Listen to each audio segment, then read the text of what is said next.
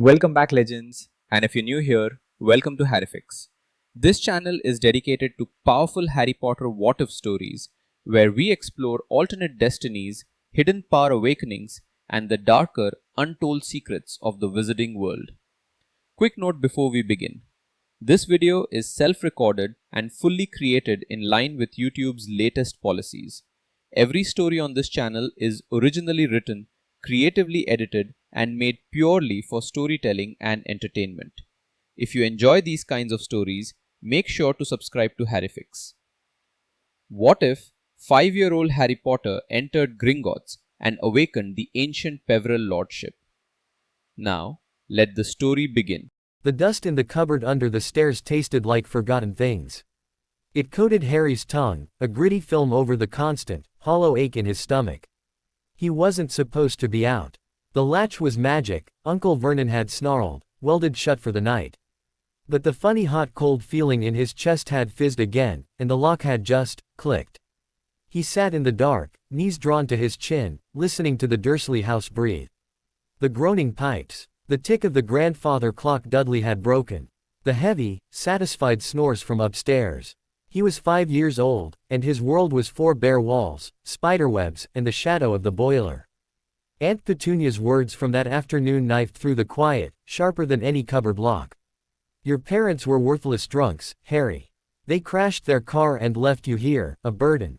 Be grateful we took you in. But the pictures in his head didn't match her pinched voice. He remembered green light, a searing, brilliant green that filled everything. He remembered a woman's scream, not of fear, but of fury, a sound that vibrated in his very bones. Not Harry, please. And he remembered laughter. Warm, deep, rumbling laughter that made him feel safe. Those weren't the memories of drunks. The hot-cold feeling stirred again, a restless pool in his center. Sometimes, when the anger or loneliness got too big to hold, things happened. Aunt Petunia's favorite vase had shattered when she'd cut his hair unevenly. Dudley's toy car had zoomed off the table and hit him in the nose when he'd stolen Harry's crust of bread. The feeling was swelling now, pushing against his ribs. He couldn't breathe in the cupboard. He couldn't stay. Without a sound, he pushed the door open. It swung on silent hinges. The parquet floor of the hall was icy under his bare feet. Moonlight bled through the fanlight over the front door, painting a silver rectangle on the floor. In that rectangle, something glinted. Harry crouched. It was a key. Old, heavy, made of black iron, unlike any key in the Dursley house. It was warm to the touch.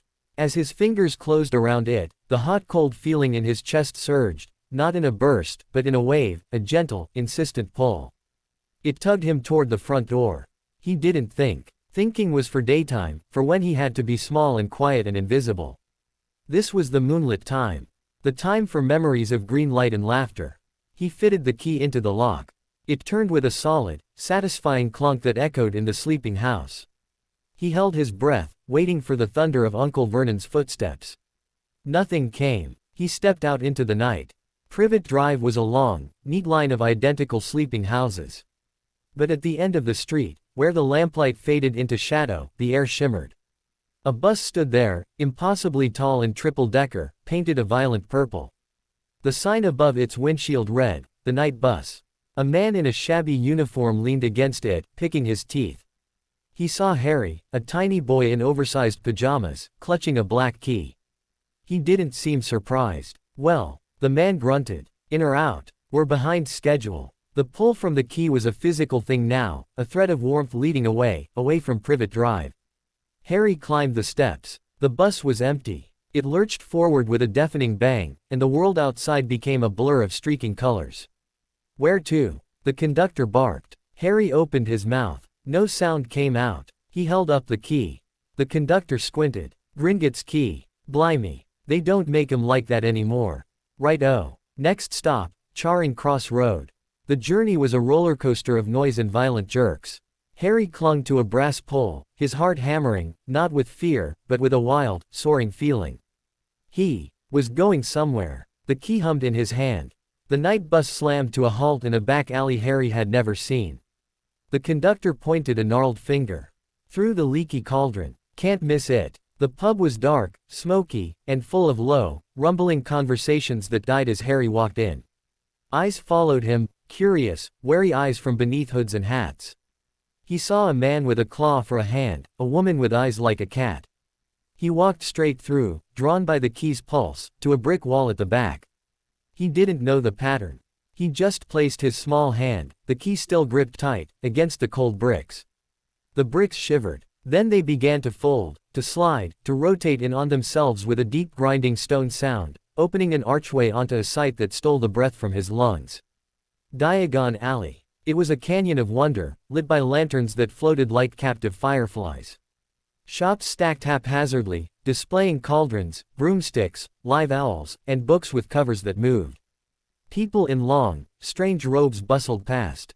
A shower of purple sparks erupted from a nearby window.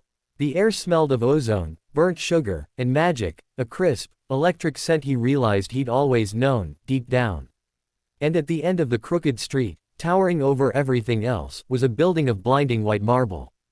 It stood severe and proud, a fortress. Gringotts. The walk there was a blur of fantastic shapes and colors, but Harry saw none of it in detail. His entire being was focused on the great bronze doors ahead, on the feeling that was now a drumbeat in time with his heart. He climbed the white stone steps. Standing beside the doors, clad in uniform of scarlet and gold, was a creature. He was small, slender, with long fingers and a face of sharp, intelligent angles. His eyes were black and bottomless. A goblin. Those eyes tracked Harry's approach, showing no surprise at a small, ragged human child arriving alone at this hour. They flicked to the key in his hand, and a spark of something, recognition, assessment, lit their depths. "I am here to see my vault," Harry said. His voice was small, but it didn't waver. The goblin's lips stretched into a thin smile. "Indeed. And which vault would that be, child?" Harry held out the key. The goblin took it, his long fingers brushing Harry's. A jolt went up Harry's arm. The goblin's smile vanished, replaced by a look of intense scrutiny. He turned the key over, examining the intricate, non-human runes etched along its shaft. "This," the goblin said softly, "is a key of the old blood. It has not been presented in many lifetimes." He looked from the key to Harry's face, to the lightning-shaped scar partially hidden by his messy hair. "Follow me." His name was Griphook. He led Harry through the doors into a vast marble hall, more magnificent and intimidating than any bank had a right to be. Hundreds of goblins worked at long counters, weighing gems, scribbling in ledgers, their voices a susurrus of clicks and harsh consonants. The air was thick with the smell of ink, metal, and deep, cold earth. They did not join the lines. Griphook led him to a private archway, down a torch-lit corridor, and to a small, ornate cart on rails. "The Peverell vaults," Griphook said to another goblin guard, "are deep." The cart ride was a plummet into terror and exhilaration.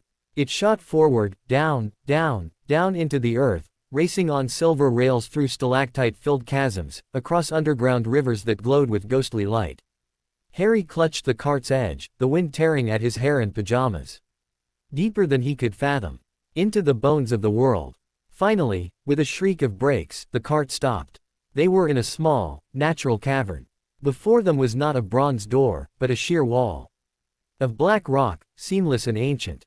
There was no keyhole. Griphook turned to him. "The vaults of the ancient and most noble house of Peverell do not open with mere metal." He held out the key. "They open with blood. And intent. Place your hand upon the stone, air. Air." The word vibrated in the still air. Harry, his hand trembling only slightly, reached out and pressed his small palm flat against the cold, black rock. For a second, nothing. Then, a sharp, stinging pain. The rock had drawn blood from his palm. The crimson welled, absorbed into the stone like water into thirsty sand. Runes ignited where his blood touched, lines of molten gold spreading out from his hand in a complex, dazzling web across the entire wall. The ground trembled. A sound like a mountain sighing filled the cavern. The wall split down the middle, the two halves grinding open with the weight of epics. Beyond was not a room of gold coins, as Harry had vaguely imagined. It was a tomb, a throne room, a sanctuary. The chamber was vast, lit by a sourceless, grayish light. The air was still and carried the scent of old stone, dry parchment, and something else, a quiet, immense power, sleeping. In the center, on a dais of black obsidian, stood 3 stone chairs. They were empty, but they felt watchful. Along the walls were shelves holding not money, but artifacts, a tattered, silvery cloak draped over a stand, a smooth, black stone, a wand of dark, twisted wood on a cushion of velvet that had long since faded to dust. Scrolls and books lined other shelves, their bindings cracked but intact. But Harry's eyes were drawn to the far end of the chamber. There, standing against the wall, were three figures. They were stone statues, life-sized and perfectly carved. A man, a woman, and between them, a young boy. The man had Harry's messy hair and a kind, strong face. The woman had his eyes, bright and loving, even in stone. They looked down at the boy, whose stone hand was raised as if to point. A silent sob hitched in Harry's throat. He knew them, not from pictures, from the green light, from the laughter, from the scream. James, Lily. His feet moved without his command. He walked across the cold floor, past the empty thrones, toward the silent family. The pull in his chest was an agonizing, beautiful wrench. This was where he was meant to be. This was his. As he passed the central throne, the air changed. The three empty stone chairs began to glow. A soft, white light emanated from them, growing brighter, coalescing into three indistinct human shapes seated upon the thrones. They were translucent, shimmering with ancient magic. Shades of the past. The central figure, a man with a stern, noble face and eyes that held the weariness of centuries, spoke. His voice was not a sound, but a vibration in Harry's mind, in the marrow of his bones. Who approaches the seat of the Peverell? Who wakes the sleepers of the line? Harry stopped. He looked from the glowing shades to the stone statues of his parents, then back. He was 5, alone, in a place older than history. But the loneliness was gone, burned away by a rising, defiant heat. "I'm Harry," he said, and his child's voice echoed in the great chamber. "Harry Potter." The spectral figures stirred. The one on the left, a woman with flowing hair, leaned forward. A child, a scion of the third brother's line, and marked. Her gaze fell on his scar. The central shade's eyes narrowed. "Potter. A branch, yes. But the blood is thin. The lordship has slept for 10 centuries. Why does it stir for you?" "I don't know," Harry whispered. The hot-cold feeling was a storm inside him now, swirling, responding to the power in the room. "The key, it called me. The key is a guide," intoned the shade on the right, a grim-faced man. "It answers to need, to potential, to theft. Show us," commanded the central shade. "Show us the strength of your blood, child of a borrowed line. Touch the seal." Before the dais, the floor was inlaid with a gigantic, intricate symbol, a circle enclosing a triangle with a line bisecting it all. The same symbol that was on the Peverell key.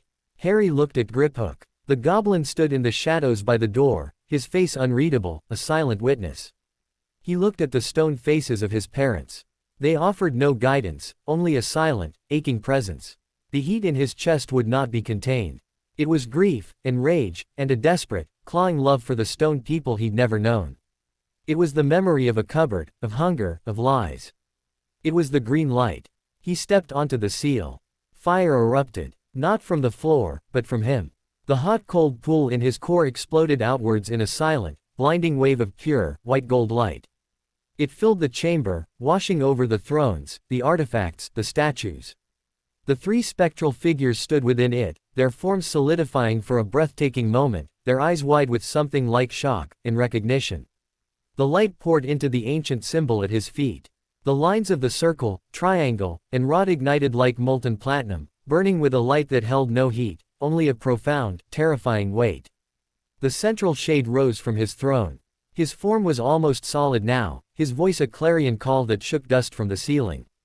"The blood remembers. The mark confirms. The magic acknowledges." He raised a translucent hand. From the shelf, the old, twisted wand flew into his grasp. The silvery cloak rippled. The black stone hummed. "By right of blood, by will of magic, by the acceptance of death's own bargain, we, the echoes of the Peverell Lords, relinquish the seal." He pointed the wand at Harry. A beam of condensed moonlight, cold and brilliant, lanced from the wand's tip. It struck Harry in the center of his forehead, right on his lightning scar. Agony. A pain so vast it was beyond screaming. It was his skull splitting, his mind unraveling, centuries of knowledge, power, and whispers flooding into him. Visions flashed, a man laughing as he threw off a cloak, another weeping over a stone, a third walking calmly into a forest, greeting a hooded figure as an old friend. He felt the weight of the cloak, the chill of the stone, the allegiance of the wand. He felt the slow, grinding turn of the earth, the whisper of stars, the silent, patient presence of something vast and inevitable at the edge of all things. And through the pain, a single, clear voice, the voice of the central shade, now fading, filled with a final, grim satisfaction. The Lordship awakens. Hail, Harry James Potter, Lord of the ancient and most noble house of Peverell. The world has shifted. Remember, all power demands a price.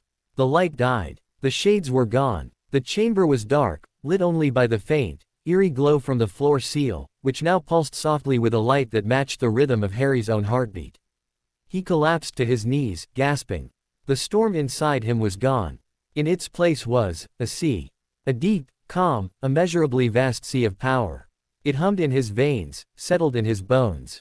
He could feel the dust motes in the air, the slow growth of the roots in the earth far above, the latent magic in every artifact in the room. He could feel the stone statues of his parents, not as cold rock, but as silent, loving anchors. He was 5 years old. And he was ancient. A slow, soft clapping echoed in the chamber. Harry turned. Griphook stepped out of the shadows, his black eyes reflecting the pulsing seal light. There was no friendly deference on his sharp face now. Only a keen, calculating hunger. A remarkable performance, Griphook said, his voice a dry rustle. The Goblin Nation extends its congratulations, Lord Peverell. He took a step closer, his long fingers twitching. The reactivation of such an ancient vault, with its unique contents, presents certain complexities. Account management, security re-evaluations, historical tithes. His smile was a blade. The goblins have long been the stewards of wizard wealth and wizard secrets. He gestured to the shelf holding the cloak, the stone, the wand. These are not merely heirlooms. They are legends. Dangerous, even for a lord. Especially for a newly ascended, very young lord. Without guidance. Griphook's gaze pinned Harry where he knelt. The wizarding world is not kind to power it does not understand. It will seek to control you, or destroy you. You have no family. No allies. You have only what is in this room. He took another step, now standing over Harry. The goblin's shadow fell across him, cold and long. But, Griphook whispered, the Goblin Nation remembers its old alliances. The Peverells understood the value of mutual interest. We could be guides. Protectors. For a price. He leaned down, his voice dropping to a conspiratorial hiss. The cloak that hides from death. The stone that calls the departed. The wand that cannot be defeated. The trinkets of a children's tale. Yet here they lie. Give one to us. One, as a token of a new alliance. A safeguard. Leave it in our care. His eyes gleamed with naked avarice. Give us the wand, boy. And the goblins will make you a king. Harry stared up at him, the immense new power swirling inside him, unfamiliar and vast. He felt the gentle, silent pull from the stone figures of his parents. He felt the warm, waiting hum of the cloak, the deep, mournful song of the stone, the arrogant, ready thirst of the wand. He was a child. He was a lord. He was alone. Griphook's hand rested casually on the hilt of a sharp, curved dagger at his belt. The pulsing light from the seal on the floor glinted on the blade. The great stone doors of the vault began, very slowly, to grind shut. The silence in the vault was a physical thing, thick and heavy as the stone now sealing them in. The grinding of the great doors faded into a final, echoing thud that vibrated through Harry's knees. The only light came from the seal beneath him, its soft pulse casting Griphook's shadow into a towering, twisted giant on the cavern wall. The goblin's proposition hung in the air like poison smoke. Give us the wand. We will make you a king.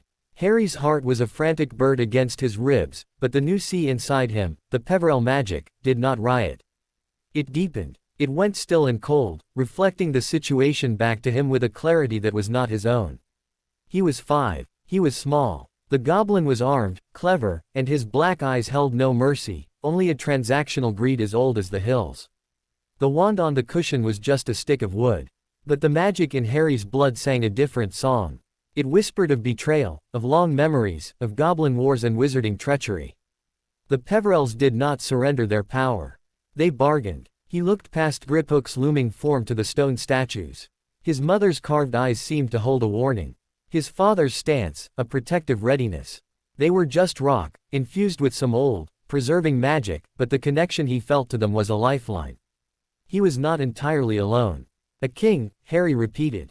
His voice was small, but it didn't crack. The word felt strange in his mouth, like a pebble from another world. Uncle Vernon had shouted about the Queen on the telly. Kings lived in castles, not cupboards. A power the wizarding world has forgotten, Griphook affirmed, a slick note of persuasion. Entering his rasp, you have seen how they live. The Wizengamot, the Ministry, they are bloated, slow, prejudiced fools. They fear what they do not understand. They would see you as a curious pawn, then a dangerous freak. They would take this, he gestured broadly at the vault, and lock you away. We goblins understand true value. And we respect lasting agreements. Harry's small hand, smeared with dried blood from the door, pressed flat against the cold floor. The pulse from the seal thrummed into his palm, a steady, reassuring beat. His beat. My parents, Harry said, not looking at Griphook, but at the statues. Did they come here? The question seemed to throw the goblin. His calculating eyes narrowed a fraction. The Potters were a minor, prosperous line. Their vault is on the 7th level. Bronze doors. They never accessed this place. The key was lost, the lordship dormant. Until you. So they never saw this. They never sat in the stone thrones. They lived and died not knowing this part of themselves. A fresh ache bloomed in Harry's chest, sharp and personal, cutting through the ancient grandeur. This was his inheritance, but it was also his loneliness. He pushed himself to his feet. His legs felt shaky, but they held. He took a step away from Griphook, toward the dais with the 3 thrones. The goblin's hand tightened on his dagger, but he did not move. Harry stopped before the empty stone chairs. The echoes of the shades were gone, but their presence lingered in the air, a scent of ozone and old parchment. He looked at the artifacts on the shelf beside them. The cloak, whispering of quiet escapes. The stone, humming with a sorrowful tune. The wand, lying inert but somehow predatory. You want the wand, Harry said softly. It is a symbol. A token of trust, Griphook replied, taking a careful step closer. 8. Deposit, against our future services. The Peverell magic stirred, a cool ripple through the sea inside him. It showed him not visions, but understandings. The wand was strife. It was a shrieking beacon for conflict. To give it away was to invite a different kind of danger. To keep it was to claim its nature. He was a child. He could not wield a wand of legend. He could barely reach the shelf it rested on. But he was a lord. The magic was not in the wood, it was in the blood. The recognition of it, he turned to face Griphook fully. If you are my guides, my protectors, then you should protect all of this. Not just one piece. Griphook's smile was thin and sharp. Sentiment is a luxury for the secure. You are not secure. The wand is the most volatile asset. Let us secure it for you. The rest can remain, under standard Gringotts wards. Standard wards. That meant nothing. This vault had just been opened by blood and intent after centuries. Its old wards, whatever they were, felt deeper, stranger. He could feel them now, like spiderwebs of ancient power in the stone around him, stirring from their long sleep. No, Harry said. The word was quiet, but absolute. It hung in the chamber, simple and final. Griphook's face hardened. The mask of the polite banker shattered, revealing the fierce, mercenary creature beneath. You are a child in a man's world, Lord Peverell. You do not understand the game you are playing. I understand a trade, Harry said, the concepts forming as he spoke, guided by that cold, inner clarity. You said, mutual interest. My interest is safety, knowledge. My things stay with me. Then we have no agreement. Griphook's dagger came up, not in a threat, but a statement. The reflected seal light ran down its edge. And you are locked in a vault, deep under London, with no way out. The air will last a long time for one so small. Time to think. To be reasonable. Fear, cold and slick, coiled in Harry's stomach. The adult was threatening him. The world was being cruel again. It was the cupboard, but darker, deeper, with no Aunt Petunia to eventually let him out. The hot-cold feeling, the old friend from Privet Drive, surged up to meet the fear. But it was different now. It wasn't a wild, uncontrollable burst. It was a tide, directed by the vast sea of Peverell magic. It wasn't anger. It was authority. Harry did not shout. He did not cry. He looked at the dagger, then into Griphook's black eyes. You are in my vault, Harry said, and his voice changed. It was still a child's treble, but it carried an undertone, a resonance that seemed to vibrate from the stone itself. You are a guest here. Your knives mean nothing. He took a step forward, not toward the goblin, but toward the center of the seal on the floor. As his foot touched the glowing line of the triangle, the pulse of light flared. A wave of force, silent and invisible, radiated out from him. It did not strike Griphook like a hammer. It pressed on him. It was the weight of the mountain above them, the patience of centuries, the solemn, grim dignity of the lords who had sat in those thrones. Griphook gasped. His knees buckled. He did not fall, but he swayed, his free hand shooting out to brace against the wall. The dagger in his hand trembled. His eyes widened, not with fear, but with a kind of horrified, professional awe. He was feeling the ambient magic of the vault, and it was obeying Harry. The wards, Griphook breathed. You are waking them. Harry didn't know what he was doing. He was just feeling, acting. The vault felt like an extension of himself, a shell he had slipped into. The magic here knew his blood. It listened. Open the doors, Harry commanded. The resonance was stronger. Griphook gritted his teeth, a low growl escaping his throat. You cannot command a goblin of Gringotts in his own domain. This, Harry said, sweeping his small arm around, is my domain. He focused on the great sealed doors. He thought not of the stone, but of the opening. The welcome. The safe passage for a lord leaving his home. He poured that intention, mixed with a flicker of the desperate need to be free, into the seal beneath his feet. The complex web of golden lines blazed. Light shot from the seal, tracing a path along the floor to the wall where the doors had merged seamlessly. The black rock shimmered. With a groan that spoke of immense reluctance, a thin, vertical line of light appeared in the center. The doors began to part. Griphook stared, his defiance crumbling into sheer shock. No single wizard can open a primary vault from the inside, the wards are keyed to goblin magic at the terminus. But Harry was doing it. The power was not brute strength. It was a key fitting a lock. He was the key. The doors opened halfway, revealing the dark cavern and the waiting cart beyond. Harry looked at the goblin. The pressure in the room eased. The pulse of the seal softened to its gentle rhythm. You said you could be guides, Harry said, the otherworldly resonance leaving his voice, leaving only a tired, small boy. I need to learn. I need help. It was a confession, and a gamble. He had shown strength. Now he showed need. He saw the calculations resume behind Griphook's eyes. The greed was still there, but it was tempered now by a new, wary respect. The asset was more powerful, and more unpredictable, than anticipated. The plan had changed. Griphook straightened his uniform. He sheathed his dagger with a slow, deliberate motion. The professional mask slid back into place, but it was cracked. The awe still flickered in his depthless eyes. Renegotiation, Griphook said, his voice hoarse.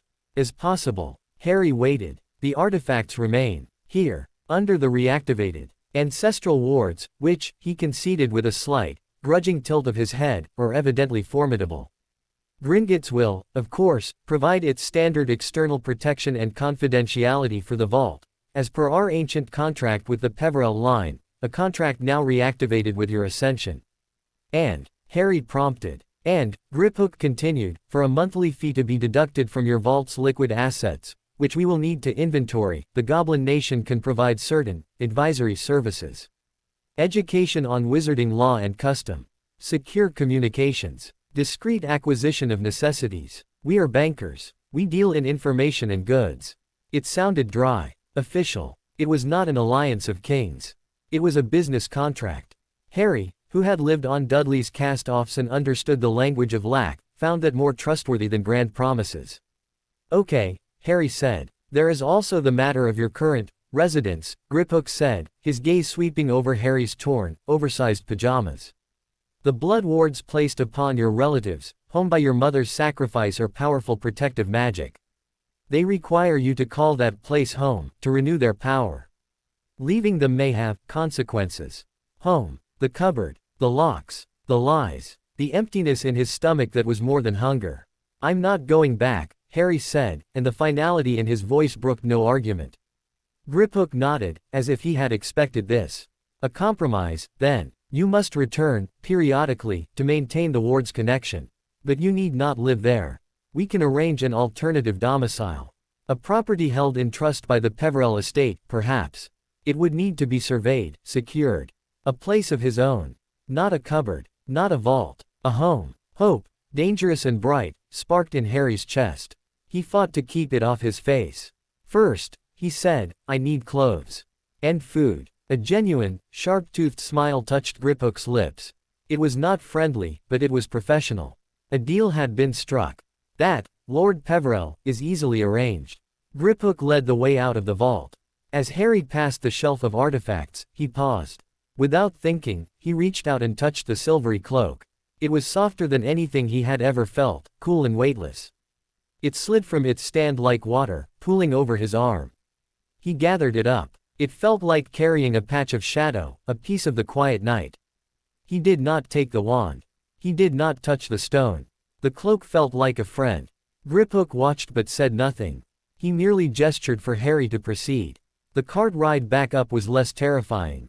Harry sat with the cloak bundled in his lap, its magic a gentle hum against his skin. The sea inside him was calm. He had passed a test. He had made a deal. He had not given up what was his. When they emerged into the dazzling marble hall of the main bank, the world had shifted. Hours must have passed, as the first gray light of dawn was filtering through the high windows. The hall was less crowded. Griphook snapped his fingers. A younger goblin scurried over. Fetch a full measuring for a youth's wardrobe, daywear, formal, and school. Standard kit. Charge to the Peverell vault. And bring a breakfast tray to my office. Human fare. Substantial. The goblin blinked, looked at Harry, then back at Griphook, and nodded rapidly before darting away. Griphook's office was a windowless room of dark wood and brass, filled with filing cabinets and the smell of ledgers. The breakfast tray that arrived held eggs, bacon, toast, sausages, and a glass of cold milk. Harry ate at a small side table, trying to remember his manners but failing as the first bite of real, hot food overwhelmed him. He ate until he thought he might be sick, the cloak still draped over his knees like a strange, comforting blanket. As he ate, goblins brought in armfuls of clothing. Robes of deep green and charcoal gray, soft linen shirts, trousers that actually looked like they would fit. Shoes of good leather. A warm, woolen traveling cloak. They laid them out on a chair, efficient and silent. You may change in the anteroom, Griphook said, not looking up from a massive, parchment-covered ledger he had opened on his desk. Harry took the new clothes and the silvery cloak into the small, adjoining bathroom. He peeled off the filthy pajamas. For the first time, he saw himself fully in the mirror. A small, too thin boy with knobbly knees and sharp ribs. A lightning bolt scar on his forehead. Eyes that looked too old, too green, and now held a flicker of something that had not been there the night before, a settled, watchful depth. He put on the new clothes. The soft fabric against his clean skin felt like a miracle. He pulled on the socks, the shoes. They fit perfectly. He was Harry, but he looked like someone else. Someone who belonged in this strange, magical world. He looked at the silvery cloak. On impulse, he swung it around his shoulders. It settled, and he looked in the mirror. He vanished. He gasped, a short, sharp intake of breath. He could see his own body if he looked down, but in the mirror, there was only the empty bathroom. He was gone. A laugh bubbled up in his throat, sudden and bright. He pulled the cloak off, and his reflection snapped back into place, his face alight with wonder. This was magic. His magic. He folded the cloak carefully. It compacted into a small, lightweight bundle no bigger than a handkerchief. He tucked it into the inside pocket of his new robes. It lay against his chest, a secret.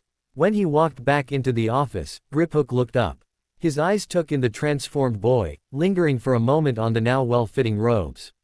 He gave a curt nod of approval. Presentable. Now, the matter of your temporary accommodation. There is a Peverell property listed in our records, a townhouse in London. Number 12, Grimmauld Place. It has been sealed and under stasis wards since the last heir died without issue, over a century ago. It will require cleansing. He said the last word with a distasteful wrinkle of his nose. Can I go there? Harry asked. After a Gringotts hazard assessment team clears it. Until then, you will require a neutral location. A hotel. The word was alien. A hotel. The leaky cauldron has rooms. It is discreet, in our world. Tom, the landlord, asks no questions if gold is paid up front. Griphook pulled a small, heavy pouch from a drawer and tossed it to Harry. It jingled. A month's allowance. Do not lose it. Harry caught the pouch, the weight of the coins solid and surprising in his hand. He had money. His own money. You will return to your relatives' home tonight, Griphook stated. To anchor the blood wards. I will escort you to the boundary. You will stay for 1 hour. Then you may go to the leaky cauldron. I will send word when Grimmauld place is viable. The thought of going back, even for an hour, made the good food in his stomach turn to lead. They'll be angry, Harry said quietly. They will be confounded, obliviated if necessary, and left with the understanding that you are on a special boarding school outreach program, Griphook said dismissively. Gringotts has protocols for dealing with Muggle interferences. Your safety, as a high-value client, is paramount. The wards must be preserved. It sounded so easy, so clinical. Harry wondered if the magic could tell he didn't call it home anymore. What would happen to the wards then? Now, Griphook closed his ledger with a definitive thump. Your first lesson. The wizarding world believes Harry Potter is a helpless infant, living in secret with Muggle relatives. They do not know of the Peverell Lordship. That is an advantage. You will be introduced to society in time, on your own terms. Until then, silence is your shield. You are a 5-year-old boy who stumbled into a bank. Nothing more. Do you understand? Harry nodded. He was good at being quiet. At being unseen. Good. Griphook stood. Come, we will secure your room. Then, your visit to Privet Drive. The leaky cauldron was busier in the daylight, but no less shrouded in shadow and mystery. Tom, a bald, toothless man who looked as old as the building itself, took Griphook's gold without a word and handed over a large, iron key. Room 11. Top of the stairs. The room was small, dusty, but clean. It had a bed, a washstand, and a tiny window looking out onto the brick wall of the adjacent building. It was not home, but it was his. For now. Be here by 8 o'clock, Griphook instructed from the doorway. I will collect you for the anchoring. He left, closing the door behind him. Harry sat on the edge of the bed. The silence of the room was different from the vaults. It was lighter, filled with the distant murmur of the pub below. He pulled the silvery cloak from his pocket. It unfolded, shimmering. He draped it over his shoulders again, watching his hands disappear. For a long time, he just sat there, invisible, in a room of his own, with gold in his pocket and magic in his blood. The enormity of it all was a tidal wave held back by sheer disbelief. He was free. He was powerful. He was so alone. The sun dipped lower. The time approached. He took off the cloak, folded it, and placed it under the thin pillow. A secret guardian for his first night of freedom. He met Griphook in the bar. The goblin was holding a small, bronze device that looked like a complex sundial. A ward anchoring compass. It will glow when the connection is stabilized. 1 hour. No more. They took the night bus again. The journey to Privet Drive was a blur of anxiety. The bus dropped them at the end of the familiar, sun-drenched street. It looked so ordinary, so bland. A prison made of painted brick and perfect lawns. The ward boundary is at the property line, Griphook muttered, consulting his device. Step across. Go to the door. You need not go inside. Just stand within the magical footprint of the dwelling. Harry's feet felt like blocks of stone. He walked, Griphook hanging back in the shadows of a large hedgerow. The device in the goblin's hand began to emit a faint, blue light. As Harry stepped onto the perfectly trimmed lawn of number 4, a warmth spread through him. It wasn't pleasant. It was a clutching, sentimental warmth, trying to whisper home, safe, family. It felt like his mother's arms, but the voice was Aunt Petunia's. It was a lie woven with powerful, loving magic. It made him want to cry. He stood before the bright red door. He could hear the television blaring inside. Dudley's whining voice. Uncle Vernon's grumble. He did not knock. He just stood there, feeling the artificial warmth of the wards soak into him, renewing their connection. The blue light from Griphook's device grew steady and strong. The door flew open. Uncle Vernon stood there, his face puce. You, he bellowed, his mustache quivering. Where in the blazes have you been? The police. The neighbors. We've been up all night. You freakish little. He lunged to grab Harry's arm. A sharp, piercing whistle came from the hedgerow. Uncle Vernon froze. His angry eyes glazed over. The fury smoothed from his face into a bland, confused expression. Ah, Harry, he said, his voice now oddly flat. There you are. Off on your special school visit, was it? Good lad. Very inclusive of them. Well, don't linger. On the step, he blinked, turned, and walked back inside, closing the door softly. Harry stared at the painted wood. The warmth from the wards pulsed around him, now feeling sickly and false. He had just been erased from his uncle's anger, like a problem smoothed over. It was almost worse than the shouting. He stood his ground for the full hour, as the evening darkened around him. The blue light from Griphook's device never wavered. Finally, Griphook appeared at his side. It is done. The anchor is stable. Come. As Harry turned to leave, he took one last look at the house. Up at the window of the smallest bedroom, the one Dudley used for broken toys. Not his cupboard. He felt the ward magic cling to him like a sticky, fading web. Then he turned his back on Privet Drive, and the web snapped. He walked down the street, not looking back. The connection will hold for several months now, Griphook said as they waited for the night bus. You have bought time. Time. To learn. To grow. To find out what being Lord Peverell truly meant. Back in room 11 at the Leaky Cauldron, Harry lay in the dark, the silvery cloak spread over him like a blanket. The sounds of the magical pub below were a lullaby of clinking glasses and murmured spells. He was not in the cupboard. He was in the heart of a secret world. He had a goblin for a banker, a cloak that made him vanish, and a sea of ancient power sleeping in his chest. He thought of the stone faces of his parents in the vault. He had a family, even if it was made of rock and memory. He closed his eyes. For the first time he could remember, he did not dream of green light. He dreamed of 3 empty thrones, and a small, green-eyed boy walking towards them, while somewhere in the deep silence of a forgotten vault, a smooth black stone on a dusty shelf gave a single, almost imperceptible, pulse. In a distant, dark place, far from London, a wizard with a face like a skull and red, serpentine eyes stirred from a tormented half-life. A searing, forgotten pain on the back of his head, a connection he thought long severed, gave a faint, ghostly throb. He clutched his own, pale, wan hand. Something had changed in the fabric of magic. Something old. Something that should have stayed dead. Lord Voldemort opened his eyes in the darkness, and a thin, whispered hiss escaped his lipless mouth. Who? Sunlight, the color of pale honey, cut a sharp rectangle across the floorboards of room 11. It was a different light than the gray, filtered gloom of Privet Drive. It had weight and substance, and it was full of dancing dust motes that Harry watched, mesmerized, from the bed.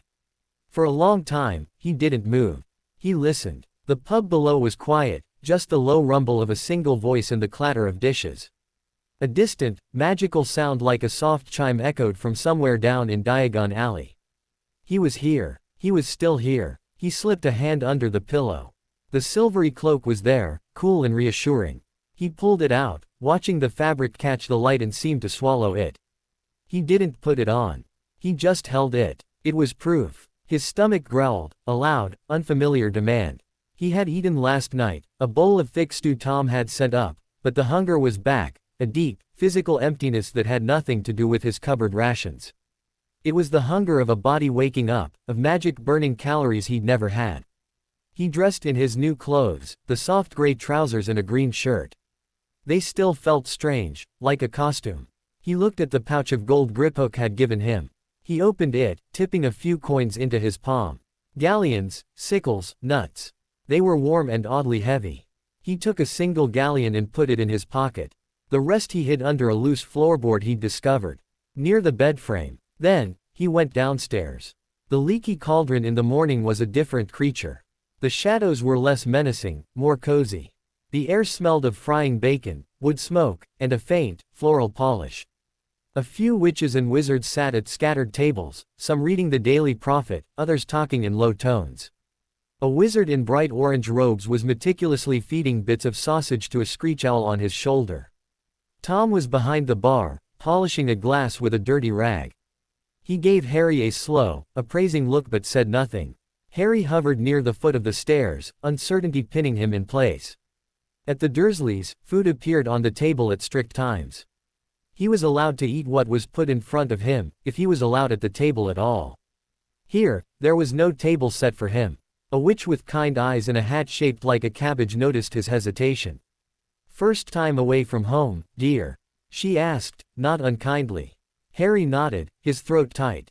Sit anywhere. Tom'll take your order. She gestured to an empty table by the fireplace. Harry scurried to it and sat, back to the wall, as was his habit. He watched Tom. The barman finished his glass, gave it a final twist, then ambled over. Breakfast. He grunted. Yes, please, Harry whispered.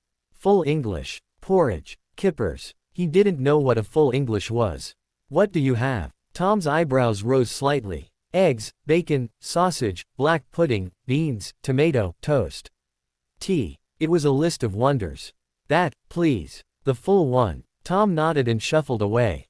Harry waited, his hands folded in his lap. He watched the other patrons. A witch was showing her friend a charm that made her spoon dance a little jig. A wizard in the corner was muttering over a complicated-looking chart covered in moving astrological symbols. It was all so normal to them. This was their world. His food arrived on a heavy plate, steaming and magnificent. Harry stared at it. The bacon was crisp, the eggs golden, the sausages plump. He picked up his fork and knife, hands trembling. He took a bite of sausage.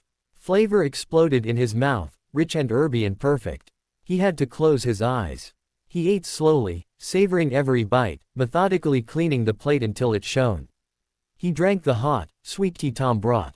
He felt full, truly full, for the first time in his memory. As he was finishing, the door to the pub opened and Griphook entered. The goblin's sharp eyes found him immediately. He navigated the tables with a brisk, businesslike stride and sat down opposite Harry without invitation. You are punctual. Good. Griphook placed a slim leather folio on the table. The Gringotts assessment team will survey number 12, Grimmauld Place today. Preliminary scrying suggests the stasis wards have held, but the interior has been colonized by non-magical pests. And possibly some magical ones. It will take a week to make it habitable. A week. He had a week here, in this room. It didn't feel like a prison. It felt like a reprieve. In the meantime, Griphook continued, we begin your education. The wizarding world is a complex and dangerous social ecosystem. Your ignorance is your greatest vulnerability. He opened the folio. Inside were several sheets of parchment covered in neat, angular script. A basic curriculum. History, law, genealogy, basic magical theory.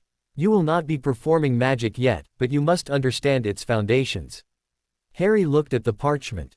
The words swam. He could read. Aunt Petunia had insisted, if only so he could follow Dudley's homework instructions, but some of these terms were alien. Wands aren't just for magic. A wand is a focusing tool, Griphook said, as if explaining to a very slow child. It channels the magic within the witch or wizard. Some rudimentary magic can be done without one, particularly in children or in times of great emotion, what you call accidental magic. But for controlled, repeatable work, a wand is essential. You will not get one until you are 11 and attend Hogwarts. Hogwarts. The word landed softly in his mind, a seed from a forgotten dream. He knew that word. It felt safe. What is Hogwarts? The premier wizarding school in Britain. All magical children attend. It is where you will be formally trained. Until then, you must learn everything else. Griphook tapped the parchment. We start with history. The rise and fall of the pureblood ideology. The Peverells are considered one of the original pureblood lines, though the term is political nonsense. Your blood is old. That grants you status in certain circles, and suspicion in others. He talked for an hour, a dry, relentless stream of information about the Ministry of Magic, the Wizengamot, the International Confederation. Harry listened, trying to soak it in. It was like drinking from a fire hose. The most important thing you must understand, Griphook said, his voice dropping, is that your name is now twofold. Harry Potter is the boy who lived. A celebrity. A symbol. The Peverell Lord is an unknown, ancient power. You must decide when and how to reveal these identities.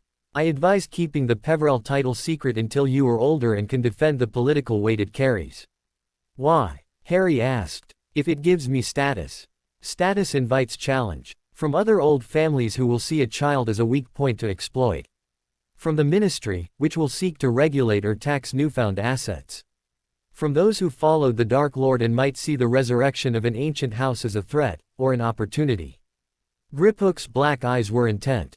You are a chess piece on a board you cannot see. We will teach you the rules before you are placed in play. After the lesson, Griphook handed him a list. Books. From Flourish and Blots. Read them. I will return tomorrow to discuss the first 3 chapters of A History of Magic by Bathilda Bagshot. Do not lose the list. He stood to leave, then paused. One more thing. Do not wander. Do not speak to strangers. Do not use the cloak in public.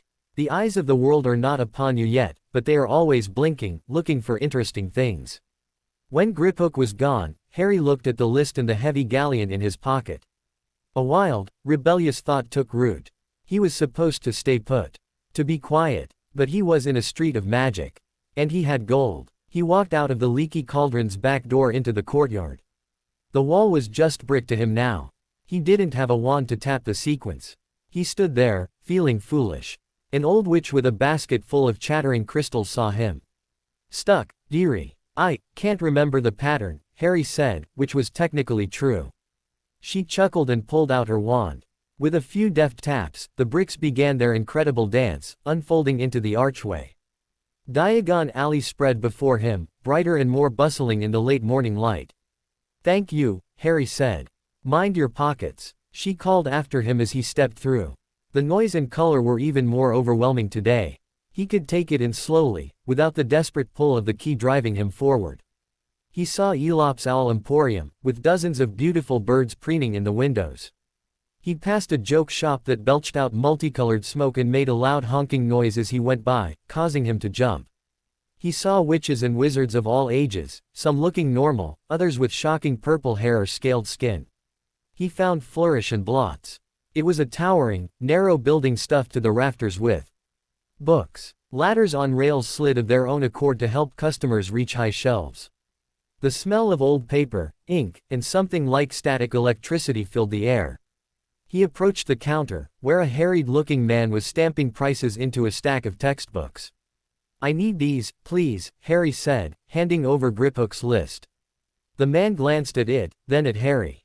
Big reading for a little wizard. Tutor getting a head start. Harry just nodded. The man sighed and began moving through the shop, pulling volumes with practiced efficiency. A History of Magic. Magical Theory by Adalbert Waffling. Old and Noble Wizarding Families of Britain. The Essential Defense Against the Dark Arts, Child's Primer. He piled them on the counter. That'll be 6 galleons, 3 sickles. Harry carefully counted out the coins from his pouch, his fingers fumbling. The man took them without comment and put the books into a sturdy canvas bag. It was heavier than Harry expected. As he turned to leave, his eyes caught on a display near the door. New and notable. One book lay open, showing a moving picture of a grim-looking castle. The title was in shining silver letters, The Legacy of the Lost, Vanished Magical Houses and Their Heirs. A cold prickle went down his spine. He stepped closer. The page showed an artist's rendering of a family crest, a shield with a triangle, circle, and line. The Peverell coat of arms. His heart hammered. He looked around. No one was paying him any attention. He reached out and gently turned the page. The text was dense, but he'd picked out phrases. Considered extinct in the male line, lordship dormant since the 15th century, notable for associations with esoteric death magic and the so-called Deathly Hallows, legend, last known property, 12 Grimmauld Place, London, under Gringotts seal. Interested in history, young man. Harry jumped, snatching his hand back as if burned.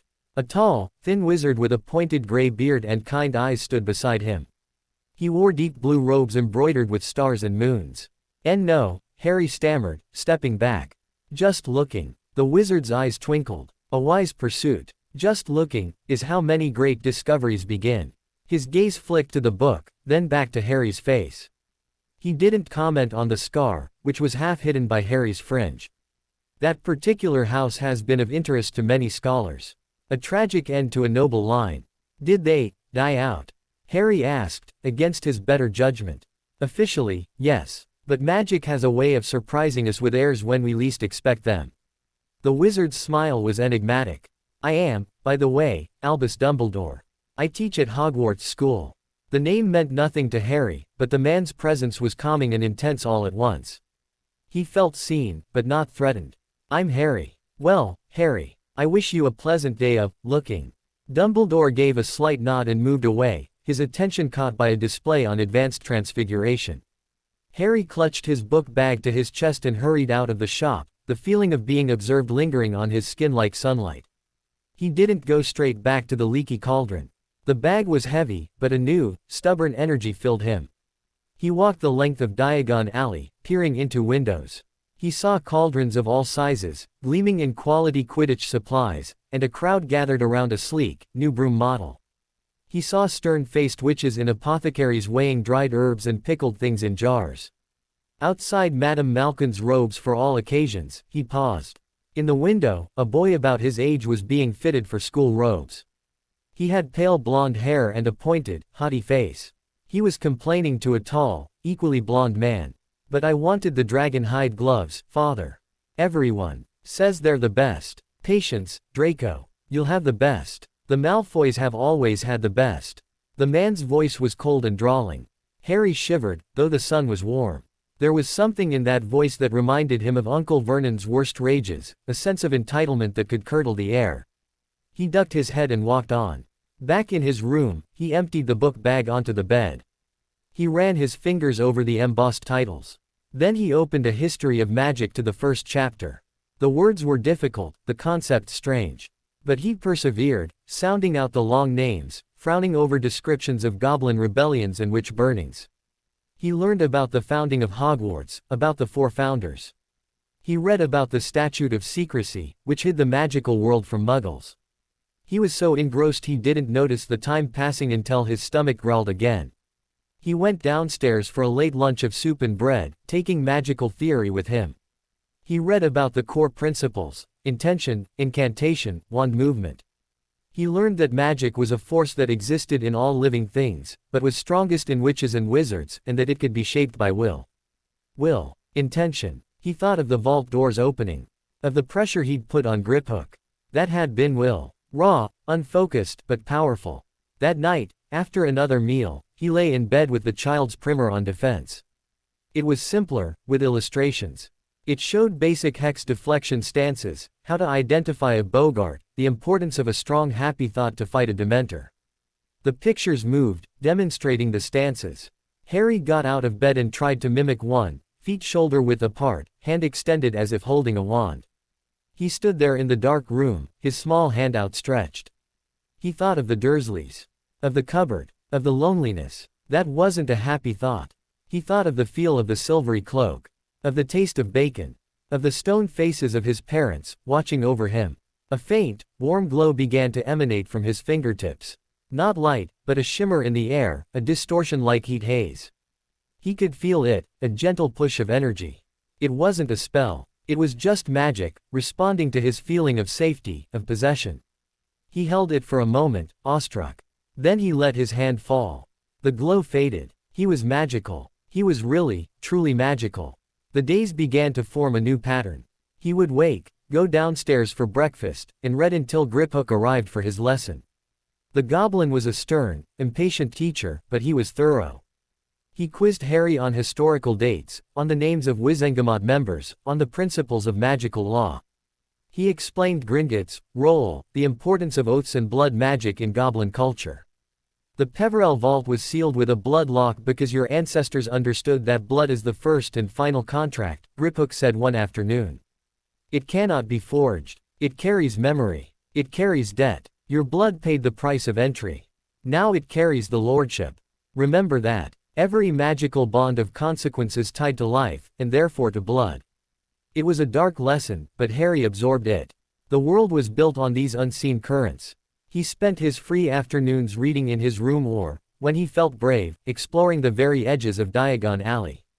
He never went far, and he never spoke to anyone unless he had to. He was a small, quiet boy with a canvas book bag, easily overlooked. One evening, 5 days after his arrival, Tom the barman stopped him as he headed up to bed. "Post for you," Tom said, holding out a scroll of parchment sealed with crimson wax stamped with the Gringotts crest. Harry took it, his heart leaping.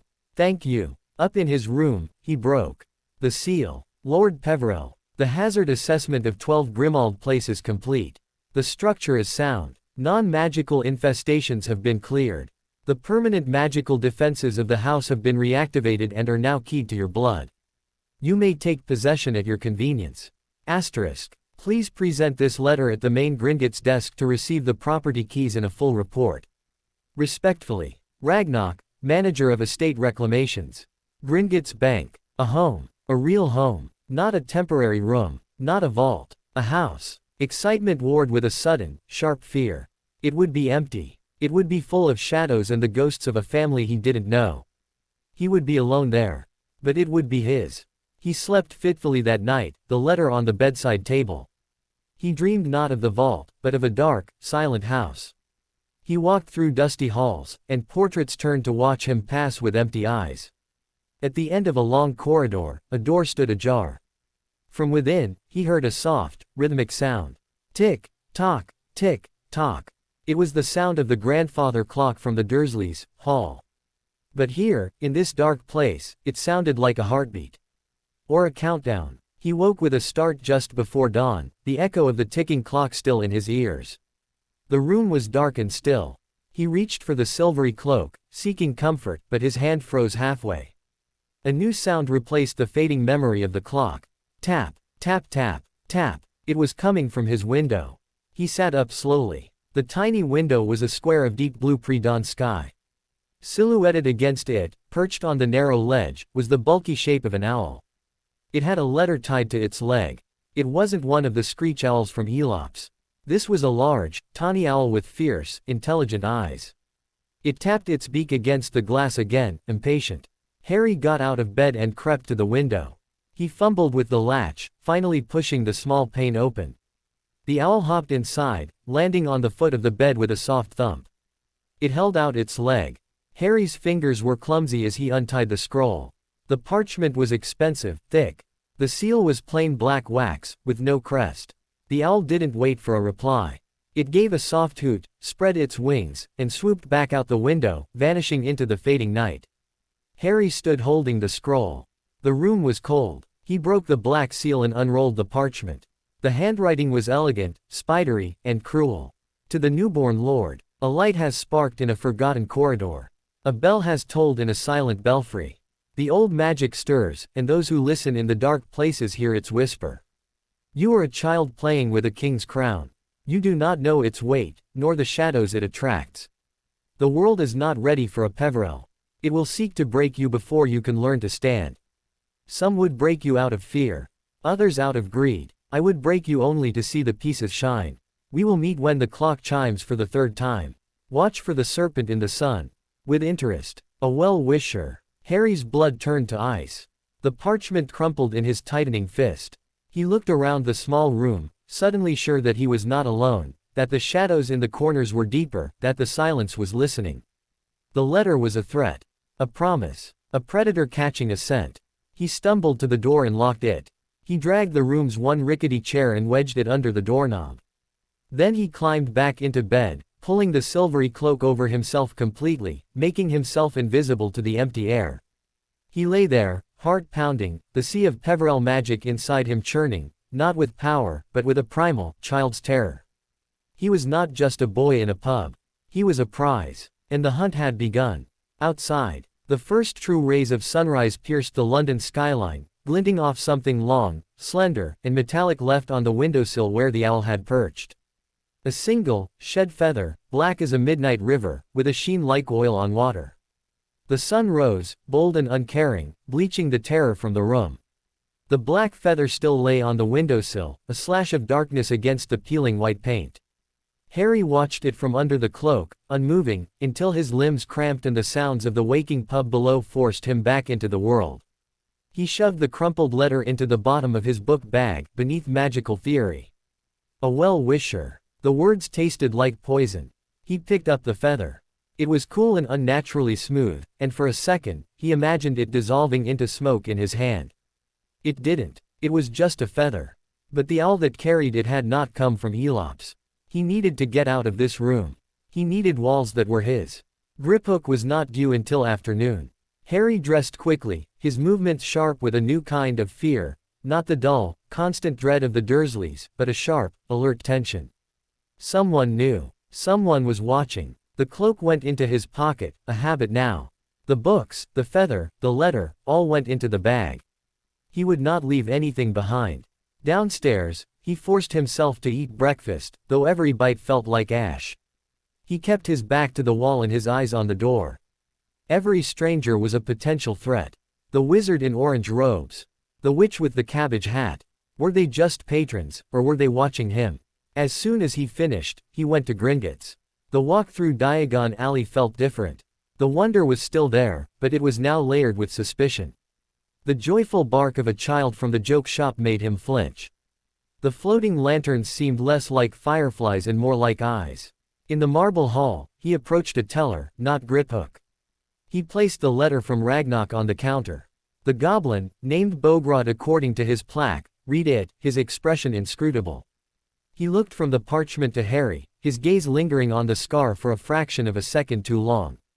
Peverell, Bogrod muttered. Very well. He disappeared into a back room and returned with a large iron key, older and more intricate than the one that had opened the vault, and a thick dossier. The key to the front door. It is blood-locked. Prick your finger on the tooth at the bow. The report. Sign here. Harry signed where indicated with a quill that scritched loudly. The dossier was heavy. The property is unplottable and hidden under a Fidelius charm, Bogrod stated flatly.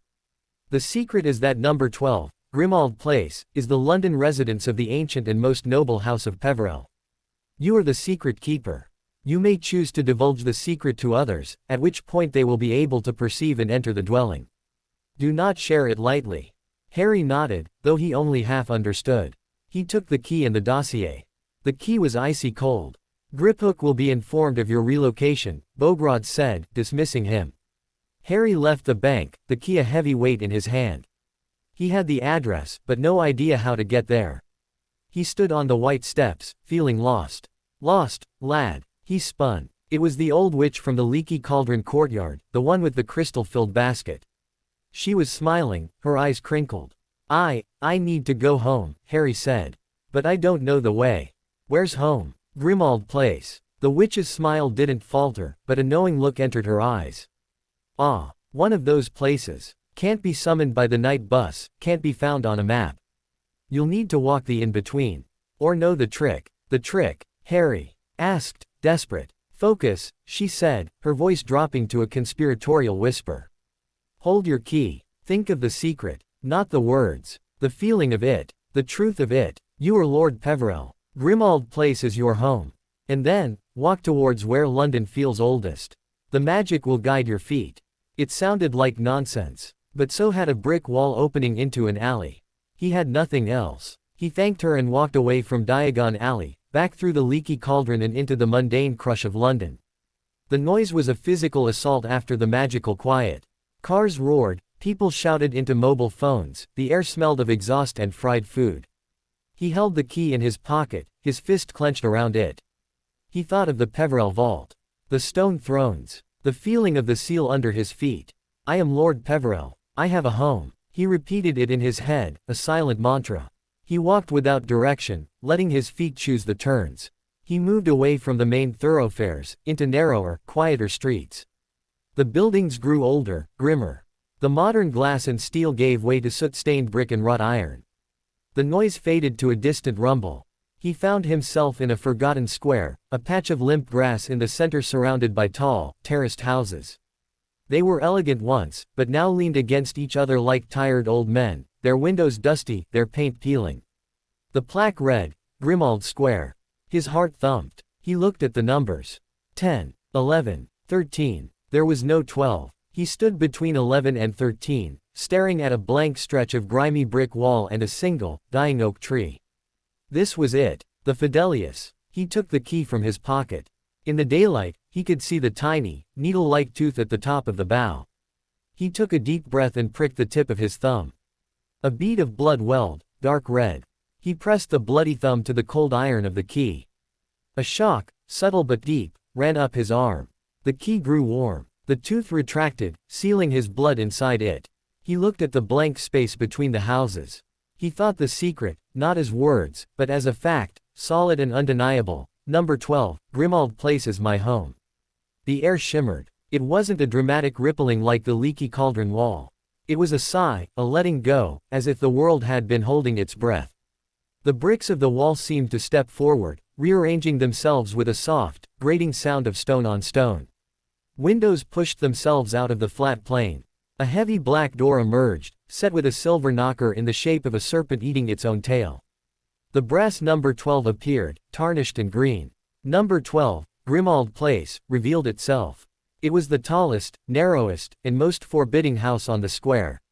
It loomed, all dark brick and shuttered windows, sucking the light from the air around it. It did not look welcoming. It looked like it had been waiting, and it was not pleased to be disturbed. Harry climbed the steps. The key slid into the lock with a sound like a tomb being unsealed. He turned it, pushed, and the door swung inward on silent, well-oiled hinges. The smell hit him first. Not the dust and mildew he expected, but a complex scent, old wood, dried herbs, cold ash, and underneath it all, a faint, electric tang of dormant magic. The air inside was still and cool. He stepped into the gloom of a long, high-ceilinged hallway. Weak light filtered through grimy fanlights, illuminating floating dust motes. A cobweb-choked chandelier hung above. The wallpaper was dark green and peeling, showing scenes of forests that seemed to move sluggishly, the leaves rustling in a non-existent wind. A row of house elf heads were mounted on plaques on the wall, their eyes closed, expressions peaceful in a grotesque way. At the end of the hall, a staircase swept upwards into darkness. "Hello." Harry's voice was swallowed by the thick silence. Nothing answered. He closed the front door behind him. The lock clicked with finality. He was sealed in. He walked forward, his footsteps echoing on the black and white tiled floor. Doors led off to left and right. He peered into a drawing room filled with sheet-covered furniture. A library, its shelves bowed under the weight of ancient books. A formal dining room with a table long enough to seat 20, a thick layer of gray dust like a shroud over everything. The house felt dead, but it also felt aware. As if it were holding its breath, watching him. He found the kitchen in the basement, a vast, vaulted room with a giant, cold fireplace and a long wooden table. Pots and pans hung from hooks, gleaming dully. It was cleaner here, as if the Gringotts team had focused their efforts. There was even a cold cupboard that hummed with a preservation charm, stocked with basic food. He went back upstairs, drawn to the main staircase. As he placed his foot on the first tread, a voice rasped through the silence, making him jump nearly out of his skin. "Filth! Blood traitor! Scum of my blood!" Harry whirled. A portrait hung on the wall beside the staircase, concealed until now by shadow. It contained a woman, her face livid with fury, her hair styled in an elaborate, old-fashioned bun. She was screaming silently, her painted mouth working, but no sound came out. The magic in the portrait was malfunctioning, her voice gone, but her rage was vivid and fresh. Beneath the portrait, a small, tarnished plaque read, "Iolanthe Peverell, last regent of the house, 1799–1891. Asterisk. His ancestor." Her painted eyes, sharp and black, locked onto him. She pointed a bony finger, her mouth forming the same words again, "Scum of my blood." "I'm Harry," he said, his voice small. I'm family." The portrait witch paused. Her furious expression didn't soften, but it shifted into one of intense, scrutinizing suspicion. She leaned forward, peering at him. Her gaze scanned his face, his messy hair, and finally, fixed on his forehead. On the scar, a change came over her. The rage bled away, replaced by something colder, more calculating. She tilted her head. Her lips moved again, soundlessly. He could just make out the shapes. "The marked boy, the last heir, so it falls to you. The duty, the darkness." She straightened, looking down her painted nose at him. She pointed not at him, but up the stairs. A command. Then she turned her back on him in the frame, becoming a silent image of a stern woman in a black dress, staring into her painted fireplace. Harry's heart was pounding. He looked up the dark staircase. The duty, the darkness. He climbed. The first floor held bedrooms, all shrouded and empty. The second floor was the same. The air grew colder the higher he went. The sense of being watched intensified. It wasn't just the portrait. The house itself had a consciousness, a slumbering sentience woven into its very stones and beams. On the third floor, he found a door unlike the others. It was made of dark, ironwood, carved with the same symbol from the vault, the circle, triangle, and line. The Peverell crest. This door was locked. There was no keyhole. Only a small, recessed area in the shape of a hand. He knew what to do. He placed his right hand into the recess. It was a perfect fit. The wood was cold. For a long moment, nothing happened. Then, a series of soft clicks, like bones settling, echoed from within the door. It swung inward. This was not a bedroom. It was a study. A lord's study. A large, obsidian desk dominated the room, clear of dust. Behind it was a high-backed chair upholstered in black leather. One wall was all bookshelves, filled with grim-looking tomes bound in what looked like dragonhide or darker materials. Another wall held displays of curious artifacts behind glass, a bottle of swirling silver mist, a dagger with a blade of obsidian, a compass whose needle pointed not north, but spun slowly, searching. But the focal point was the window. It was not a window to the outside. It was a magical pane that showed a view, not of Grimmauld Square, but of a wild, storm-lashed moor under a bruised purple sky. Lightning flickered silently in the distance. It was a living painting, but more real, as if he could step through into that other place. On the desk lay three things. A simple, blank card that read, "The house welcomes its lord. It will learn your wants. Speak to the walls. They listen." A ledger, titled Peverell Assets and Tithes, 1891 present. It was open to a summary page. The numbers were astronomical. Gold reserves, property holdings in Britain and abroad, investments in magical and, surprisingly, Muggle enterprises. The vault he had seen was just the ceremonial heart. The Peverells were not just noble, they were staggeringly wealthy. The third item was a small, wooden box. Unadorned. He opened it. Inside, on a bed of black velvet, lay a ring. It was heavy, made of a dull gray metal that seemed to absorb the light. Set into it was a black stone, so deep it looked like a hole into nothing. Around the stone were carved tiny, intricate runes. It was the same stone from the vault. A piece of it, perhaps. He knew he should not put it on. Everything in the room whispered of solemn, adult things, of burdens. But the pull was irresistible. It was his. The final piece of the welcome. He picked up the ring. It was colder than ice. He slid it onto his thumb, the only finger it would fit. The world vanished. He was standing on the moor from the window. The wind howled, tearing at his clothes, carrying the scent of rain and heather. The sky boiled above him. And before him stood three figures, hooded and indistinct, but their presence was immense, pressing down on the landscape. They were not the shades from the vault. They were older, more fundamental. The central figure spoke, and its voice was the cracking of ice, the fall of stone, the last sigh of a dying thing. "You have taken the ring. You have accepted the seal. The pact is acknowledged." Harry tried to speak, but the wind stole his voice. The figure on the left, slighter, its voice the rustle of dead leaves, said, "The blood is true." The line continues. The watch has passed. The figure on the right, broad and solid, voice like a deep root grinding through earth, intoned, "The house awakens. The guardian stirs. Protect the hearth. Guard the line. You are the Lord now," the central figure said. "The duty is simple. Stand at the door. Hold the line between what is and what must not be. The power is yours. The price is your life, your sanity, your soul. It is always the price." They began to fade, dissolving into the storm. "We will speak again, when the debt comes due." Harry gasped, staggering back, and he was in the study again, his clothes dry, the ring cold and heavy on his thumb. The vision had lasted seconds. It had felt like hours. His legs gave way and he sank into the great leather chair behind the desk. It fitted him somehow, adjusting to his small size, holding him. He sat there, trembling, the ring a circle of winter on his hand. "I don't understand," he whispered to the empty room. The house answered. A gentle warmth bloomed in the hearth of the study's real fireplace.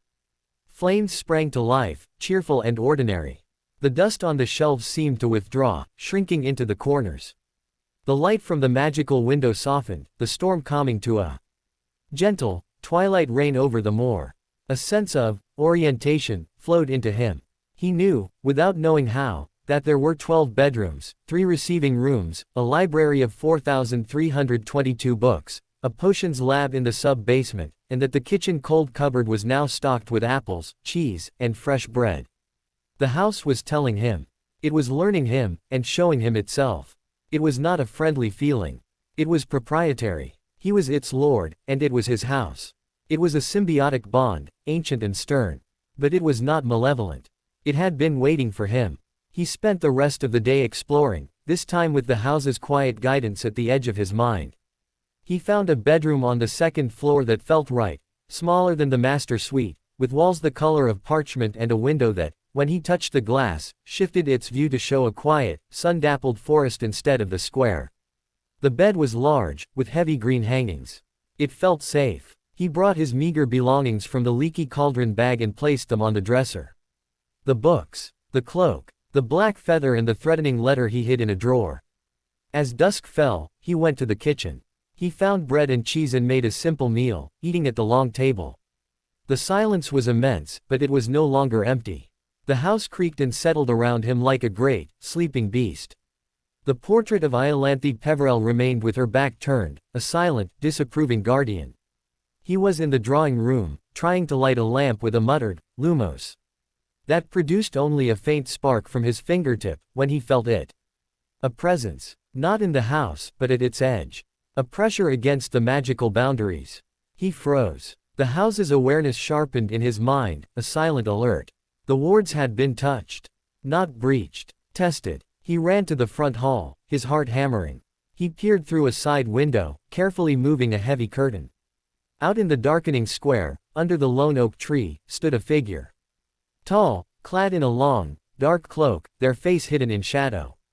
They were perfectly still, staring directly at number 12. They couldn't see it. They couldn't, unless he had told them the secret.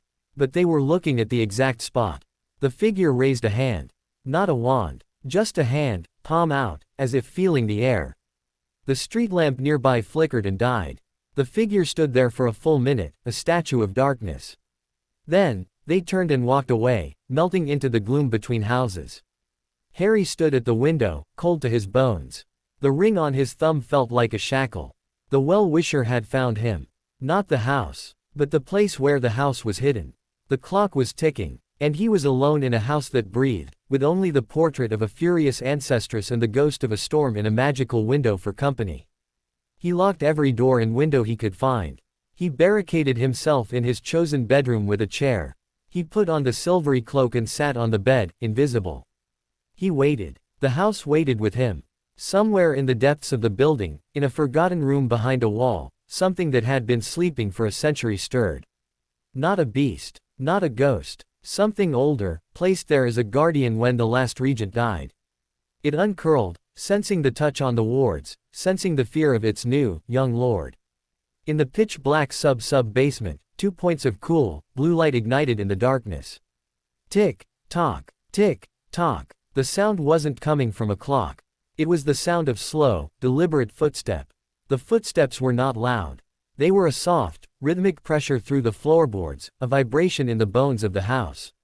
Tick, tock, like a pendulum swinging in a deep well. Harry sat frozen under the cloak, his breath held so tight his lungs burned. The house's awareness wrapped around him, not as comfort, but as a focused tension, a bowstring drawn.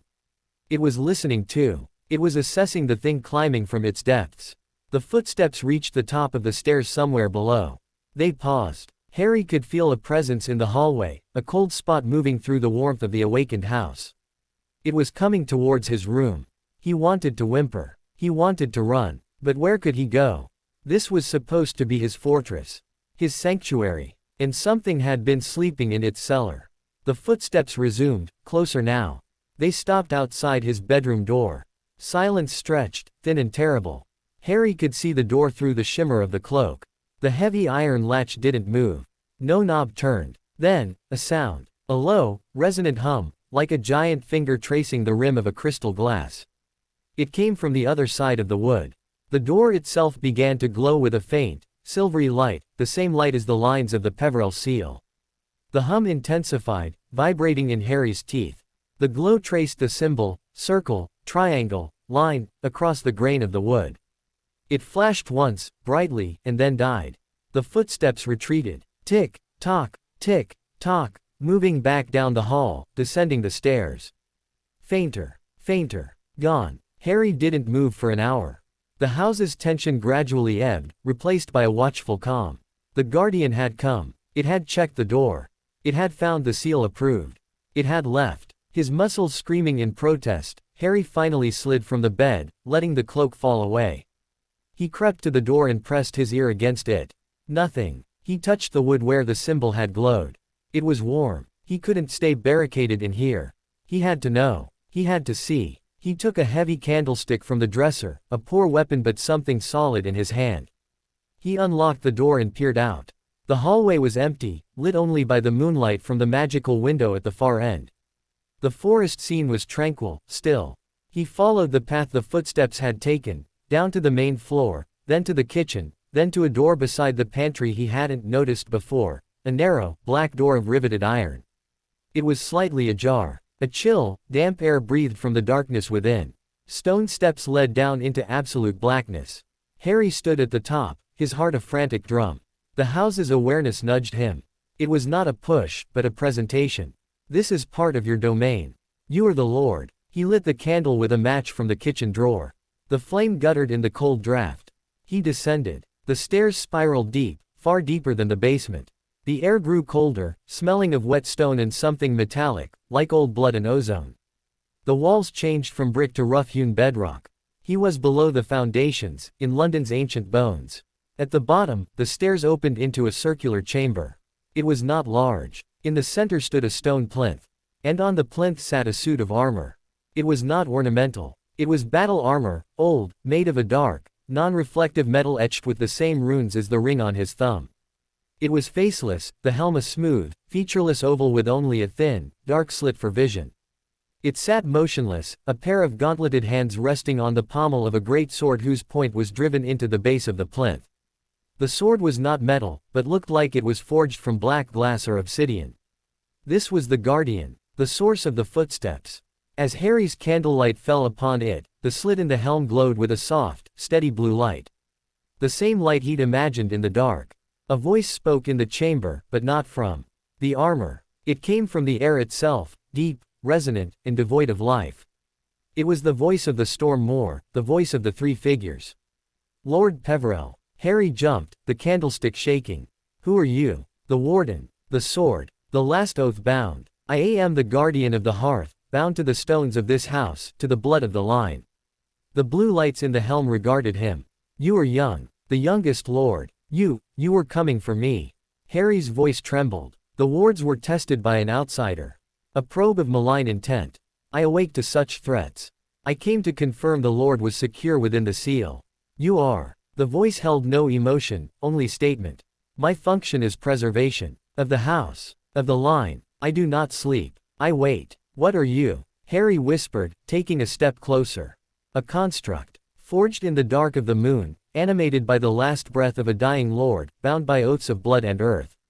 I am the will of the house made manifest when need demands. I am its final answer. Harry looked at the obsidian sword. It seemed to drink the candlelight. Can you leave the house? No. My domain is the boundary of the grounds, the skin of the walls, the depths beneath. I am the house's fist. Its shield. Its last stand. Someone was outside. They found the place. The location was probed. The Fidelius holds. They sensed a concentration of power, a hole in the world. They could not see the door. But they felt its edges. They will return. The certainty in the voice was chilling. Who? The intent was familiar. Old. It carried the stench of betrayed oaths and perverted magic. It was a remnant. The Guardian's helm tilted slightly. You carry its mark. Harry's hand flew to his scar. It felt icy under his fingers. Yes. The enemy of your flesh. The killer of your line. His touch is on the ward breather. A servant, perhaps. Or a tool. Voldemort. The name rose in his mind, though he didn't know where he knew it from. The green light. The laughter that stopped. The one who took his parents. He wasn't safe. Not even here. The enemy knew of the Peverell resurgence. They had felt it. What do I do? The question was a plea. The Guardian was silent for a long moment. The blue lights flickered. You are the Lord. You command the house. You hold the ring. The power to defend is yours. But power must be wielded. You must learn. You must grow. The house will provide. I will stand watch. It was not a solution. It was a direction. A duty. You must learn. Will you hurt me? Harry asked, the child's fear finally breaking through. The Guardian's voice, for the first time, seemed to soften by a degree. I am bound to protect the Lord. To protect the heir. You or both. My oath is to you, Harry James Potter. My function is your preservation. Even from yourself, should you threaten the line. It was not a comforting thought. But it was an anchor. This terrifying thing was his. Bound to him. He nodded, unable to speak further. He turned and climbed the stairs, the blue light from the Guardian's helm watching him until the darkness swallowed him up. Back in the kitchen, the ordinary world felt like a dream. He made tea, his hands shaking, and sat at the table until the gray dawn light began to seep through the high basement windows. Griphook arrived at noon, as usual, letting himself in with a tap of his own key on the door, a temporary access granted by the Gringotts contract. The goblin's sharp eyes took in the grand, gloomy hallway, the peeling wallpaper, the elf heads. His nose wrinkled slightly. A typical old pureblood pile, he sniffed. Full of history and bad taste. He looked at Harry, who was waiting for him in the drawing room, the dossier from Gringotts open on his lap. You look tired. There's something in the basement. Harry said bluntly. Griphook went still. Describe it. Harry did. The armor. The voice. The oath. Griphook let out a low, hissing breath. A Hearth Guardian. I have only read of them. Extremely ancient, pre-Goblin Wars magic. A piece of the Maker's soul forged into a sentinel. The Peverells were always thorough. He looked at Harry with something akin to respect. It has acknowledged you. It said its oath is to me. Then you are safer here than anywhere in magical Britain. They are utterly loyal and notoriously difficult to destroy. A hidden house with a Hearth Guardian is a fortress. He paused. You said it sensed a probe. Harry told him about the figure in the square. Griphook's face grew grim. So soon. The awakening sent ripples. Those attuned to such old magics would have felt it. The Dark Lord's followers, some come from families that would remember the Peverells. They would know the significance. He began to pace, his long fingers tapping against his thigh. Your education must accelerate. Defense. Not theory. Practicality. I'm 5, Harry said, a hollow laugh in his voice. And you are a lord with a target on his back. Age is irrelevant. Griphook stopped. The house will provide, the Guardian said. Show me this study. In the study, Griphook examined the bookshelves, grunting at titles like the Grimoire of Blood Wards and Speaking with the Silent Realms. He peered at the artifacts. He spent a long time looking at the Moor in the magical window. This is a scrying pool masquerading as a window, he muttered. It shows a place of power tied to your family. Possibly the original Peverell lands, now magically saturated and unplottable. He turned to Harry. This room is your greatest resource. These books contain knowledge lost to modern wizard kind. But they are dangerous. Do not read anything without supervision yet. He focused on the ledger. His eyes widened almost imperceptibly as he scanned the numbers. The monthly allowance I gave you is a rounding error. You could buy the leaky cauldron 10 times over and not notice. He looked at Harry. Wealth is a tool. And a weapon. We will discuss its uses. The lesson that day was not history. It was about the wards of Grimmauld Place. Griphook had Harry walk the perimeter of each room, the ring on his thumb humming, teaching him to feel the layers of enchantment. The Fidelius, the anti-apparition jinxes, the intruder charms, the old, nasty blood-boiling curses on the windowsills that the Guardian had presumably deactivated for him. Harry learned that the house's mood affected the ward's responsiveness. Its current watchful calm made them strong, taut. Fear would make them brittle. Rage would make them vicious. You are the heart of the house, Griphook said. Your emotional state feeds its magic. You must learn control, not suppression. Direction. It was overwhelming. But for the first time, it felt like he was learning to use something, not just memorize facts. As Griphook was leaving, he handed Harry a small, bronze mirror. A two-way communication mirror. I have its twin. If you are in immediate danger, say my name into it. I will alert the Guardian and come. Use it sparingly. Harry took it, the cool metal a comfort. Thank you. Do not thank me. It is part of the service contract. But Griphook's tone lacked its usual cutting edge. Read the first chapter of Practical Defensive Enchantments for the Young Wizard from your library. The simple stuff. Shield charms, disillusionment theory. We will discuss it tomorrow. Alone again, Harry did as he was told. The book was old, but the first chapter was indeed simple, focusing on the mindset of defense, constant vigilance, the importance of a safe anchor, the concept of magical footwork, always moving, never presenting a static target. His anchor, he decided, was the study. The leather chair. The silent, watchful Moor in the window. He practiced the footwork in the long hallway, dodging imaginary jinxes, ducking behind pillars. He felt silly, but the house watched approvingly, the shadows seeming to move to give him space. That night, he didn't barricade his door. He left it open a crack. He listened to the sounds of the house, the gentle sigh of the magical window, the pop of the fireplace embers, the distant, almost inaudible hum that was the guardian's presence in the foundations. He was not safe, but he was not helpless. He fell asleep with the communication mirror under his pillow and the ring on his thumb. He dreamed of the Moor. He was standing there again, but alone. The storm was gathering on the horizon. And from the swirling clouds, a single, dark feather drifted down, landing at his feet. He looked up. Silhouetted against the angry purple sky was not a bird, but a tall, thin figure on a broomstick, circling like a vulture. It looked down at him, and though he could not see its face, he felt a smile as sharp as a razor. He woke with a gasp. The room was dark. The house was silent. Too silent. The usual hum was gone. The sense of watchful presence had vanished. The house felt empty. Abandoned. A cold terror, deeper than any he had felt before, seized him. It was the terror of the cupboard, magnified 1,000 times, the terror of being truly, utterly alone in a vast, dark universe. "Hello," he whispered. No answer. Not even a creak. He slipped out of bed, his bare feet cold on the floor. He peered into the hallway. Dark. Still. The magical window at the end was black, showing nothing. "Guardian." His voice echoed. Silence. He crept downstairs, the mirror clutched in his hand. The kitchen was dark, the hearth cold. The door to the basement was wide open, a maw of darkness. He approached it, his heart hammering. "Guardian." He called down the stairs. From the depths, a faint blue glow flickered. Weak. Guttering. Like a dying ember. And then, a voice, but not the guardian's resonant tone. This was a thin, sly, whispering voice that slithered up the stone steps. "Little Lord, all alone in the big, dark house, the guardian is sleeping, the wards are thin." Harry stumbled back. The voice was coming from the basement. But it wasn't the guardian. "We felt you wake, we heard the old bell toll, we have come to see the new little Peverell." The blue light below pulsed once, sickly green for a second, then back to blue. Something was down there. Something had gotten in. Something was with the guardian. The whispering voice chuckled, a dry, rattling sound.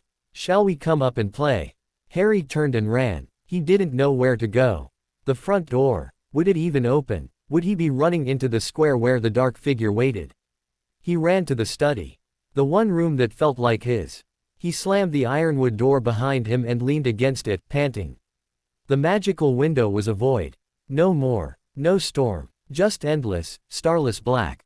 The whispering voice was in his head now, not from the stairs. "Doors cannot keep us out, little Lord, we are already in, we are in the stones, in the silence between the heartbeats, of your precious guardian." Harry looked around the room for a weapon, for anything. His eyes fell on the artifact case. The dagger with the obsidian blade. The bottle of silver mist. The voice hissed, closer, as if right behind the door. "Give us the ring, child, give us the key to the old power, and we will let your metal man live, we will go away." He couldn't trust it. He knew he couldn't trust it. But the guardian was dying. The house was empty. And he was 5 years old, with a dagger he didn't know how to use. The door handle began to turn. Not by a hand. It twisted slowly, deliberately, of its own accord. Harry backed away until he hit the obsidian desk. He was trapped. The door swung open. The hallway beyond was not the hallway of Grimmauld Place. It was a corridor of shifting shadows and whispers, a tunnel of nightmare. And floating in the center of it, gliding towards him, was a wisp of darkness, formless, with 2 pinpricks of malevolent green light where eyes should be. The ring, it sighed, a breath of decay and frost. Harry's hand closed around the only thing he had. Not the dagger. The communication mirror. He brought it to his lips, his voice a terrified rasp. "Griphook." The thing in the hallway shrieked, a sound of pure rage, and surged forward. And the house, which had felt so dead, exploded with light. The runes on the study walls blazed with golden fire. The symbol on the door flashed silver. The shadows in the hallway recoiled, burned away. The wisp of darkness screamed, dissolving like smoke in sunlight.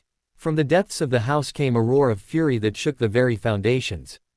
Not the guardian's resonant voice. This was the sound of the house itself, a primal, elemental rage. Intruder. The floorboards in the hallway erupted. Jagged spikes of dark wood shot up, impaling the lingering tendrils of shadow. The walls pulsed, and the portrait of Iolanthe Peverell 3 floors down began to scream, a real, magical scream that shredded the air with sonic force. The nightmare corridor collapsed. It was just the hallway again, lit by a fierce, angry light from the sconces. Thump, thump, thump. The guardian was coming up the stairs. Not the slow, ticking footsteps. These were thunderous, running strides that made the chandelier tremble. It appeared in the doorway, a towering figure of dark metal, the blue light in its helm blazing like a star. In its hand, the obsidian sword dripped with viscous, black shadow stuff. It looked past Harry, scanning the room, then knelt on one knee with a crash that cracked the floor tiles. My lord, I have failed. An ingress was made through my weakened state. The house has purged it. The voice was full of a terrible, mechanical shame. What was it? Harry gasped, sliding down the desk to sit on the floor. A specter. A thought form. Sent to probe, to fear, to corrupt. It fed on the darkness it found. It found mine. The guardian's head bowed. I was compromised. An old weakness in my core, from a betrayal long ago. It exploited this. I am damaged. Before Harry could respond, there was a sharp crack from the drawing room. Apparition, within the wards. Only someone keyed through the Gringotts contract could do that. Griphook appeared in the study doorway a moment later, wand drawn, his face like stone. He took in the scene: Harry on the floor, the kneeling guardian, the blazing runes, the cracked tiles. Report, Griphook snapped, not to Harry, but to the guardian. The guardian spoke, its voice flat. Griphook listened, his expression growing darker. A psychic specter, keyed to ancestral magic and emotional distress. A tool of skilled and subtle dark arts. He looked at Harry. You are unharmed. Harry nodded, still shaking. The guardian's core. A fracture. In the soul anchor. It can be repaired, but requires a sacrifice of blood and power. Lord Peverell's blood. And a source of pure magical force. Griphook's eyes went to the ring on Harry's thumb, then to the artifact case. The stone, he said quietly. Harry followed his gaze. The black stone from the vault, here in ring form. The resurrection stone is not a battery, Goblin, the guardian intoned. It is a conduit to the veil. To use it for power is to risk tearing the veil itself. There is another, Griphook said, his gaze shifting to the window, to the storm-lashed moor. The place it shows. A wellspring of raw, ancestral magic. A pilgrimage site for the lords of your line. You must go there. You must draw power from the land itself to mend your guardian. It is the only way to secure this house fully. Harry looked at the window. The moor had returned, the storm raging fiercer than ever. Going there. Not in a dream. In truth. How? His voice was small. The window is a gate, Griphook said. Keyed to your blood and will. But once you step through, you will be in that place. The rules there will not be the rules here. It is a trial. A test of every Peverell Lord. The guardian raised its helm. The path is dangerous. The land is alive and will challenge you. But the reward is strength.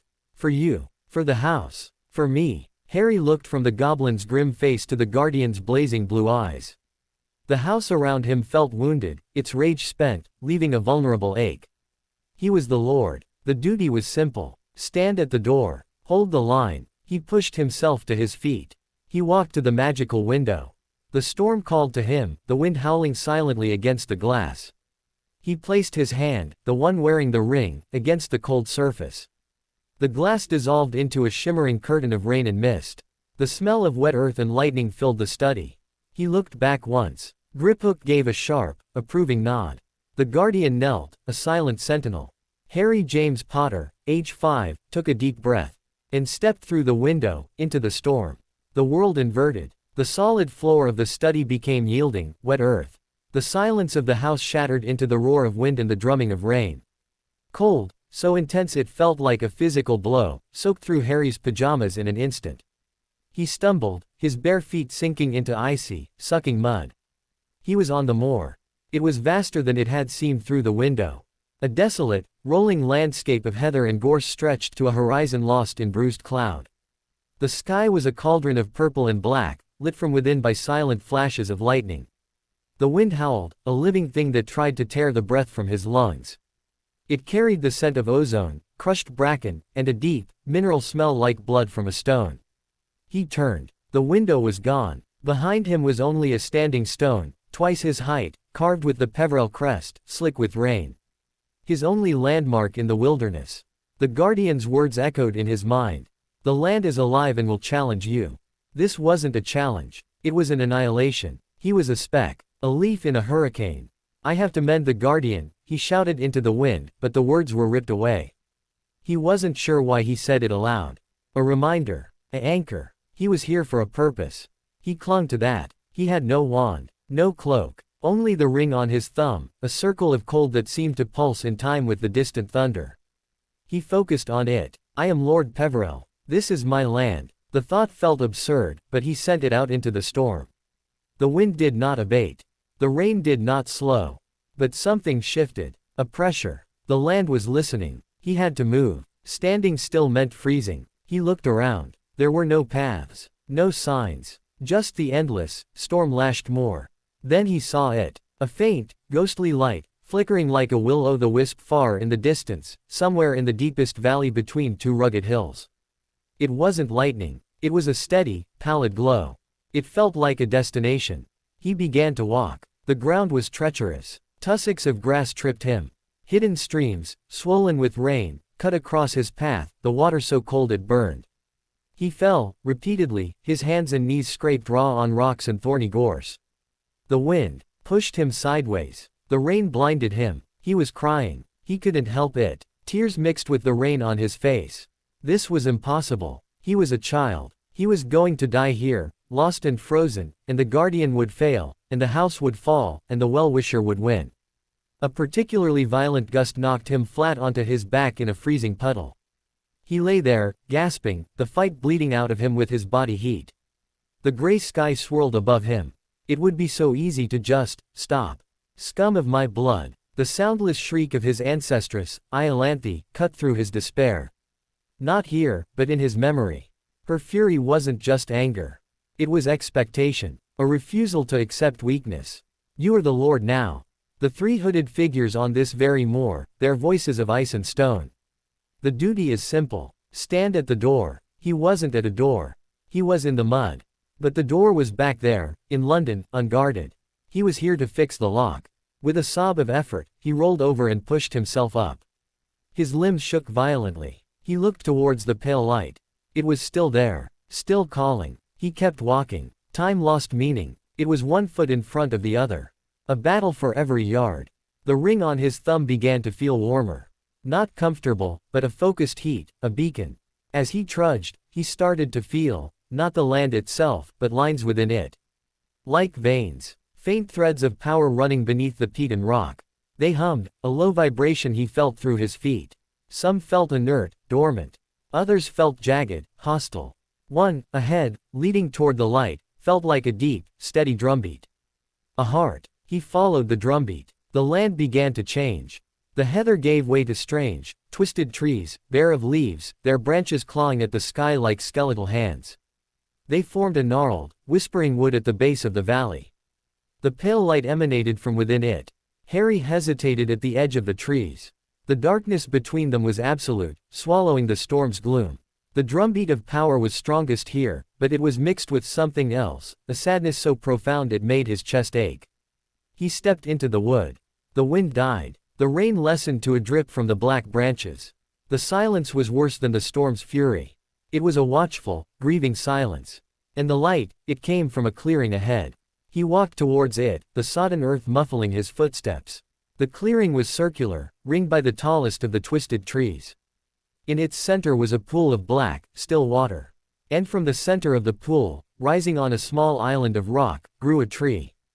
But it was not a tree of wood. It was a tree of silver. Its trunk and branches were smooth, metallic, glowing with the soft, moon-like radiance he had seen from afar. It had no leaves. Instead, from its slender branches hung delicate, crystalline droplets that fell, one by one, into the black pool with a sound like a single, pure bell note. Plink, plink, plink. Each droplet that hit the water caused the silver light to ripple outward, and in those ripples, Harry saw fleeting images. A knight in dark armor kneeling in a hall.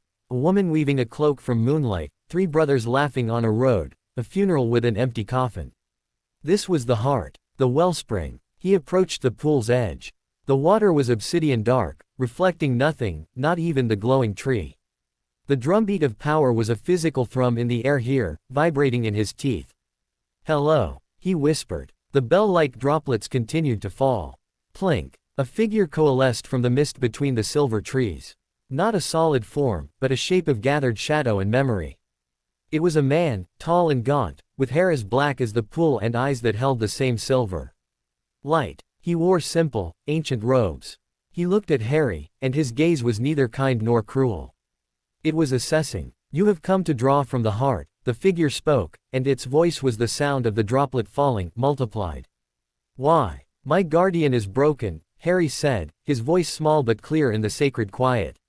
My house is threatened. I need to mend him. The warden, the last of the oath-bound. His fracture is old, a betrayal seated in his core long before your birth. To mend it requires not just power, but understanding. You must give something of equal value to what was lost. I have the ring, my blood. The ring is a key. Your blood is a signature. They are required, but they are not the price. The figure gestured to the pool. The heart holds the memories of the land, of the line. To repair a thing bound by oath and sacrifice, you must witness the oath. You must understand the sacrifice. You must drink from the pool. Harry looked at the black, silent water. It did not look like something to drink. It looked like liquid void. What will happen? You will see what binds your guardian. You will feel what broke him. And you will be asked a question. Your answer will determine if you leave with the power you seek, or if you join the memories in the deep. It was a risk, a terrible risk, but he hadn't come this far to turn back. The specter had found a weakness. It would come again. The guardian was his shield. The house was his home. He knelt at the edge of the pool. He cupped his hands. The water was not cold. It had no temperature at all. It was like dipping his hands into a shadow. He brought the handful of black water to his lips and drank. The world dissolved. He was not Harry. He was a man named Ignatius Peverell, the last lord before the dormancy. The year was 1890. The study in Grimmauld Place was bright, lit by gas lamps. Ignatius, stern and tired, stood before the hearth guardian, which gleamed like new forged steel. The alliance with the House of Black is secured, warden. The marriage contract is signed. My daughter, Iolanthe, will wed Cygnus Black. The alliance is political. Their hearts are darkening. Their oaths are brittle, the guardian intoned. I know. But we need their influence. The other faction grows bolder. The one who calls himself Grindelwald on the continent speaks of a new order. The blacks whisper sympathy. We must have a ear in their house. Iolanthe is strong. She will be our regent when I am gone. You will protect her. My oath is to the Lord and the line. I will protect the regent. Ignatius placed a hand on the guardian's cold breastplate. There is more. I have hidden something. A piece of our legacy. Not in the vault. Here, in the house. A failsafe. If the darkness these new fanatics preach ever truly threatens the line, it must be found. I have left the trail for a true heir. Swear to me, warden. Swear you will protect this secret with your core. That no one, not even a regent acting under duress, may force it from you. Swear it on the blood of the heart. The guardian knelt. A blade of silver appeared in Ignatius's hand. He drew it across his palm and pressed his bleeding hand to the guardian's helm. I swear. The secret is sealed within me. None shall take it but the true Lord Who can answer the heart's question. The oath sealed with a flash of crimson light, binding into the guardian's very soul matrix. Time shifted. Now Ignatius was old, dying in his bed. Iolanthe, her face sharp and furious even in grief, stood beside him. The guardian was a silent statue in the corner. The secret, father, Iolanthe pleaded, her voice hard. Where is it? The times are dangerous. Grindelwald's poison spreads. I must have all our weapons. Ignatius's eyes were cloudy. The warden holds it. For the true Lord. When the need is absolute. I am the regent. The need is now. Tell me. But Ignatius's breath rattled and stilled. He was gone. Iolanthe turned her fury on the guardian. You know. Tell me. My oath is to the Lord. The Lord is dead. The secret sleeps. ___. I am the regent. I command you. My oath is to the line. Not to your commands. The secret is sealed against all but the true Lord. ___. Harry felt Iolanthe's rage, a white-hot, desperate thing. She was trying to protect the family, to navigate a world growing dark, and this construct was denying her. She spent years trying to circumvent the oath. She brought in oath breakers, dark curse weavers. They found the fracture, the vulnerability created by a sworn secret that could not be told. They planted a seed of corruption, a backdoor, in the Guardian's core, hoping to force it. They failed to break the oath, but they left the weakness. The Spectre's point of entry.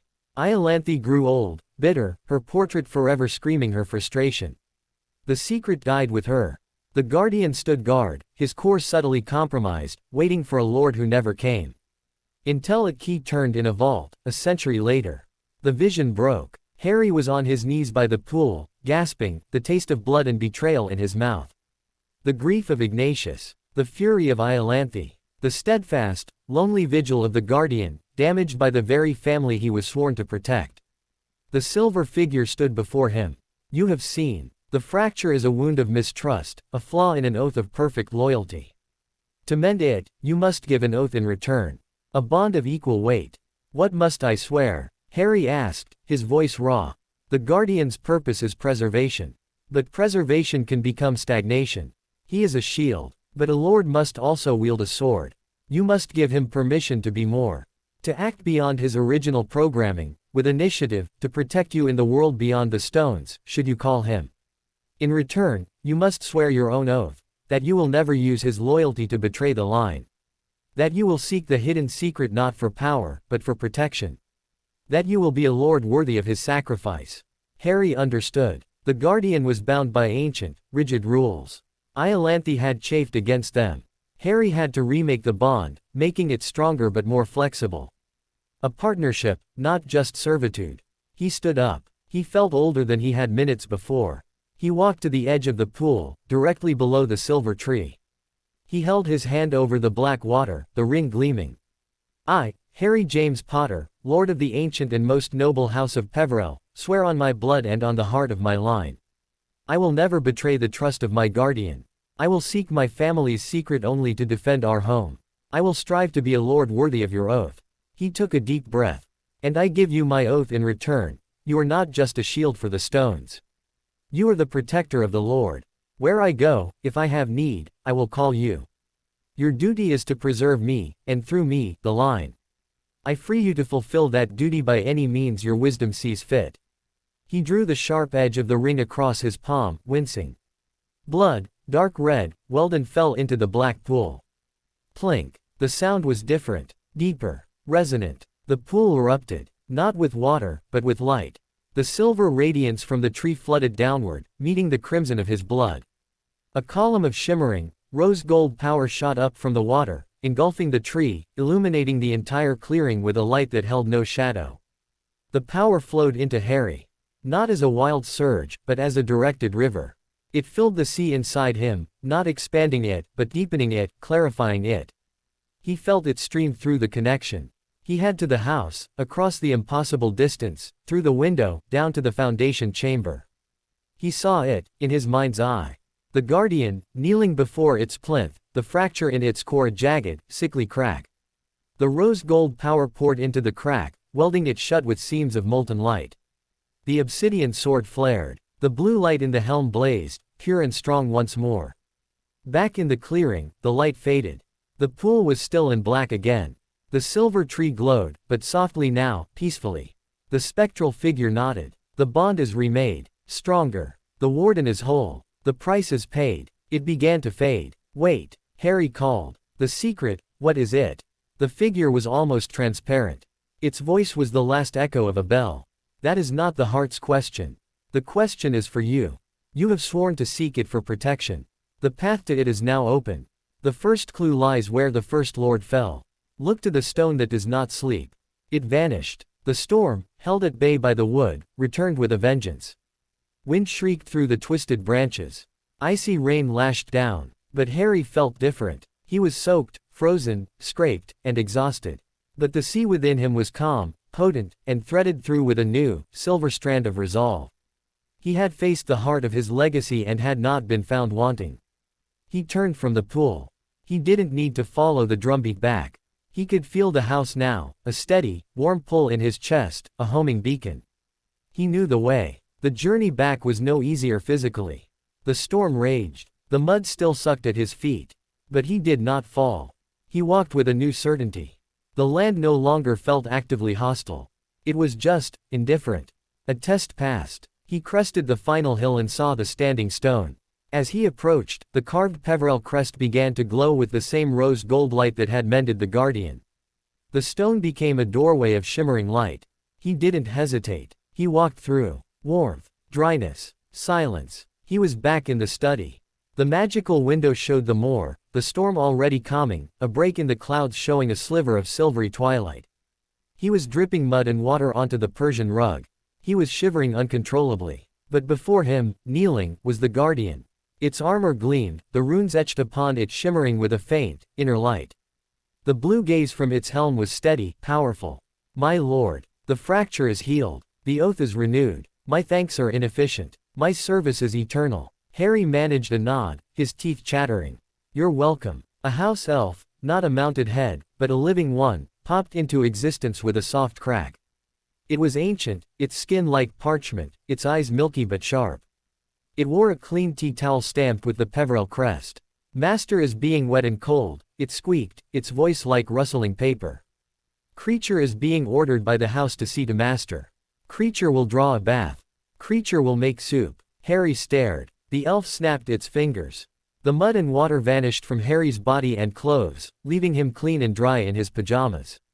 A roaring fire sprang to life in the study hearth. The house ordered you? Harry asked. Creature is being the elf of the House of Black, the elf said, bowing low, its nose touching the carpet. But the mistress Iolanthe, she was being born a Peverell. The magic is tying creature to the blood. When the old magic is waking, creature is feeling the call. The house is saying the young lord is needing service. Creature is coming. A servant, inherited through the black marriage. The house was indeed providing. Thank you, creature, Harry said. The elf looked up, shock in its large eyes. Then its expression settled into one of fierce, possessive determination. Master is being kind. Creature will be making the soup. It popped away. Harry sank into the leather chair. The warmth of the fire seeped into his bones. The Guardian rose and took up a post by the door, a silent, immovable sentinel. He had done it. He had passed the trial. He had paid the price. He had a whole Guardian.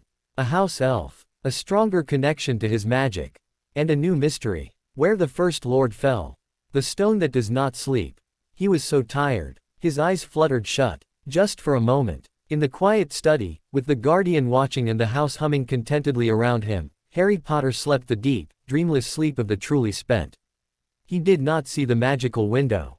As he slept, the view of the moor finally cleared, the storm passing. In the newly revealed twilight, 3 figures stood on a distant ridge, watching the standing stone. Not hooded shades. These were clearer. A man with Harry's hair, a woman with his eyes, and between them, the spectral image of the old man, Ignatius. They stood together, silent.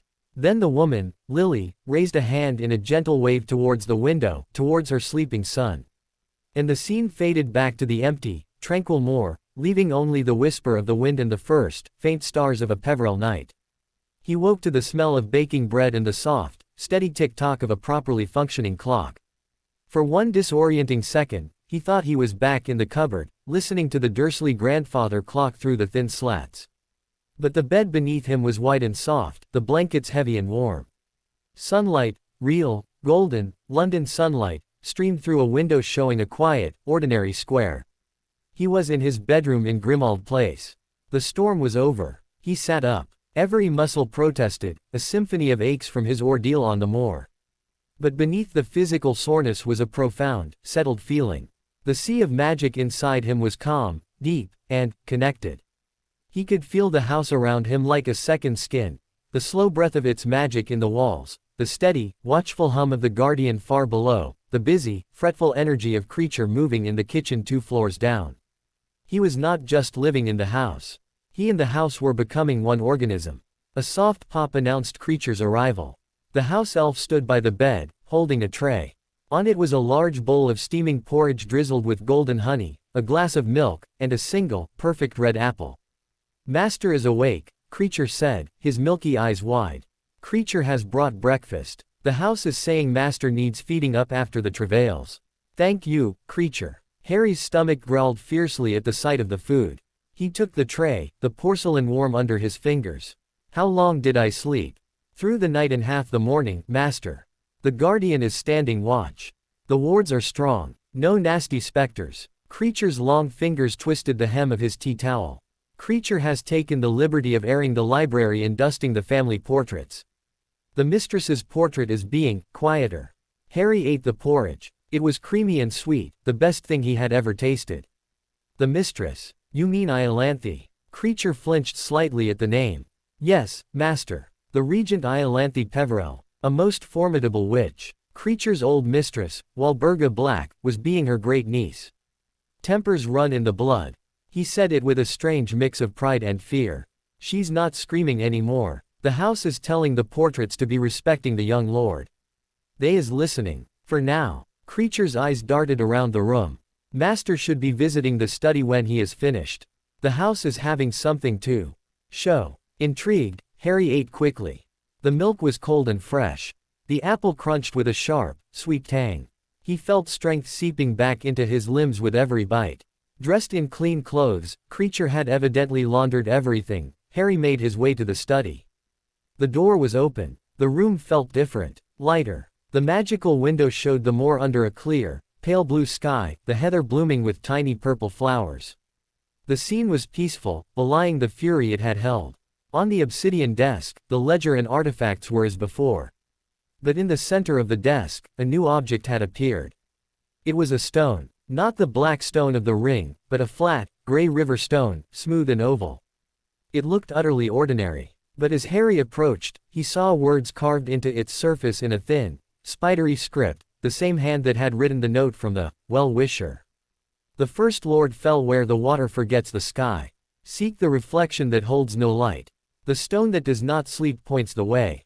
The clue from the heart. Look to the stone that does not sleep." This was it. The first clue to Ignatius's hidden secret. He picked up the river stone. It was cool and heavier than it looked. Nothing magical thrummed against his fingers. It was just a rock with a riddle. "Creature," Harry called. The elf appeared with a soft crack. "Master is seeing the clue. You know about this." "Creature is knowing the stories," the elf said, nodding solemnly. Old Master Ignatius was being secretive. Liked his puzzles. The mistress Iolanthe was trying to find his hiding for years. It is being a family legend. The lost legacy of the Peverells. Harry turned the stone over in his hand. "What does it mean? Where the water forgets the sky?" Creature's ears drooped. "Creature is not knowing, Master. The old magic is not speaking to house elves in riddles. It is speaking to the blood." The blood. Harry sat in the leather chair, placing the stone on the desk before him. He stared at the words. "The First Lord fell. The very first Peverell. The one from the tale of the three brothers." That was just a story, wasn't it? He needed help. But Griphook's lessons were on history and law, not family lore. The house elf was loyal but limited. The guardian was a soldier, not a scholar. His eyes drifted to the bookshelves. "The house will provide. I need books," he said aloud, not to Creature, but to the room itself. Books about the Peverell family. About the First Lords. About where they lived. The house seemed to hold its breath. Then, a soft scraping sound came from the shelves. A thick, leather-bound tome, its cover embossed with a faded golden tree, slid itself out from between two larger volumes and floated gently through the air to land on the desk beside the stone. The title, stamped in flaking gold leaf, read, "The Chronicle of the Peverell Line, From Antiquity to Dormancy." Harry opened it carefully. The pages were parchment, brittle with age. The script was an ornate, old-fashioned hand. It began not with names and dates, but with a piece of the legend. And of the three brothers, it was the eldest, Antioch, who was first to meet his end. Proud and combative, he sought a worthy opponent to test the might of the Elder Wand. He was struck down in a duel not by a wizard, but by a thief who slit his throat as he slept, in a lonely inn by a forgotten ford. The river there runs deep and dark, its surface like black glass, reflecting nothing, not even the stars. It is said the sky weeps for him there, but the water does not remember. Harry's heart beat faster. A forgotten ford. Water like black glass, reflecting nothing. Where the water forgets the sky. It was a location. The place where Antioch Peverell, the first brother, the first Lord, had died. But where was it? The chronicle gave no map. It spoke of a fort on the River Wye near the Muggle town of Ross. But that was centuries ago. Geography changed. He needed a map. An old one. Creature, are there maps in the house? Old ones. There is the Atlas of Ancestral Places in the library, Master, Creature said promptly. It is showing the magical locations as they were being, not as the Muggles are seeing them now. The library was a cavernous room on the first floor, shelves climbing to a shadowy ceiling. Creature led him to a wide, flat cabinet. Inside, under glass, was a massive book, more of an artifact than a text. Its cover was tooled leather depicting a three-dimensional, miniature landscape that shifted slowly, mountains rising and falling, rivers carving new paths. The Atlas, Creature said reverently. It is being keyed to the blood. Master must touch it. Harry lifted the glass case. The smell of old magic and cedarwood rose from the book. He placed his hand, the one with the ring, on the cover. The miniature landscape stilled. Then the cover opened of its own accord. The pages were not paper, but what looked like pooled, liquid mercury that solidified into images as he watched. It showed a map of the British Isles, but utterly alien. There were forests where cities should be, great, glowing lakes in place of mountains, and ley lines of shimmering gold crisscrossing the land. He focused his will, thinking of Antioch Peverell, of the forgotten ford, of the River Wye. The map shimmered and zoomed, rushing in towards the Welsh borders. The details resolved. He saw a river, depicted as a ribbon of liquid silver. And at a bend in the river, a symbol glowed, a tiny, silver wand breaking in two. The site of Antioch's death. But next to the symbol, another mark pulsed faintly, a simple dot of deep blue. A modern magical settlement. Or something else. He needed to see this place. But he couldn't go alone. It was too far, too dangerous. Griphook would never permit it, the goblin would call it a foolish risk. The guardian's voice echoed in his memory, newly empowered. Your duty is to preserve me, and through me, the line. I free you to fulfill that duty by any means your wisdom sees fit. He had an idea. It was reckless. It was terrifying. He went back to the study and took the communication mirror from his drawer. He held it, hesitating. Then he spoke into it. Griphook, I need to discuss my next lesson. Can you come? Within minutes, there was a sharp rap at the front door, Griphook's signature knock. Creature let him in. The goblin's eyes swept over the now clean hallway, the lit sconces, the lack of screaming portraits. He gave a grudging nod of approval. The house suits you, he said as he entered the study. More than the pub. Now, what urgent lesson could not wait for our scheduled time? If it is about the Spectre attack, my report is that the wards have stabilized spectacularly. The Guardian's signature is stronger than our initial readings. It's about this, Harry said, placing the river stone on the desk. Griphook picked it up, his sharp eyes scanning the riddle. His face went very still. Where did you get this? The house provided it. After I returned from the moor. It's the first clue to the secret my ancestor Ignatius hid. Griphook hissed through his teeth, a sound of both avarice and alarm. You are moving too fast, boy. You just survived a psychic assault and a spiritual trial. To go chasing a hidden legacy now is to paint a target on your back for every curse breaker and treasure hunter in the world. The secret is a failsafe, Harry argued, repeating the heart's words. For when the darkness threatens the line, the darkness is threatening. Someone sent that specter. Someone is watching. The house. I need every weapon I can get. You are a child. Your weapon is secrecy. Your weapon is this fortress and its guardian. Not some wild goose chase across the country. It's not a wild goose chase, Harry said, meeting the goblin's fierce gaze. He opened the atlas to the page he had found. I know where the first clue leads. Here. The ford where Antioch Peverell died. The water that forgets the sky. I need to go there. Griphook stared at the magical map, his banker's mind clearly calculating the risks and values. Impossible. You cannot apparate. The night bus does not go to unplottable magical sites. You would need a licensed wizard to side along you, which means revealing yourself. I have another way, Harry said quietly. He turned to the guardian, who stood immobile by the door. Warden, can you take me there? To this place. He pointed to the map. The guardian's blue gaze shifted to the atlas. The place of the first fall. It is within the realm of the ancestral lands. A site of memory. I can travel such paths. But the journey is not of distance, but of alignment. It will be unstable for one knot of the blood. It looked at Griphook. The goblin's expression was one of pure shock. You reconfigured its parameters. You gave it geographic mobility tied to blood sites. That magic that's pre-sundering. I renewed our bond, Harry said simply. So he can protect me, wherever I need to go. He can take me to the ford. You can come too, to advise.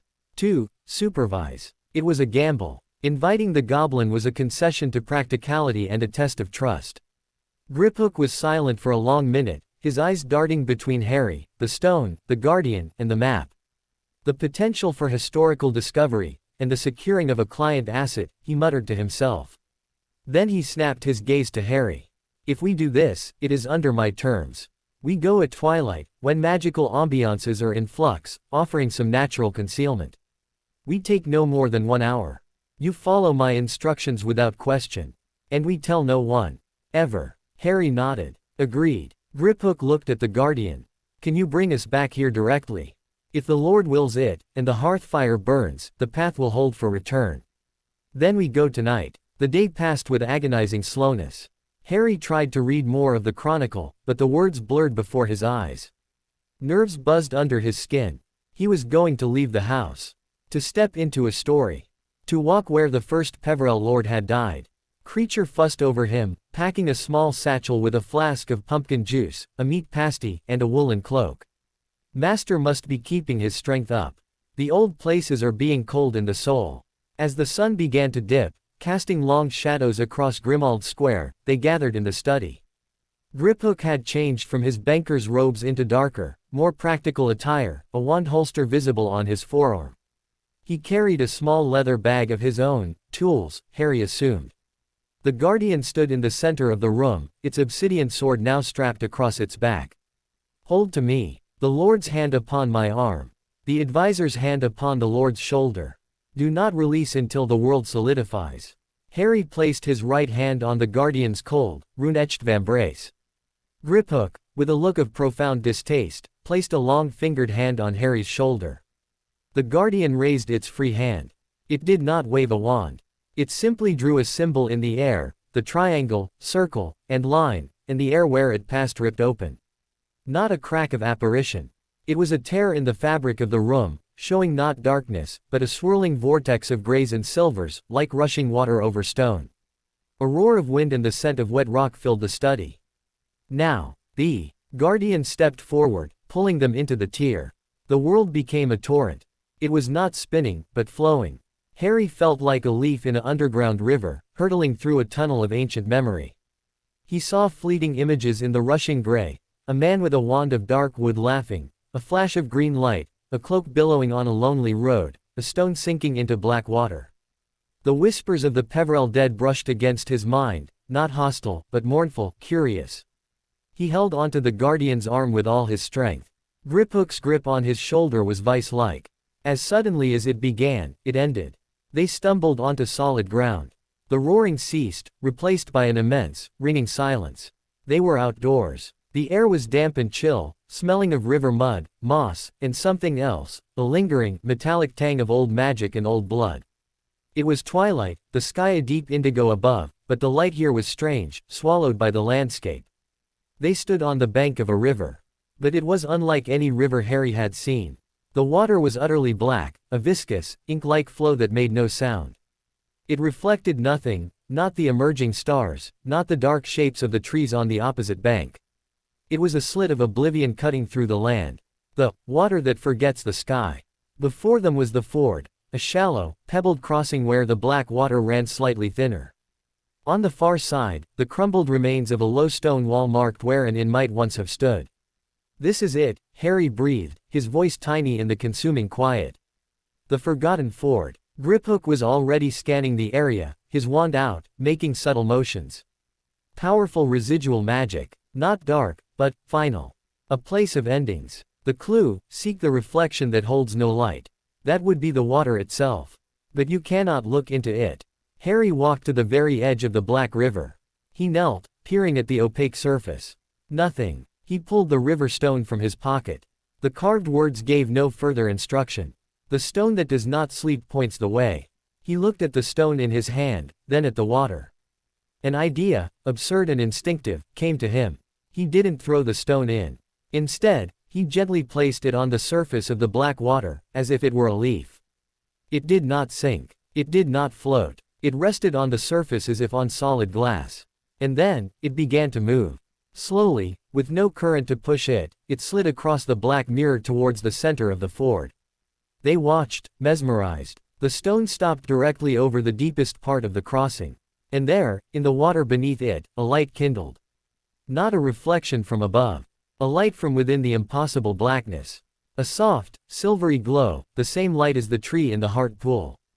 A reflection appeared on the water's surface. Not of the sky or trees. It was the reflection of a large, rough-hewn stone that was not there on the bank. A standing stone, covered in lichen. And at its base, something glinted. "It's showing us where to look," Harry whispered. "The reflection is of a stone on this side of the bank. The stone that does not sleep, a standing stone that's always awake, always watching." They turned, searching the near bank. There, partly hidden by a weeping willow whose branches dipped into the black water, was the stone. It matched the reflection perfectly. They hurried to it. It was ancient, pitted by time. At its base, half buried in moss and earth, was a small, iron box, green with rust but sealed with a complex lock shaped like the Peverell crest. Griphook crouched, examining the lock. Blood and intent again. And something more, a puzzle lock. He pointed. "These rings rotate. They must be aligned to tell a story. The story of the first Lord's fall." Harry studied the lock. 3 concentric iron rings surrounded the keyhole, each etched with tiny symbols. He saw a wand, a cloak, a stone, a serpent, a sleeping figure, a knife, a river, a thief's hooded face. The story from the Chronicle. Antioch, boasting of his wand, slain by a thief as he slept by the river. His fingers, clumsy with cold and excitement, touched the rings. He turned them slowly, aligning the symbols. Wand, sleeping figure, river, thief, knife. He lined them up in a sequence pointing to the keyhole. With a soft, gritty clunk, the iron rings locked into place. The keyhole glowed red. Harry didn't need a knife. He pressed his still tender, scarred palm from the Moor's oath against the lock. The box clicked open. Inside, nestled on a bed of faded velvet, was not a weapon. Not a jewel. It was a key. But not a metal key.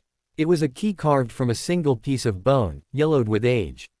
And attached to it by a slender chain was a small, folded square of the finest, most translucent parchment Harry had ever seen. He lifted the bone key. It was light, fragile. A sense of profound solemnity washed over him. This was not a key to a lock. This was a key to a mystery. He unfolded the parchment. The writing was Ignatius Peverell's, firm and clear despite the centuries. "To my heir. If you hold this, the line endures, and darkness presses close. The specter of our own folly, of power coveted without wisdom, has risen anew in your time, as I feared it would. This key does not open a vault or a chest. It opens a door in the mind. It is the key to the Peverell Grimoire, the book of our family's deepest, most guarded magic, magic not of conquest but of understanding. Understanding of the boundary we are sworn to guard. The grimoire was hidden not from thieves, but from ourselves. From those in our line who might be tempted to use its truths for domination. It was placed in the one location no seeker of power would ever think to look. Not in a tomb, not in a fortress, but in the heart of life itself. To find it, you must follow the path of the middle brother. Not the proud warrior, nor the resigned master. The lover, Cadmus Peverell, he who called back his beloved and found only sorrow. Seek the place where love's shadow lingers, where the veil is thin not with death, but with regret. There, in the garden of grief, the book waits for the Lord who understands that true power is the strength not to use it. The bone is the key. The parchment is the map. Hold it to the moonlight, and the path will be revealed. Guard this knowledge. Use it only to defend the boundary. For if it is used to break what we are sworn to keep, the consequence will be not your death, but your eternal vigil. Yours in duty, Ignatius. Harry stared at the words, his mind reeling. The secret wasn't a weapon. It was a book of knowledge. A book hidden in a garden of grief, linked to Cadmus Peverell, the second brother. The one with the resurrection stone. Griphook read over his shoulder, his breath a soft hiss. A grimoire. A family's arcana. That is a treasure beyond gold. But his warning, the boundary we are sworn to guard. What boundary? Before Harry could speculate, the guardian, who had been standing watchful sentinel, suddenly went rigid. Its blue helm light brightened, scanning the far tree line. Its voice was a low rumble. We are observed. Across the black river, in the deepening gloom beneath the trees, a pair of yellow, slitted eyes ignited. Then another. And another. Low, guttural growls vibrated through the ground. Shapes detached themselves from the shadows, massive, hunched creatures with matted fur and claws that gleamed like bone. Their eyes burned with a hungry, intelligent malice. Grindylows. Griphook muttered, his wand rising. No, bigger. Barghests. Black dogs of the underworld. Guardians of death's sights. They are drawn to the magic of the opening box. The creatures began to pace at the edge of the black water, snarling, their drool sizzling where it hit the ground. They couldn't cross the water, its magic held them at bay. But they were waiting, hemming them in. The path back requires a moment of stillness to open, the guardian intoned. They will attack the moment we attempt it. We need to fight our way to a clearing, Griphook said, his voice tight. Away from the water's edge. Give the guardian space to open the path. Harry's heart hammered. He shoved the bone key and parchment into his shirt. He had no wand. He was a liability. The largest barghest threw back its head and let out a howl that froze the blood in Harry's veins. It was a sound of pure hunger, of ages spent waiting in the dark for living flesh. It gathered its powerful haunches and leapt. Not across the water. Over it. A gigantic, soaring arc, straight for them. Down. The guardian roared, shoving Harry behind it and drawing the obsidian sword in one fluid motion. The barghest met the black blade in midair. There was a shriek of tearing magic and a spray of viscous, black ichor. The creature fell, writhing, but two more were already in the air. Griphook's wand flashed, sending jets of fiery rope towards the beasts. They twisted in the air, evading, landing with earth-shaking thuds on the near bank, surrounding them. Harry stumbled back, the cold of the standing stone against his spine. He was trapped. The barghest's burning yellow eyes locked onto him, sensing his fear, his vulnerability. One broke from the circle, charging straight for him, jaws wide enough to swallow his head whole. Time slowed. Harry saw the glistening teeth, smelled the carrion breath. The sea of magic inside him surged, not in fear, but in a furious, protective denial. No. His hand, the one with the Peverell ring, shot out instinctively, palm forward, as if to push the beast away. He didn't speak a word. He didn't need to. The ring blazed with cold, black light. And from his palm erupted not a spell, but a wave. A silent, expanding circle of force that was the absolute negation of life, the still calm at the edge of the void. It was the power of the standing stone. The power of the forgotten ford. The power of the first brother's end. The wave hit the charging barghest. The creature didn't fly back. It didn't yelp. It simply stopped, mid-stride. The fiery light in its eyes winked out. It collapsed into a pile of gray ash that settled soundlessly on the moss. The other barghests froze, a collective whine of terror rising from the pack. They backed away, their predatory confidence shattered. In the ringing silence that followed, Harry stared at his own hand, then at the pile of ash. The ring was cold again. The sea within him was quiet, shocked at its own outburst. Griphook stared at him, his wand half lowered, his expression unreadable. The guardian slowly lowered its sword. The boundary, the guardian whispered, its voice filled with something like awe. You have touched it. Before anyone could speak, a new sound cut through the night. Not a howl. A voice. High, cold, and clear, singing a fragment of an old song from the trees across the river. Where the black water flows, and no memory grows, lies the key to the keep. For the watchers in the deep. It was a woman's voice, beautiful and terrible. And as it faded, the barghests melted back into the shadows, cowed and submissive. On the opposite bank, a figure stepped into the open. She was tall and pale, with hair like silverweed and eyes as black and empty as the river. A cloak of shadows swam around her. A river hag. A spirit of the forgotten ford. She looked directly at Harry, a smile touching her lips that held no warmth. "The little lord has teeth," she said, her voice like water over graves. "The master will be pleased." "What master?" Griphook snarled, his wand now pointed at her. The hag only laughed, a sound like breaking ice. "The clock chimes, little lord. The serpent waits in the sun. Your awakening has not gone unnoticed. He is coming for the keys you hold. All of them." She pointed a long, bony finger at Harry's chest, where the bone key lay hidden. "Tell the metal man to take you home. The wards here thin. The paths are watched. Your true trial is not in the wild places." She leaned forward, her voice dropping to a whisper that carried perfectly across the silent water. "It is in the house you think is safe." With a final, mocking laugh, she dissolved into mist that drifted down to be swallowed by the Black River. The ford was silent once more, but the peace was now a lie. "We must return," the guardian stated, urgency in its tone. "The hearth is calling. It feels distress." Harry, his hand still tingling with the echo of deadly power, nodded numbly. The hag's warning echoed in his skull. "Your true trial is in the house." He grabbed the guardian's arm. Griphook seized his shoulder, his face ashen. The guardian tore the path open once more. As the grey torrent swallowed them, Harry took one last look at the forgotten ford. On the far bank, where the hag had stood, the barguests were gone. In their place, sitting calmly on a rock, was a large, tawny owl.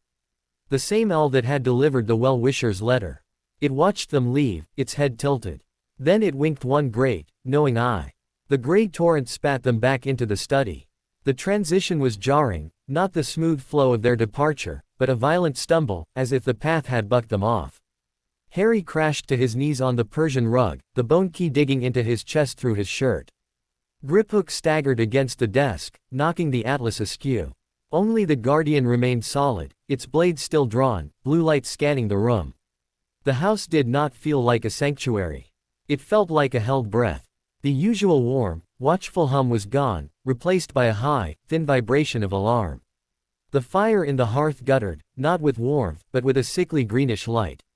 The magical window showed the moor, but it was blurry, distorted, as if seen through troubled water. "What's wrong with it?" Harry whispered, pushing himself up. The memory of the barguest's ash was a cold weight in his stomach, separate from the house's anxiety. "The hearth is poisoned," the guardian intoned, striding to the fireplace. It knelt, gauntleted hand hovering over the flames. "Not by physical toxin. By intent. A malediction of Undelonging. It whispers to the stones that the Lord is false. A curse." Griphook was already moving, his wand tracing intricate patterns in the air. Glittering, diagnostic runes bloomed and died. Subtle. Insidious. Not aimed at life, but at legitimacy. It seeks to break the bond between Lord and House, to make the wards reject him. He shot a sharp look at Harry. "When did this start?" "I don't know. It felt fine when we left. The hag said our true trial was here," Harry remembered, his blood going cold. "She said the wards were thin. This was planted from within," Griphook snarled, stalking to the study door. "A curse like this needs a physical anchor inside the wards. A focus." He looked at the guardian. "Can you trace the source?" The guardian rose. Its helm turned slowly, the blue light intensifying. It was not looking with eyes. It was listening to the house's pain. "It comes from above. Where the family rests. The gallery. The family gallery." Harry hadn't even explored it. A floor of portraits. Creature had said. Of sleeping ancestors. They moved quickly, a grim procession. The guardian leading, sword ready, Griphook, wand a needle of concentration, Harry, clutching the bone key through his shirt, the ring cold on his thumb. The gallery was on the topmost floor, a long, narrow room lit by perpetually glowing orbs in glass cases. The air was thick with dust and the smell of old paint and varnish. Dozens of portraits lined the walls, each occupant asleep or pretending to be. Severe witches in stiff collars, wizards with pointed beards, children in outdated clothes. All Peverells. All silent. At the far end, above a marble mantelpiece, hung the largest portrait. It showed a man in midnight blue robes, standing before a depiction of Grimmauld Place itself. He had a strong, intelligent face and weary eyes. The plaque read, Ignatius Peverell, last acting lord, 1820–1891. Asterisk. His painted eyes were open. And they were fixed on Harry. You found the key, Ignatius said. His voice was not the booming resonance of the guardian or the shade from the moor. It was a dry, papery sound, full of a deep, entrenched grief. I felt the lock break. I felt the disturbance. The curse, Harry said, stepping forward. Do you know who cast it? I know it was cast with a knowledge of this house's rhythms. With an intimacy. Ignatius's painted gaze shifted to a smaller portrait to his left. It was of a young, sharp-faced witch with raven hair and familiar, furious eyes. Iolanthe, as a girl, long before her portrait on the stairs. She was wide awake, staring defiantly out at the gallery. Daughter, Ignatius's voice held a terrible weight. Iolanthe's portrait did not speak. She smiled. It was a small, cruel, satisfied curve of her lips. Then she turned her head and looked pointedly at a tall, ornate clock standing against the wall between the portraits. A grandfather clock Harry hadn't noticed before. It was made of dark wood, inlaid with mother of pearl that formed the Peverell crest. Its pendulum was still. It showed no time. The clock, Griphook breathed. The anchor. He and the guardian approached it. Harry stayed where he was, locked in a stare with the painted Iolanthe.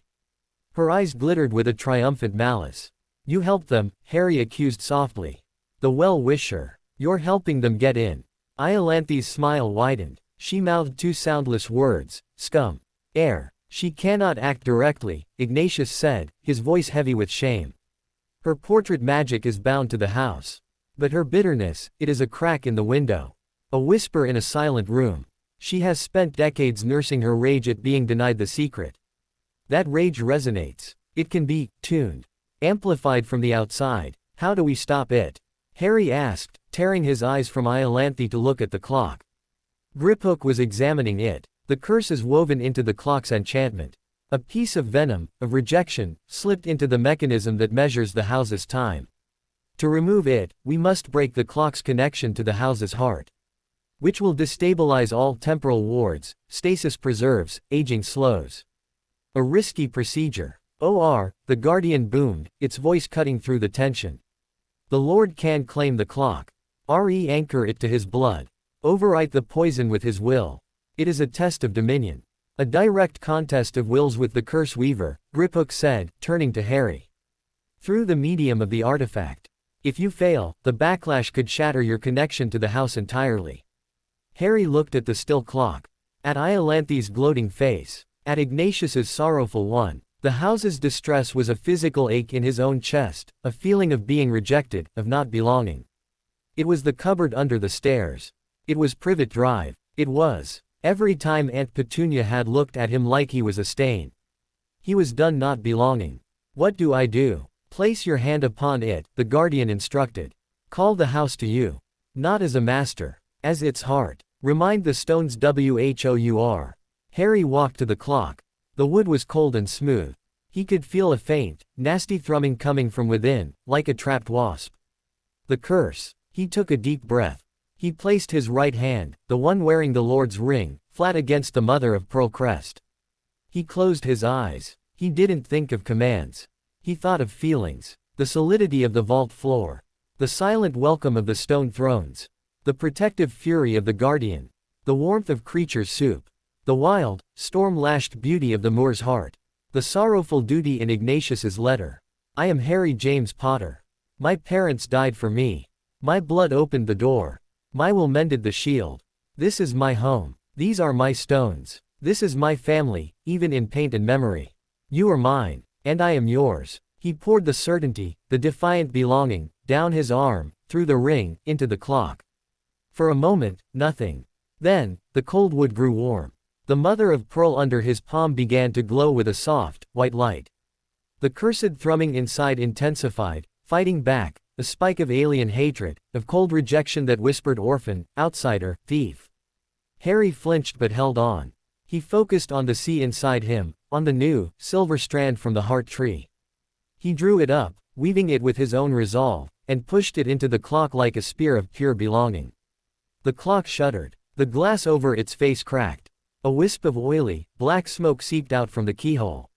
From the corner of his eye, He saw Iolanthe's portrait clap her hands over her ears, a silent scream of rage on her face. The black smoke coalesced into a phantom shape, a coiling, skeletal serpent with eyes of green flame. It hissed, a sound that contained the river hag's mocking laughter and the well-wisher's elegant threat. It struck, not at Harry's body, but at the connection between his hand and the wood. The ring on Harry's thumb blazed with cold black light once more. The same power that had stilled the Barghest. The boundary power. The phantom serpent met the light and unraveled. It didn't vanish in a puff. It unwove, its malicious intent dissipating into harmless mist that was greedily absorbed by the glowing mother of pearl. The clock gave a deep, resonant gong. The pendulum began to swing. The hands, which had been frozen, jerked forward and settled. Not on a number. They pointed to two symbols, a tiny etched cloak at the 12, and a stone at the 6. Time resumed in Grimmauld Place. The relief was immediate and profound. The sickly green light in the study hearth below snuffed out, replaced by a healthy, crackling orange. The vibrating alarm in the walls faded, replaced by the deep, contented hum of a secured fortress. The magical window cleared, showing the moor under a peaceful, starry night. Harry removed his hand. The clock ticked steadily, a comforting, solid sound. It was his now. He turned. Iolanthe's portrait was no longer smiling. She looked shocked, then furious. Then, with a final, hateful glare, she turned her back in her frame, becoming a static image of a proud, unhappy girl. Ignatius let out a long, painted sigh. The house recognizes its true lord. Well done, heir. The crack is sealed. For now. His eyes held a warning. But she is still a part of this house. Her bitterness remains. It is a vulnerability. You must be stronger than her grief. Exhaustion, deeper than from the moor, washed over Harry. He'd faced a psychic specter, journeyed to a magical heart, survived a Barghest attack, and now purged a curse. From his own home, he was running on fumes. Griphook was looking at him with an expression Harry couldn't decipher, part respect, part wariness, part sheer professional fascination. The boundary power, the goblin said quietly. You wielded it again, instinctively. Do you know what that was? Harry shook his head, looking at his own hand. It was not a spell. It was an expression of your lordship. The Peverell mandate, to stand at the door between life and what comes after. You enforced the boundary. You told that creature, and that curse, you do not belong here. Be still. Griphook's gaze was intense. That is power that cannot be taught. It can only be inherited, and claimed. It was too much to think about. The key, Harry said instead, pulling the bone key and parchment from his shirt. We have to understand this. Back in the study, with a now cheerful fire, they examined their prize. The bone key was eerily light. The parchment was fragile. Remembering Ignatius's instruction, Harry walked to the window where moonlight streamed in. He held the parchment up to the silver light. As the moonbeams touched the translucent paper, ink appeared, not black, but a luminous silver that flowed and swirled, forming not words, but a map. A simple, elegant line drawing. It showed a hilltop under a crescent moon. On the hill stood a single, twisted yew tree. And beneath the tree, a door was drawn, with a keyhole. A dotted line led from Grimmauld Place to the hill, passing through a symbol of a weeping woman. The Garden of Grief, Griphook murmured, peering at it. Cadmus Peverell called his lost love back with the stone. The legend says he was so distraught at her half-life that he took his own life to truly join her. A place of love and sorrow. The map shows a yew tree, a tree of graveyards, of longevity and death. This must be his tomb. Or a monument. Where is it? Harry asked. The map provided no name. But the symbol of the weeping woman was located over a region the Atlas had labeled the Highlands. A specific, magical area known for its thin places between worlds. It will take research to pinpoint it, Griphook said. But the clue is clear. The grimoire is hidden in a place of profound emotional magic, tied to the second brother's tragedy. Not a fortress. A sanctuary of sadness. He looked at Harry. This is not a journey for now. You are exhausted. The house is secure. The immediate threat is purged. We consolidate. Harry wanted to argue, to push forward, but his body betrayed him. A huge, uncontrollable yawn cracked his jaw. The adrenaline was gone, leaving him hollow and shaky. Griphook's expression softened a fraction. Even lords must sleep. The clock ticks on your side now. Rest. Tomorrow, we study the map. We plan. Creature appeared with a pop, his eyes wide with concern. Master is looking peaky. Creature will draw a bath with soothing salts. Then Master is sleeping. This time, Harry didn't protest. The bath was warm and smelled of lavender. The salts eased his aching muscles. Wrapped in a soft robe, he fell into the enormous bed, and sleep took him before his head fully settled on the pillow. He dreamed, but it was not of storms or specters. He dreamed he was in a sunlit garden.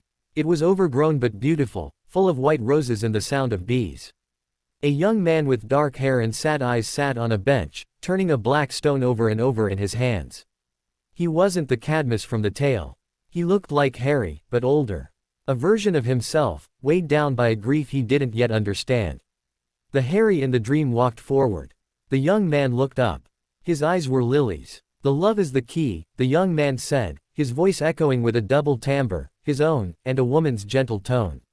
Not the sorrow. The love. That caused the sorrow. Remember that. When you go to the garden, don't bring your grief. Bring your love. It's the only thing the shadows there understand. What shadows? Dream Harry asked. But the young man was fading, the garden dissolving into the familiar, stone-walled room of the Peverell vault. The stone statues of James and Lily were there, but they were not looking at the child statue anymore. They were looking at him. And they were smiling. A real, warm, heartbreaking smile. James's stone hand lifted, not to point, but to give a slow, proud thumbs up. Lily's stone lips moved. No sound came out, but he knew the words. We love you. Harry woke with a gasp, tears streaming down his face into his pillow. The room was dark, lit by embers in the fireplace. The house was quiet, ticking contentedly. The love is the key. He lay there for a long time, the dream feeling more real than the room around him. He clung to the feeling of their smiles. A memory that wasn't a memory. A gift from somewhere beyond. He finally sat up, wiping his face. Moonlight still slanted through the window. He felt a pull. Not from sleep. From the study. He padded downstairs. The study was bathed in silver light. The bone key and moonlit map lay on the desk. The clock in the gallery above ticked a steady, reassuring rhythm. He went to the magical window. The moor was serene. But something was different. On the distant ridge where he'd seen the spectral figures of his family, a new light burned. A small, steady, golden flame, like a lone candle in the vast darkness. As he watched, a figure stepped into view beside the flame. It was the guardian, here in the study, a solid, metal sentinel. Yet on the moor, its spectral image stood watch over that distant light. The hearth fire of the line, the guardian's voice spoke softly in the room. You lit it tonight. In the heart of the house. It burns on the ancestral land now. A beacon. For you. And for those who watch from the shore. A beacon? Harry asked, a trickle of fear returning. Yes. It marks you as the true Lord. It draws the eyes of the line, wherever they may be. And, it draws other eyes. The light shines two ways.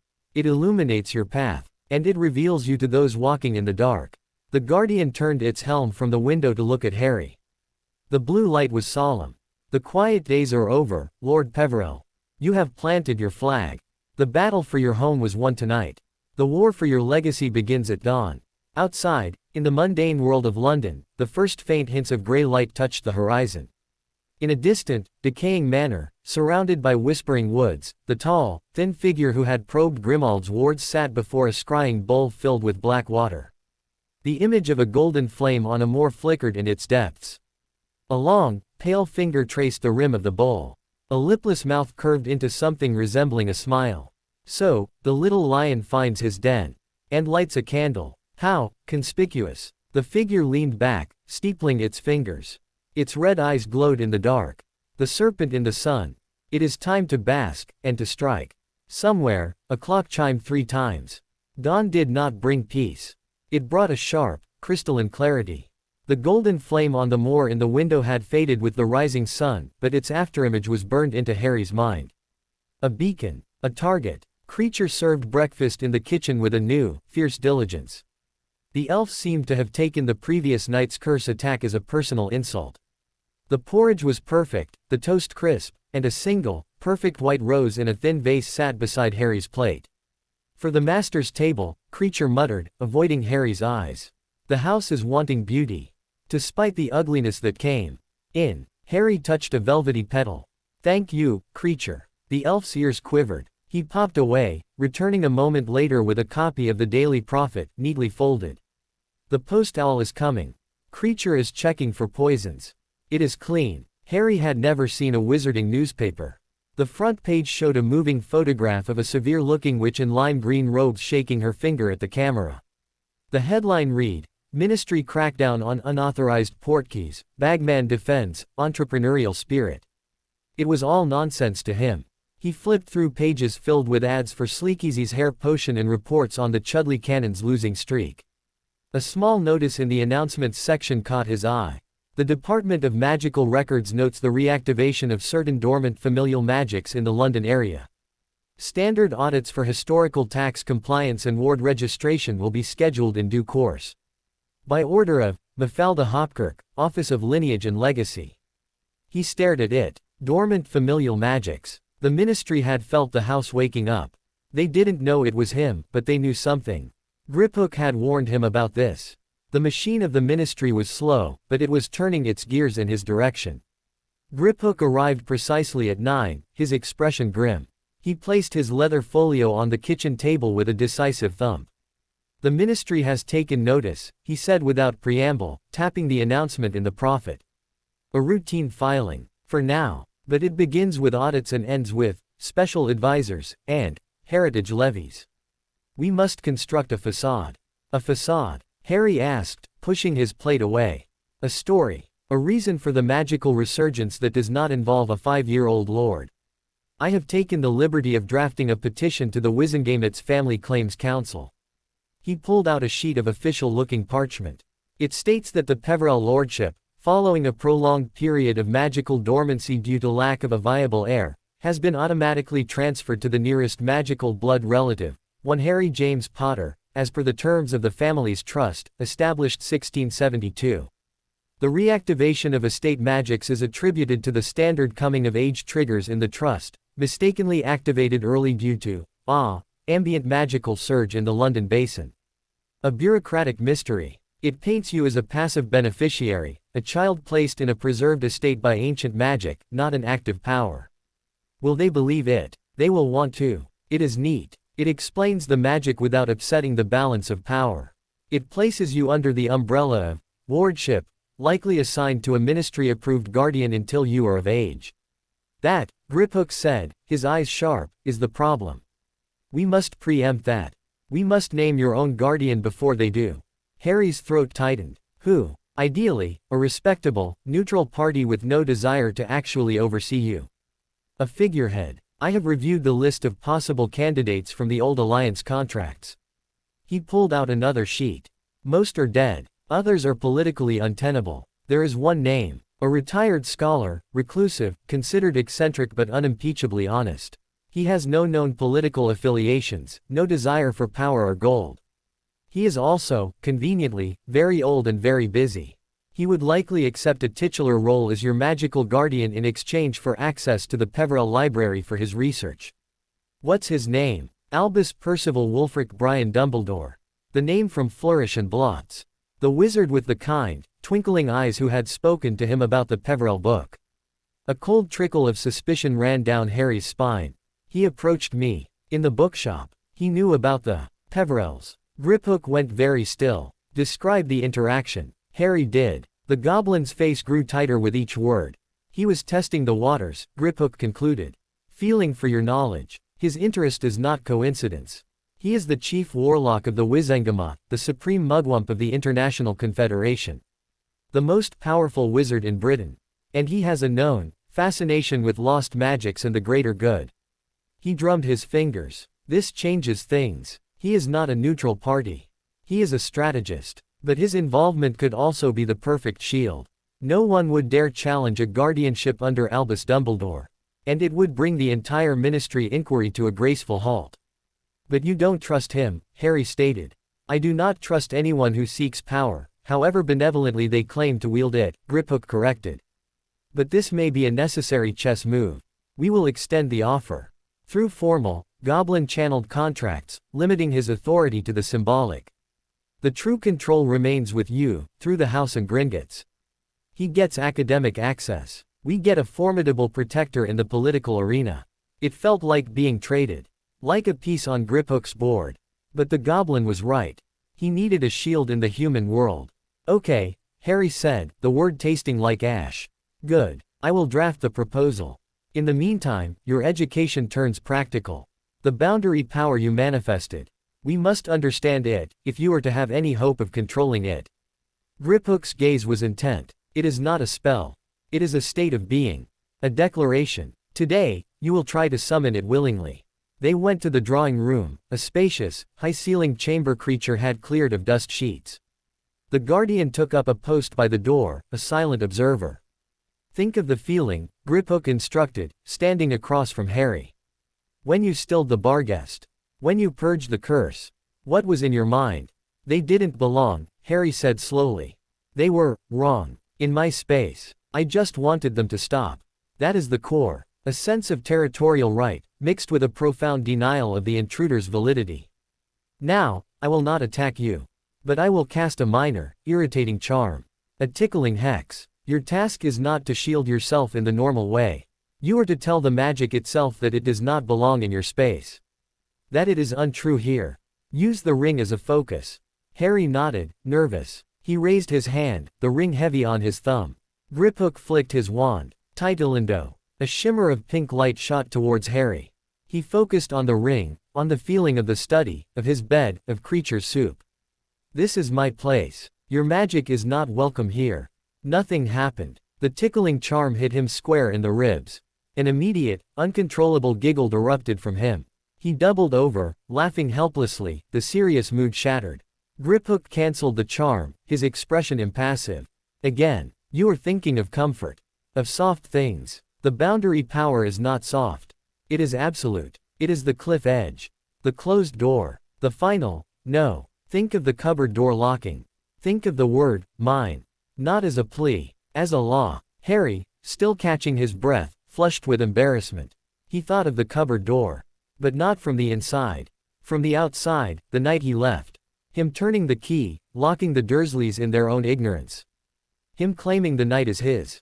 He straightened. He met Griphook's gaze. My will is the lock. Titleindo. The pink light sped towards him. This time, Harry didn't just think. He dismissed. He saw the magic as a tangible thread, an invasive string.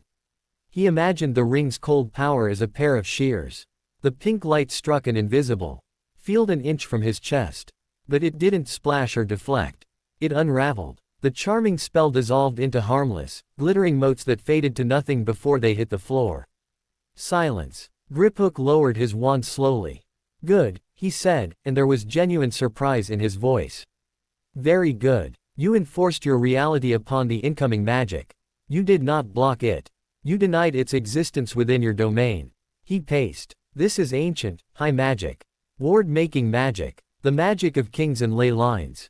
You must practice this, daily. Start with small spells. Build the mental muscle. They spent the next hour in repetitions. Harry's success rate was perhaps 1 in 3. Each attempt drained him, not physically, but in a deeper way, a mental fatigue of intense, unwavering focus. But each success felt monumental. A tiny realm of absolute control around his own body. He was panting with effort when Creature popped in, wringing his hands. Master Griphook, sir. There is a wizard at the front door. He is not knowing the secret, so he is just staring at the empty space. But he is leaving a letter. In a peculiar way. They went to the front hall. Harry peered through the peephole. On the step of number 11 stood a wizard in shabby, mismatched robes. He had a kind, slightly vacant face and was muttering to a flock of pastel-colored paper birds that fluttered around his head. One of the birds, a canary yellow one, was holding an envelope in its beak. The wizard gently took it and, with great concentration, placed the letter on thin air where number 12's door would be. It didn't fall. It stuck, as if pinned to an invisible board. A confundus charm on the letter itself, Griphook muttered. Keyed to stick to the strongest magical signature in the area, the Fidelius ward. Clever. Untraceable. He waited until the wizard, having delivered his message, ambled away, his paper birds chirping softly. Griphook opened the door and snatched the letter. It was plain parchment, sealed with a smudge of red wax. He broke it open, read it, and his face hardened. It is from our well-wisher. A response to your beacon. He handed the letter to Harry. The spidery handwriting was familiar. Young lord, your light shines brightly. A defiant little candle in the gloom. It illuminates so much. The path to your door. The cracks in your guardian's shell. The weight of the key in your pocket. You seek a book of understanding. I seek a wand of conquest. Our interests need not clash. The grimoire for the wand. A fair trade. The knowledge of the Peverells for the power of the Peverells. Consider my offer. The serpent does not always strike to kill. Sometimes, it sheds its skin to grow. You have until the moon is full to decide. Meet me in the sun's shadow at the place where your story began. The serpent will be waiting. Yours in mutual interest, the well-wisher. P.S. Do bring the goblin. His greed will help him see reason. The place where my story began, Harry whispered. His mind flew to the rubble of a house in Godric's Hollow he'd never seen. Or the cupboard under the stairs. Or, the vault. Gringotts. The sun's shadow, the main hall is lit by sun through high windows. The shadows move. He wants to meet in Gringotts, Griphook said, incredulous. Bold, arrogant, or desperately secure. It is a neutral territory, under goblin law. Violent conflict is forbidden. It is a place for transactions. He looked at Harry. He is offering a trade. The grimoire you haven't found, for the wand you haven't claimed. It's a trick, Harry said. He doesn't want to trade. He wants to see me. To see what I am. To get me out of the house. Undoubtedly. But the location is significant. He feels safe there. Or he has influence there. Griphook's eyes were narrow. Slits. A serpent in the sun. A creature comfortable in plain sight, in a place of law and gold. This points to a certain kind of wizard. One with wealth. With connections. One who believes the rules are for other people. What do? We do not go to his meeting, Griphook stated. That is playing his game. But we use his timeline. The full moon is in 1 week. We accelerate our own plans. We find the grimoire first. Knowledge is our weapon. And we must identify this serpent. I will make discreet inquiries within the bank. A wizard with this level of knowledge and resources leaves a financial footprint. The rest of the day was a blur of tense activity. Griphook left to pursue his inquiries at the bank. Harry, too keyed up to practice more magic, retreated to the library with the moonlit map. He studied the symbol of the weeping woman over the Scottish Highlands. He cross-referenced the atlas, looking for places of magical sorrow, of thin veils. The answer came not from a book, but from a whisper in the house itself. He was in the study, staring at the map, when the portrait of Ignatius spoke from the doorway. Harry hadn't summoned him, the house had apparently allowed the portrait to move within its frame to communicate. Cadmus did not die in a grand tomb, Ignatius said, his painted voice soft. He died of a broken heart in a small, stone hut overlooking a loch where he had promised to build a home for his love. The locals, Muggles, called it Loch Nan Dare, the Loch of Tears. The magical community knows it is a place where echoes of lost love linger. The veils are thin there because grief, profound grief, wears away at the fabric of things. Harry found it on the atlas. A small, shimmering loch in the highlands, marked with a symbol of a tear. The dotted line on his map led straight to it. He had a location, but going there was another monumental journey. And the well-wisher's deadline loomed. That evening, Griphook returned, his expression grimmer than usual. My inquiries were obstructed. Files pertaining to certain vaults with legacy holdings from the Wizarding Wars are sealed under Ministry and Gringotts joint order. I could not access them without triggering alerts. But the obstruction itself is a clue. It suggests our well-wisher has political protection. Or is himself part of the establishment. What do? Harry asked again, feeling the walls close in. We stick to our plan. We find the grimoire. Tomorrow, we journey to Loch Nan Dare. The Guardian can take us. We will be in and out before the serpent knows we have moved. Griphook fixed him with a look. But you must be prepared. The clue said, the Garden of Grief. Places of concentrated emotional magic are perilous. They amplify what you bring inside. You must control your emotions, or they will control you. That night, Harry dreamed of the loch. He stood on its pebbled shore, and the water was not water, but a mirror reflecting a sky full of swirling, gray faces, all wearing expressions of profound loss. From the center of the loch, a woman made of mist and tears rose, holding a book bound in pale leather. She held it out to him. But as he reached for it, the faces in the water changed. They became the Dursleys, contorted in fear. They became the river hag, laughing. They became a handsome, cruel-faced man with red eyes and a wand of yew. "The book is mine, boy," the red-eyed man whispered with the hag's voice. "As is the wand. As is the cloak. As is your life. The set must be complete." Harry woke with a start, the dream villain's face lingering. He'd seen it before, in the flash of green light. Voldemort. The next morning, they prepared. Creature packed a lunch. Griphook wore practical gear again. The Guardian stood ready in the study, its presence a solid comfort. Harry held the bone key. The map was memorized. He felt the pull of the lock, a sad, sweet song in his blood. "Remember," Griphook said as they gathered around the Guardian. "Control. This is a place of emotion. Be a stone in the stream. Observe. Do not feel." Harry nodded, gripping the Guardian's vambrace. Griphook placed a hand on his shoulder. The Guardian drew the symbol. The tear in reality opened, showing not gray torrents, but a pathway of soft, misty green light, smelling of damp pine and cold freshwater. They stepped through. The world was silence and mist. They stood on the shore of Loch Nandare. It was a beautiful, mournful place. The water was perfectly still, a sheet of gray glass reflecting the weeping sky. Pine forests crowded the shores, their branches drooping as if in sympathy. The air was cold and clean, and the silence was so absolute it felt like a presence. A tiny, stone ruin, little more than a collapsed chimney, stood on a knoll overlooking the water. This was Cadmus's hut. The Garden of Grief was the entire landscape. "The sorrow here is old," the Guardian intoned, its voice subdued. "It has settled into the stones.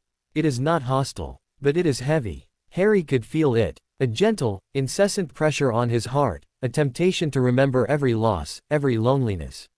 He thought of his parents' stone faces, of the empty high chair at the Dursleys' table that was never for him. He shook his head, focusing on the bone key in his hand. The love is the key, not the sorrow. Ignatius's map had shown a yew tree. He saw it now, an ancient, massive yew, its branches sprawling like arthritic fingers, growing from a crack in the bedrock 20 yards from the ruined hut. Its trunk was split and hollow. They walked towards it, their footsteps muffled by thick moss. The mist curled around their ankles. As they neared the tree, the bone key in Harry's hand grew warm. It began to pulse with a soft, rhythmic light, like a heartbeat. From within the hollow of the yew tree, a corresponding light answered. Harry crouched and peered inside. The hollow was deep and dark. But at the very back, set into the living wood itself, was a small, elegant door of pale, polished bone. It had a keyhole. This was it, not a tomb, a tiny, secret library in a tree. He inserted the bone key. It turned with a sound like a sigh. The bone door swung inwards. Inside was not a space large enough for a person. It was a niche, and on a small shelf of living wood sat a single book. The Peverell Grimoire. It was smaller than he'd imagined, bound in what looked like pale, smooth human skin but felt like velvet. There were no titles on the cover. Only a symbol, the triangle, circle, and line, but drawn as if with a single, unbroken thread. Harry reached in, his fingers trembling. He lifted the book. It was light. It hummed with a quiet, profound intelligence. As he pulled it from its resting place, the mist around the lock stirred. The silent pressure of sorrow suddenly gained a focus. The reflections on the water shifted, no longer showing the sky, but faces, hundreds of mournful, longing faces, all turning towards the tree. "You have taken the anchor," the Guardian said, its voice urgent. "The emotional weave of this place is unbalanced. It will seek to claim a new one. We must leave." Harry shoved the grimoire inside his robes. He turned. The mist had thickened, forming shapes. Pale, translucent figures, echoes of lost loves, not ghosts, but impressions, drifted towards them from the lock. Their mouths were open in silent cries. They reached with vaporous hands. "Don't let them touch you." Griphook barked, his wand sending pulses of silver light that dispersed the figures momentarily. But more came. The sorrow of the place was turning possessive. Hungry. The Guardian raised its sword, but how do you fight sadness? Harry clutched the book to his chest. The figures were drawn to it, to the concentration of familial magic it represented. They wanted its comfort. They wanted him. One, a woman with Lily's eyes but not her face, got too close. Her cold, misty hand brushed Harry's arm. A wave of desolation hit him so hard he gasped. It was the loneliness of the cupboard, the terror of the green light, the ache of the stone statues, all multiplied 1,000 times. He felt his own knees buckle. The love is the key. The dream voice cut through the despair. He didn't fight the sorrow. He didn't push it away with boundary power. He thought of the love behind his grief. His mother's scream, not Harry. A scream of furious, desperate love. His father's laughter. The thumbs up from the stone statue. The proud, sad smile of the young man in the garden. He focused on that love, let it fill the hollow the touch had created. The misty figure around him flinched. Its expression shifted from hunger to a kind of wonder, then to peace. It dissolved, not into nothing, but into a warm, golden light that floated gently upwards and vanished. The other figures paused, their silent cries fading. Now, the guardian commanded. Harry grabbed its arm. Griphook seized his shoulder. The guardian tore open the path home. As the green mists of the lock vanished, replaced by the study's familiar gloom, Harry collapsed into the leather chair, the grimoire a solid, warm weight against his heart. They had done it. But the triumph was short-lived. Creature was waiting for them, trembling, his ears flat against his head. Master. Bad news. An owl is coming from the ministry. A red owl. A summons. He held out a scroll sealed with the elaborate wax seal of the Department of Magical Records. Griphook snatched it, broke the seal, and read. His face turned to stone. It is a formal notice. A temporary lineage guardian has been appointed by the Family Claims Council, pending review of our petition. He looked up, his eyes burning with cold fury. They have acted with impossible speed. They have named your guardian. Who? Harry asked, dread a cold pool in his stomach. Griphook's voice was flat, deadly. The appointment is made to one Lucius Malfoy. Of the ancient and noble house of Malfoy. To provide stability and proper pureblood guidance to the resurrected Peverell legacy. Malfoy. The cold, drawling voice from Madame Malkins. The father of the blonde boy. The serpent in the sun had a name. And it had just legally slithered into Harry's life. The name Lucius Malfoy hung in the study like a curse. The firelight seemed to dim. The comforting tick of the reclaimed clock now sounded like a countdown to invasion. How? Harry's voice was thin. You said we would petition first. You said it would take time. It should have, Griphook snarled, crumpling the summons in his fist. This is not bureaucracy. This is a raid. A preemptive strike. Malfoy has friends in the ministry. He must have pushed this through the moment the magical surge was detected, long before the official notice was published. He has been waiting for an opportunity like this for years. The goblin began to pace, a caged predator. A dormant ancient house with vast wealth and no protector. It is the ultimate prize for a wizard like him. Political influence, historical prestige, and gold. Mountains of gold. He can't just take me, Harry said, a hot defiance rising to meet the cold fear. He can, Griphook said, stopping to face him. According to wizarding law, as the appointed temporary lineage guardian, he has the right to assess your living conditions, manage your financial affairs, for your well-being, and even relocate you to a suitable environment, if this house is deemed unsafe or unfit. The Fidelius will keep the house itself secret, but if he has the official paperwork, he can force a magical trace on you as your guardian. He could find you anywhere. The walls of Grimmauld Place, which had felt so solid, now seemed thin as paper. Harry's grip tightened on the grimoire hidden beneath his robes. We won't let him. We are bound by wizard law in this, unless we wish to start a war with the ministry, Griphook spat, frustration evident. Gringotts can challenge the appointment, but it will take days in their cursed legal chambers. Malfoy will have his foot in the door by then. Literally. The law is a wall, the guardian intoned from its post. But walls have gates. And locks. The guardianship is based on the claim that the Lord is a child, incapable and uprooted. If that claim is proven false. Griphook's sharp eyes snapped to the guardian. If Harry can demonstrate he is not a helpless child, that he is already rooted, protected, and in control of his legacy, the basis for emergency guardianship crumbles. But how? He is 5. No court will see him as capable. Not a wizard court, the guardian agreed. But the appointment came from the Family Claims Council. Their authority stems from ancient family magic, from the concept of lineage. They respond to blood, to symbols, to demonstrations of inherited right. A wild idea began to form in Harry's mind, sparked by the Guardian's words and the weight of the book against his ribs. What if I don't act like a child? He asked slowly. What if I act like a lord? They will see it as a puppet show, Griphook dismissed. With me pulling the strings. Not you. Harry looked at the Guardian. Him. What if the lord of an ancient house doesn't meet with interlopers himself? What if he sends his champion? His sworn shield. If Malfoy comes here with his paperwork, he doesn't get a little boy. He gets you. And you tell him the house does not recognize his claim. That the lord is well protected and his affairs are in order. That any further communication must go through Gringotts, as per the ancient Peverell contracts.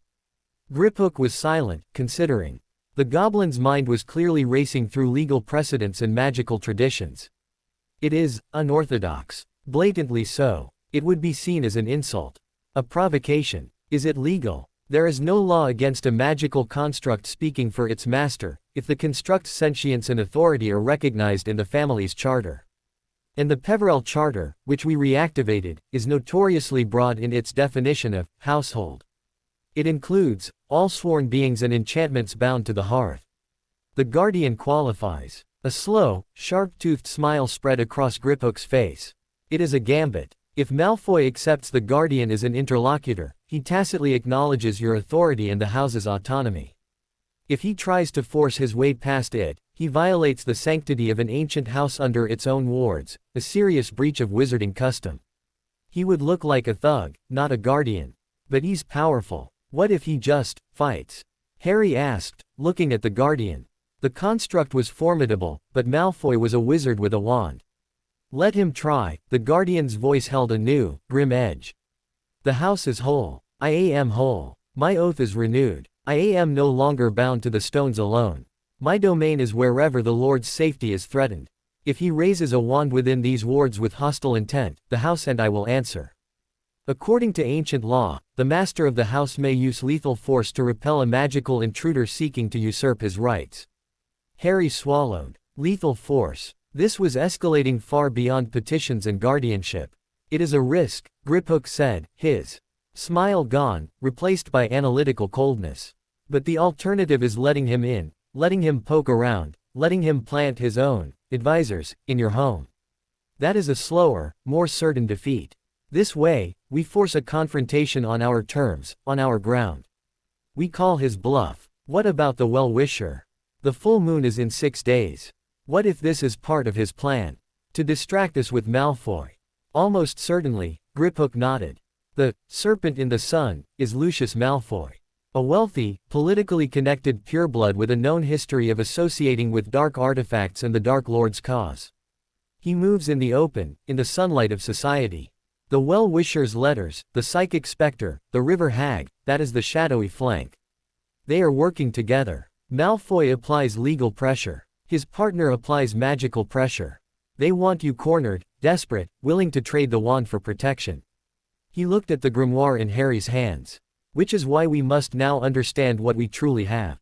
Knowledge may be our only weapon against both. They retreated to the study's secure silence. Harry placed the pale, velvety grimoire on the obsidian desk. The symbol on the cover seemed to pulse gently. He took a deep breath and opened it. The first page was not parchment. It was a sheet of what looked like woven moonlight, and on it, in ink that shifted like liquid mercury, was an introduction. To my heir. If you read this, you have passed the test of the heart and understood the lesson of the garden. You know that power is a burden, and wisdom is its counterweight. This book does not contain spells of domination. It contains understandings of life, of death, of the boundary between them that our line is sworn to guard. It is divided into 3 sections, as all things of substance are. The cloak's truth, on perception, concealment, and the nature of self. The stone's path, on memory, echoes, and dialogue with the departed. The wand's resolve, on will, authority, and the enforcement of reality. Study them in order. Do not skip ahead. The knowledge within is cumulative and will react poorly to a disordered mind. The boundary power you have touched is the synthesis of all 3. To wield it without understanding is to risk unraveling your own soul. Remember the duty. Stand at the door. IP. Harry turned the page. The next section, the cloak's truth, began not with invisibility spells, but with philosophical musings on the nature of being seen and unseen. It discussed magical disillusionment, yes, but also the magic of anonymity, of hiding in plain sight, of protecting one's core self from the scrutiny of the world. It was dense, poetic, and strangely comforting. It spoke of the cloak not as a tool for trickery, but as a sanctuary for the soul. He skimmed a few pages. There were practical exercises, meditations to feel the edges of one's own magical presence, to consciously soften or harden them. It was the theoretical foundation for the boundary power he'd used instinctively. It's not about casting spells, Harry murmured, awed. It is about becoming the spell, Griphook said, peering over his shoulder. This is pre-wand magic. Intent-based magic of the highest order. This is what the old families lost in their obsession with incantations and ministry controls. His voice held a grudging reverence. This book is worth 100 wands of power. It is a map to a kind of magic the world has forgotten. A sudden, sharp crack echoed from the front hall, followed by Creature's furious squeal. Out, out, you is not being invited. They froze. Apparition. Inside the wards. Only someone with explicit permission or the trace, Griphook hissed. He's used the guardianship order to key himself into the properties. Apparition points. He's here. To your place, Lord, the guardian commanded, its voice a low thrum of power. It turned and strode from the study, its footsteps ringing on the tiles. The advisor, with him. I will meet the intruder in the hall. Come, Griphook said, pulling Harry not towards the door, but towards the leather chair behind the desk. Sit. Look at the book. Do not look up. Do not speak. You are the Lord, occupied with his studies. You are not concerned with the clamor at your gate. Harry scrambled into the chair. It enveloped him, making him look even smaller, but he straightened his back. He opened the grimoire to the first page of the Cloak's Truth and stared at the shifting words, though he couldn't read a single one. His heart was hammering so loudly he was sure it could be heard in the hall. He heard the front door open, not forced, but unlocked by the authority of the ministry seal. Then, Lucius Malfoy's voice, cold, polished, and dripping with condescension. A house elf. How quaint. Stand aside, Creature. I am here by the authority of the Ministry of Magic and the Family Claims Council to see Harry Potter. Creature's voice, trembling with rage. The Master is not receiving. You is not welcome. The Master is a child, and I am his appointed guardian. Now, move, or I will have you shipped back to the kitchens of whatever miserable hovel you came from. The house elf speaks for the house. The guardian's voice boomed, shaking the walls. And the house does not recognize your authority. You will proceed no further. A pause. Harry could imagine Malfoy's face, the cold surprise. A construct. A hearth guardian. I had heard the Peverell protections were robust. Malfoy's tone shifted, becoming slicker, more negotiative. I mean no disrespect to the ancient wards. I am here under law. My paperwork is in order. I must see the child to ascertain his well-being. Surely you understand the necessity. The well-being of the Lord is assured. His affairs are managed by Gringotts Bank, as per the Peverell family trust. Any communication may be directed there. The guardian's reply was implacable. The bank does not determine a child's welfare. I do. As his magical guardian. Now, stand aside. This is your final warning. The threat was now naked, cold steel beneath the silk. You have been warned. Cross the threshold of the inner hall with hostile intent, and you will be repelled. By the rights of the ancient house, by the oath of the hearth. Silence. Then, the sound of a wand being drawn. A distinctive, smooth snick. Finite. Malfoy's voice was a whip crack. Nothing happened. The guardian did not vanish. The wards did not fall. Your magic is weak here, intruder. The house knows its own. It rejects your claim. We shall see. Confringo. The blast was deafening. The house shuddered. Harry flinched, gripping the edges of the grimoire. But the explosion was muffled, contained.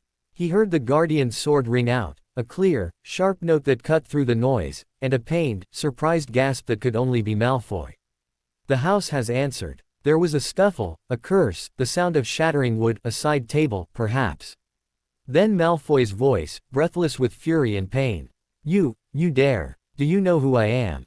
You are an intruder. You are a threat. You are unwelcome. Leave. Another blast, this one different, the sound of a powerful shielding charm meeting an unstoppable force. A cry of pain. A heavy thud against the front door. This is not over, construct. Malfoy spat, his voice laced with agony and venom. Tell your master that he has made a powerful enemy. The law is on my side. I will return with the full force of the ministry. I will have this house sealed. I will have that creature melted down for scrap. And I will take the boy. Leave. Now. A final, wordless snarl of rage. Then the sound of the front door slamming shut, and the distinct crack of disapparition, strained and ragged. Silence descended, thick and heavy. A moment later, the guardian entered the study. Its armor was scorched in one place on its breastplate, a black smear against the dark metal. In its gauntleted hand, it held a long, white blonde hair, tinged with blood. It dropped it on the desk. He is wounded. His pride more than his flesh. He will return with reinforcements. But he knows now the house is not defenseless. And that the Lord is not alone. Griphook let out a long, slow breath. You wounded a Malfoy on his own legal grounds. This is a declaration of war. He started it, Harry said, his voice steadier than he felt. He looked at the guardian. Are you damaged? Minor scoring. The shield of the house absorbed the worst. His magic was pulled in two directions. He fought the house's rejection as much as my blade. It weakened him. Good. Harry looked at the single hair. A part of his enemy. A thought, dark and clear, formed. Griphook. Can this be used for tracking? Or something else? The goblin picked up the hair, examining it. A powerful sympathetic link. It could be used in a number of ways. But such magic is gray. Dark, even. He's trying to take my home. He works with the person who sent a specter to drive me mad. Harry met Griphook's gaze. I don't care if it's gray. A flicker of that same predatory approval crossed Griphook's face. Then we shall add it to our arsenal. But carefully. For now, we have bought time. A day, perhaps two, before he returns with oars or hit wizards. We must use it. The plan was forged in the tense hours that followed. They could not wait for Malfoy's next move. They had to act. The well-wisher's deadline to meet at Gringotts was still looming, but going there was a trap. Instead, they would turn the hunt around. Using the hair and a complex ritual described in the grimoire's third section, the wand's resolve, they would attempt to scry not for Lucius Malfoy, but for the magical signature of his ally, the well-wisher. The theory, as Griphook explained, was that allies in dark magic often shared magical bonds, traces of each other's power. Malfoy's hair, fresh from a conflict where he was likely drawing on his partner's support or advice, might carry a faint echo of the other. It was a long shot. But it was their only shot. The ritual required a focus of will, a blood linked the hair, and a mirror of truth. The guardian brought from the vault the bottle of swirling silver mist Harry had seen before, mist of the veil, the grimoire called it, a substance collected from the boundary itself. At midnight, in the study, they began. Creature cleared a space on the floor, inscribing a triple circle with crushed moonstone and salt. Harry sat in the innermost circle, the hair in one hand, his ring hand resting on the open grimoire. Griphook stood outside the circles, overseeing. The guardian stood at the door, a vigilant sentinel against interference. Harry focused. He poured his will, his need to find the hidden enemy, into the hair. He thought of the elegant handwriting, the mocking threats, the psychic violation of the specter. Show me your partner. Griphook uncorked the bottle. The silver mist did not float out. It poured, liquid and heavy, flowing into the central circle where it formed a pool like quicksilver on the floor, reflecting nothing. Now, Harry, Griphook whispered. Drop the link into the mirror. Harry let the single hair fall from his fingers. It drifted down and touched the surface of the silver mist. The mist erupted, not upwards, but inwards, collapsing into a perfect, shimmering mirror the size of a dinner plate hovering in the air. Images flickered across it, too fast to comprehend. Malfoy's furious face, the ministry seal, a dark robe, a ring with a black stone. Then it settled. It showed a room. A study, but not the one in Grimmauld Place. This one was opulent in a different way, all dark woods, green velvet, and glass-fronted cabinets displaying unpleasant-looking artifacts. A fire burned, and in a high-backed chair sat a man. He was not what Harry expected. He was not old and grim. He was perhaps in his 40s, with neatly trimmed brown hair and a handsome, clever face. He wore expensive but understated robes. He was writing in a journal with a sleek, black quill. He looked like a banker, or a politician. Then he looked up, as if sensing something, and his eyes met Harry's through the scrying mirror. His eyes were a pale, icy blue. And they were full of a terrifying, amused intelligence. He smiled. It was a pleasant smile. It was the most frightening thing Harry had ever seen. The man raised his hand, not in a wave, but in a slow, deliberate gesture, tapping his temple twice with a forefinger. "I know you're looking." Then he closed his eyes, and his image in the mirror dissolved, replaced by a single, clear symbol, a serpent coiled around a sun. The mirror shattered, the mist dissolving into the air with a faint sigh. The room was silent. Harry was shaking. "You saw him?" Griphook asked, his voice tight. Harry nodded, describing the man. Griphook's face grew paler with each word. "I know him. Or of him. That is Bartholomew Knott. An old pureblood family, but not one of the loud, brash ones like the Malfoys. The Knotts are quieter, deeper, scholars of the arcane. He is a renowned historian and a sitting member of the Wizengamot. He is considered a moderate."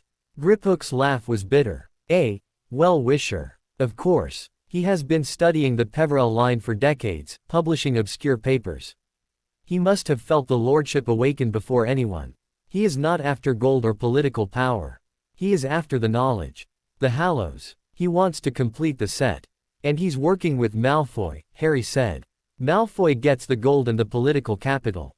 Knott gets the artifacts and the lore. A perfect partnership of greed and curiosity." Griphook rubbed his temples. "This is worse. Knott is subtle. He will not storm the gates. He will undermine the foundations. And he knows we're looking now. We have lost the element of surprise." As if on cue, a soft pop announced an owl arriving in the study. It was a ministry owl, this time, carrying a simple scroll. It dropped the scroll on the desk and left. Griphook unrolled it. It was brief. "Your representative's resistance has been noted. A formal hearing before the Family Claims Council has been scheduled for 48 hours from now to adjudicate the guardianship of Harry James Potter Peverell. Failure to appear will result in the immediate seizure of all Peverell assets and the forcible removal of the child into ministry care. Signed, Dolores Umbridge, Senior Undersecretary to the Minister, acting for the Family Claims Council." The trap was closing. The hearing was in 2 days. If Harry appeared, he'd be a child before a court stacked with Malfoy's allies. If he didn't, they'd declare him in contempt and come with force. He looked at the Guardian, at Griphook, at the grimoire. They had the book. They had the Guardian. They had the house. And they had 2 days to devise a miracle. "There is a way," the Guardian said suddenly, its blue light fixed on the grimoire. "A provision in the old law. A trial by right. A challenge of lineage. The Lord may forfeit the hearing and instead invoke the duellum sanguinis, the blood duel. A contest of magical right between claimant and Lord, or their chosen champions. To the death or yielding. The winner's claim is sealed by magic." Griphook's breath hissed. "That law is ancient. It hasn't been invoked in 300 years. The ministry would never allow it. The ministry does not allow it. The old magic enforces it, if invoked on sacred ground with the Lord's blood. The vault. The seal. It is a place of consecration. The well-wisher challenged you to meet at Gringotts. Accept. But change the terms. Challenge his claim, not with words, but with blood. Your champion against his. His champion would be Malfoy. Or some other Death Eater," Harry said. "You would have to fight." "Yes. No." The word was out before Harry could think. "It's too dangerous. You just fought him. He'll be ready. He'll bring others. My function is to protect. This is the ultimate protection. A chance to sever their legal claim forever. If I win, the magic itself will recognize you as the sole, undisputed Lord. No ministry, no council, can overturn a duelum sanguinis judgment. It is the law of the blood, older than their institutions." Harry looked at the grimoire, at the section titled The Wand's Resolve. On enforcement of reality. On will. This was it. The ultimate enforcement of his will. "But the cost. What if you lose?" he whispered. "Then the claim passes to the victor. And you are at their mercy." It was an all-or-nothing gamble. The hearing was a slow stranglehold. This was a dagger to the heart, one way or another. Griphook was calculating, his mind racing. The vault is goblin territory. Neutral. They would have to accept the challenge if performed on consecrated family ground within the bank. The magic would bind them. It would be witnessed. There could be no tricks after. He looked at Harry. It is the only move that breaks their game completely. But the risk. Harry looked at the Guardian. This metal giant, born of a dying lord's breath, bound to protect him. His first, true protector. The idea of sending it into a fight to the death made him feel sick. But the Guardian looked back, its blue light steady. It is my purpose, Lord. Let me fulfill it. The love is the key, the dream had said. Not the sorrow. The love that caused the sorrow. He loved this strange, loyal creature. This sentinel of his home. That love gave him the resolve to let it fight for him. Okay, Harry said, his voice small but final. We do it. We accept the meeting at Gringotts. But we set the terms. The duellum sanguinis. Griphook nodded, a fierce light in his eyes. Then we have work to do. I will draft the formal challenge. We must study the exact rituals. And you, he pointed to the grimoire, must learn. Not to fight, but to anchor. During the duel, your will, your claim, must be unwavering. You will be the pillar your champion fights for. If your resolve wavers, so does his strength. The next 36 hours were a blur of intense preparation. Harry pored over the wand's resolve, learning meditation techniques to solidify his intent, to project his magical identity as a fixed point. He practiced for hours, the Guardian standing before him as a focus, Harry pouring his sense of right, of mine, into the construct, feeling the bond between them thrum with shared purpose. Griphook returned from Gringotts with the challenge officially filed and accepted. The response from Nott and Malfoy had been a single word, delivered by the same paper bird wizard, agreed. The stage was set. The night before the duel, Harry couldn't sleep. He went to the study. The Guardian was there, standing before the magical window, which showed not the moor, but a deep, starless night. Are you afraid? Harry asked. I am a construct. I do not fear. But you care. About the oath. About the house. About me. The Guardian was silent for a long moment. The oath is my core. The house is my body. You are my reason. Before you came, I was a function. Now, I have a purpose. That is not fear. It is clarity. Harry walked forward and did something he'd never done. He hugged the Guardian's leg, the metal cold and unyielding against his cheek. You have to come back.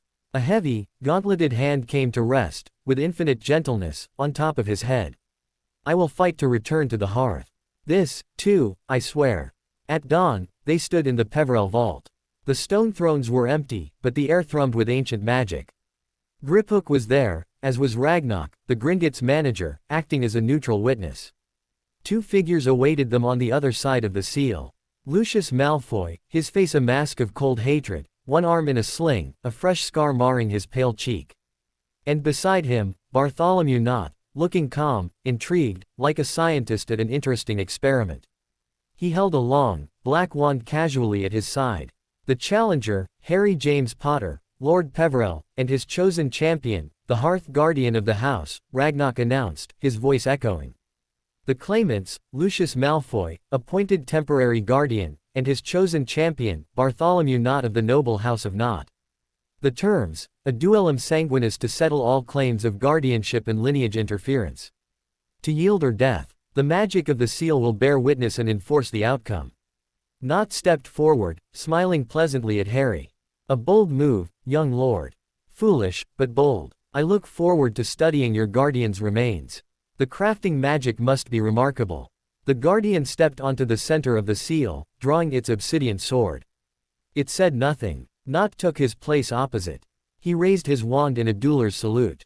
Shall we? Ragnarok looked at Harry. Lord Peverell, you must anchor the bond. Place your blood upon the seal and state your claim. Harry knelt. He took a silver dagger Griphook offered and pricked his palm. He smeared his blood across the line of the triangle. I am Harry James Potter, Lord of the ancient and most noble house of Peverell. This is my home. This is my right. I claim it. My champion fights for this truth. The seal blazed with golden light. Threads of it shot out, wrapping around Harry's wrist and the guardian's ankle, a tether of blood and will. Claimants. Ragnarok looked at Malfoy. Malfoy sneered. I claim the right of law and order. To bring a wild child and his dangerous artifacts under proper control. My champion fights for the sanity of our world. The seal flashed red, a thread connecting to Nott. Then, Ragnarok intoned, stepping back. Begin. Nott moved first, not with a blast, but with a whisper. Ligus circu. Chains of shadow erupted from the floor, aiming to bind the Guardian. The Guardian didn't dodge. It let them wrap around its arms and torso, then simply flexed. The shadow chains shattered like glass. It took a step forward, its movement causing the very floor to tremble. Nott's eyes widened with delight. Marvelous. Pestis incendium. A green, sickly fire roared from his wand, not a sheet of flame, but a swarm of fiery locusts that descended upon the Guardian. The metal began to glow red-hot in patches. Your fire is empty, the Guardian boomed. It raised its sword high and brought it down, point first, onto the seal. A shockwave of pure, silent force radiated out, blowing the fiery locusts into sparks and knocking Nott back a step. The duel became a terrifying dance. Nott was a master duelist, using complex, subtle, and vicious magic, curses that sought to corrode, to confuse, to transmute the very metal of the Guardian. The Guardian was a force of nature, using raw power, the strength of the house, and the sharp, absolute edge of its obsidian blade. That seemed to cut through magic itself. Harry focused everything on the tether. He poured his will into it, reinforcing the Guardian, pushing back against the red thread of Malfoy's claim that tried to weaken it. He was a lighthouse in a storm, holding fast. But Nott was clever. He saw the tether. He saw Harry. With a flick of his wand during a momentary pause, he didn't attack the Guardian. He aimed at Harry. Animus confundo. A wave of disorienting magic shot past the Guardian, straight for Harry's mind. Harry saw it coming. He raised his hand, the ring flashing. My mind. My space. You do not belong here. The confundus charm hit his boundary and dissolved. But the distraction cost him. For a split second, his focus on the tether wavered. Nott seized the opening. Vulnus transfero. A curse of transfer damage. He slashed his own arm with a cutting hex, and a matching, deep gash appeared on the Guardian's leg joint. The construct staggered. Malfoy let out a sharp laugh. Finish it, Nott. Nott raised his wand for a final, piercing curse. Core. He never finished. The Guardian, despite its wounded leg, moved with shocking speed. It didn't try to block. It threw its obsidian sword. The black blade spun through the air, a shard of absolute night. It passed through Nott's shield charm as if it weren't there and slammed, not into his heart, but into the wand in his raised hand. The wand exploded. The backlash of magical force threw Nott across the vault. He hit the wall with a sickening crunch and slid to the floor, unconscious, his hand a bloody ruin, his connection to Malfoy's red thread snapping. Silence. The Guardian stood, wounded but upright. It limped over, pulled its sword from the rubble of the wand, and pointed it at Lucius Malfoy. Malfoy was pale, his sneer vanished, replaced by pure terror. He looked at Ragnarok. I yield. The guardianship is forfeit. I yield. The golden thread from Harry blazed. The red thread from Malfoy withered and turned to ash. Ragnarok stepped forward. The duellum sanguinis is concluded. Victory, and the undisputed claim, goes to Harry James Potter, Lord Peverell. The magic bears witness. So says Gringotts. It was over. They had won. Harry sank to his knees, relief a tidal wave. The guardian limped to his side, placing a steadying hand on his shoulder. Griphook was already at Nott's side, checking him. Alive, but his wand hand is destroyed. His magical core is severely ruptured from the backlash. He will never cast again. As Gringotts' healers appeared to take Nott away and usher a seething, defeated Malfoy out, Harry looked up at his champion. You did it. We did it, the guardian corrected softly. But as they turned to leave the vault, Harry felt a sudden, icy chill. He looked back. On the stone throne at the head of the chamber, a figure had appeared. Not solid. A wisp of shadow. It was the river hag. She was not smiling now. Her black eyes were fixed on the guardian, specifically on the gash on its leg joint from Nott's transferred curse. She pointed a bony finger at the wound, then at Harry. Her voice was a dry rustle only he could hear. A crack, in the shell. We gave him that. The bargain is not finished, the serpent has many tails. Then she was gone. The victory, Harry realized with a sinking heart, was complete. But the war was far from over. The enemy had just shown him their next target. The silence in Grimmauld Place after the duel was not peaceful. It was the silence of a battlefield after the cannons had stopped, holding its breath for the moans of the wounded. The house itself seemed to be listening, its magical low, concerned hum against Harry's skin as he helped the guardian limp into the study. Helping was a generous term. The construct was massive, and Harry was small. But the guardian leaned on him, its weight carefully measured, and together they navigated the hallway like a pair of shipwrecked sailors reaching shore. Each step sent a vibration of pain through the magical bond they shared, a sharp, hot echo from the gash on the guardian's leg joint. It wasn't bleeding, it was a fissure in the dark metal, leaking a faint, silvery luminescence that smelled of ozone and cold forge fire. Creature popped into existence, his eyes wide with horror. The great metal sir is hurt. Creature will fetch. What does a metal sir need? Oil. Polish. The grimoire, Harry said, his voice tight. Bring it here. And the artifact case from the wall. They eased the guardian into a kneeling position by the hearth, its back against the great stone mantle. The blue light in its helm was dimmer, flickering with each pulse of silver from the wound. Harry knelt beside it, his small hands hovering over the injury. He could see the complexity within, not gears or wires, but layers of enchanted metal, glowing runes, and at the very core, a swirling knot of rose-gold light that was the renewed oath bond. The curse had cut deep, severing some of those layers, disrupting the flow. The edges of the crack were stained a sickly green, the residue of Knott's transferred magic. It's not healing, Harry whispered. The damage is magical, not physical, the guardian rumbled, its voice strained. The construct can self-repair minor injuries. This is a fracture in the oath matrix itself. The curse was designed to transfer weakness, to make the wound enduring. Griphook entered, his face etched with fatigue and residual tension from the duel. He assessed the scene with a banker's cold eye, but Harry saw the slight tightening around his mouth, the closest the goblin would come to showing concern for an asset. Knott was a scholar of corrosive magics. He did not aim to destroy the guardian outright, he aimed to make it fail slowly, to become a burden. A classic tactic. Creature returned, levitating the grimoire and the glass-fronted artifact case with an effort that made his ears flap.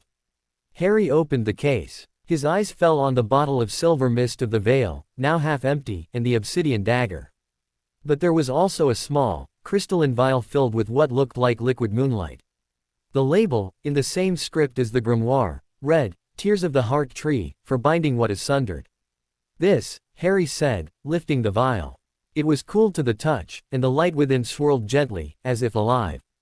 Griphook peered at it. A sympathetic reagent. It might help rebind the magical layers, but the wound is cursed. The corruption must be cleansed first, or the binding will seal the poison inside. Harry opened the grimoire to the section on the stone's path. He skimmed past passages on memory and echoes, looking for anything on healing, on purification. He found a chapter titled, "The Cleansing of Tainted Stone, Rituals of Earth and Memory." It spoke of using the essence of a place of power, a heart tree, a lay well, to purge magical impurities. It required focus, intent, and a catalyst of pure will. The more, Harry said, looking at the magical window. It showed the tranquil landscape, the standing stone a sentinel in the distance. The heart tree's power is there. I can draw on it. But I need to channel it, to direct it like a scalpel. The Lord's will is the scalpel, the guardian said. But you must be anchored. The curse will resist. It will show you things. I'm not afraid, Harry said, though he was. You should be, Griphook stated bluntly. Psychic surgery on a sentient construct is not child's play. If your will falters, the curse could jump the bond and infect you. Or worse, it could cause a feedback loop that shatters the guardian's core entirely. Harry met the guardian's flickering blue gaze. You trusted me to anchor you in the duel. Trust me now. The guardian inclined its helm. I trust. They prepared in the study. Creature cleared the space before the hearth, inscribing protective circles with powdered moonstone and salt, just as before. The guardian sat at the center, its wounded leg extended. Harry sat before it, the vial of heart tree tears in one hand, his other resting on the cool metal of the guardian's arm, over the bond tether that still faintly glowed on his wrist. Griphook stood outside the circle, his wand ready, a look of intense concentration on his face. I will monitor the magical fluxes. If I see the curse gaining ground, I will sever the connection. It will cause a shock, but it may save your sanity. Harry nodded. He closed his eyes. He reached for the sea of Peverell magic within him, for the new, silver strand from the heart tree. He visualized the more. Not the storm-lashed trial, but the quiet, moon-drenched clearing with the silver tree and the black pool. He imagined its power, clean, ancient, rooted, flowing into him, down his arm, into the guardian. He opened the vial. A scent of frost and wildflowers filled the air. He let a single, glowing drop fall onto the crack in the guardian's leg. The reaction was instantaneous. The silver light of the tear flowed into the crack, meeting the sickly green curse residue. A hiss like water on hot iron filled the room. The guardian shuddered, a deep, metallic groan echoing from within its chest. Harry pressed his will forward, a lance of clean power following the tear, seeking to scour the green away. The curse fought back. It did not lash out. It whispered. Images, feelings, invaded Harry's mind, not as visions but as insidious truths. A stone statue of a woman with lilies' eyes, but the eyes were weeping black tears, and the whisper said, "See. Even in memory, she mourns you. A burden. Always a burden." The Dursleys, laughing faces, magnified, their mouths huge, repeating, "Freak. Freak. Freak." Griphook's sharp face, counting galleons, his eyes calculating Harry's worth as an asset, nothing more. The guardian itself, lying broken in a corner, its blue light extinguished, while a tall, red-eyed figure picked up the Peverell ring from Harry's limp, small hand. "You are alone. You are a tool. You are a prize. Your protection is fragile. Your love is a weakness. Let it crack. Let it end. It would be easier." The despair was a physical weight, crushing, seductive. It would be so easy to let go, to stop fighting, to let the soothing gray nothingness take him. The love is the key. Not the sorrow. The dream voice, his own, yet not. The love behind the grief. He clung to it. Not the statue's tears, but the memory of the stone thumbs up. Not the Dursleys' hatred, but the taste of bacon in the leaky cauldron, his first meal of freedom. Not Griphook's calculation, but the goblin's sharp nod of approval after a lesson well learned. Not the guardian broken, but the feel of its gauntleted hand, gentle on his head. "You are my reason." He focused that feeling, that defiant, grateful love, into the silver power flowing from him. He shaped it not into a scalpel, but into a solvent of pure belonging. "You are mine. This hurt does not belong to you. Be clean." He poured the feeling into the crack. The green residue sizzled, not with violence, but with a sound like a sigh of release. It dissolved, turning to smoke that was drawn into the heart tree tear and vanished. The fractured layers of metal and magic beneath began to glow with their own healthy light, the rose gold of the oath bond pulsing strongly once more. The edges of the physical crack knitted together, sealing with a seam of pure, bright silver. Harry opened his eyes. He was drenched in sweat, trembling with exhaustion. The guardian's leg was whole. The blue light in its helm burned steady and bright. "The corruption is purged," the guardian said, its voice clear and strong once more. It flexed its leg, the movement smooth. "The fracture is healed. Stronger than before. Thank you, my lord." Harry slumped forward, caught by the guardian's large hand. Griphook let out a long, slow breath, lowering his wand. "Remarkable. You didn't just heal the wound. You reinforced the oath matrix with your own, emotional resonance. The bond is now even more robust." Creature burst into tears of relief, wringing his tea towel. "Master is being a great wizard. A great lord. Creature is making a celebratory cake. With brandy." As Creature popped away, Harry allowed himself to be helped into the leather chair. The relief was immense, but the enemy's whispers still echoed in the quiet corners of his mind. "A burden. A tool. A prize. They know how to hurt us," Harry said quietly, staring into the fire. "They don't just attack with spells. They attack with feelings. With truth twisted just enough. It is the oldest form of dark magic," Griphook said, taking a seat opposite. "The corruption of hope. The weaponization of love and fear. Nott was a master of it. But you defeated it. Remember that." The river hag said the crack was a gift from them. They wanted it there. Why? Just to weaken the guardian. Perhaps, the guardian mused. Or perhaps a crack, however healed, leaves a scar. A magical signature. A beacon. The words hung in the air.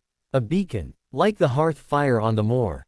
Before they could discuss it further, a familiar, sharp crack of apparition sounded from the front hall. Not inside, but directly outside the front door.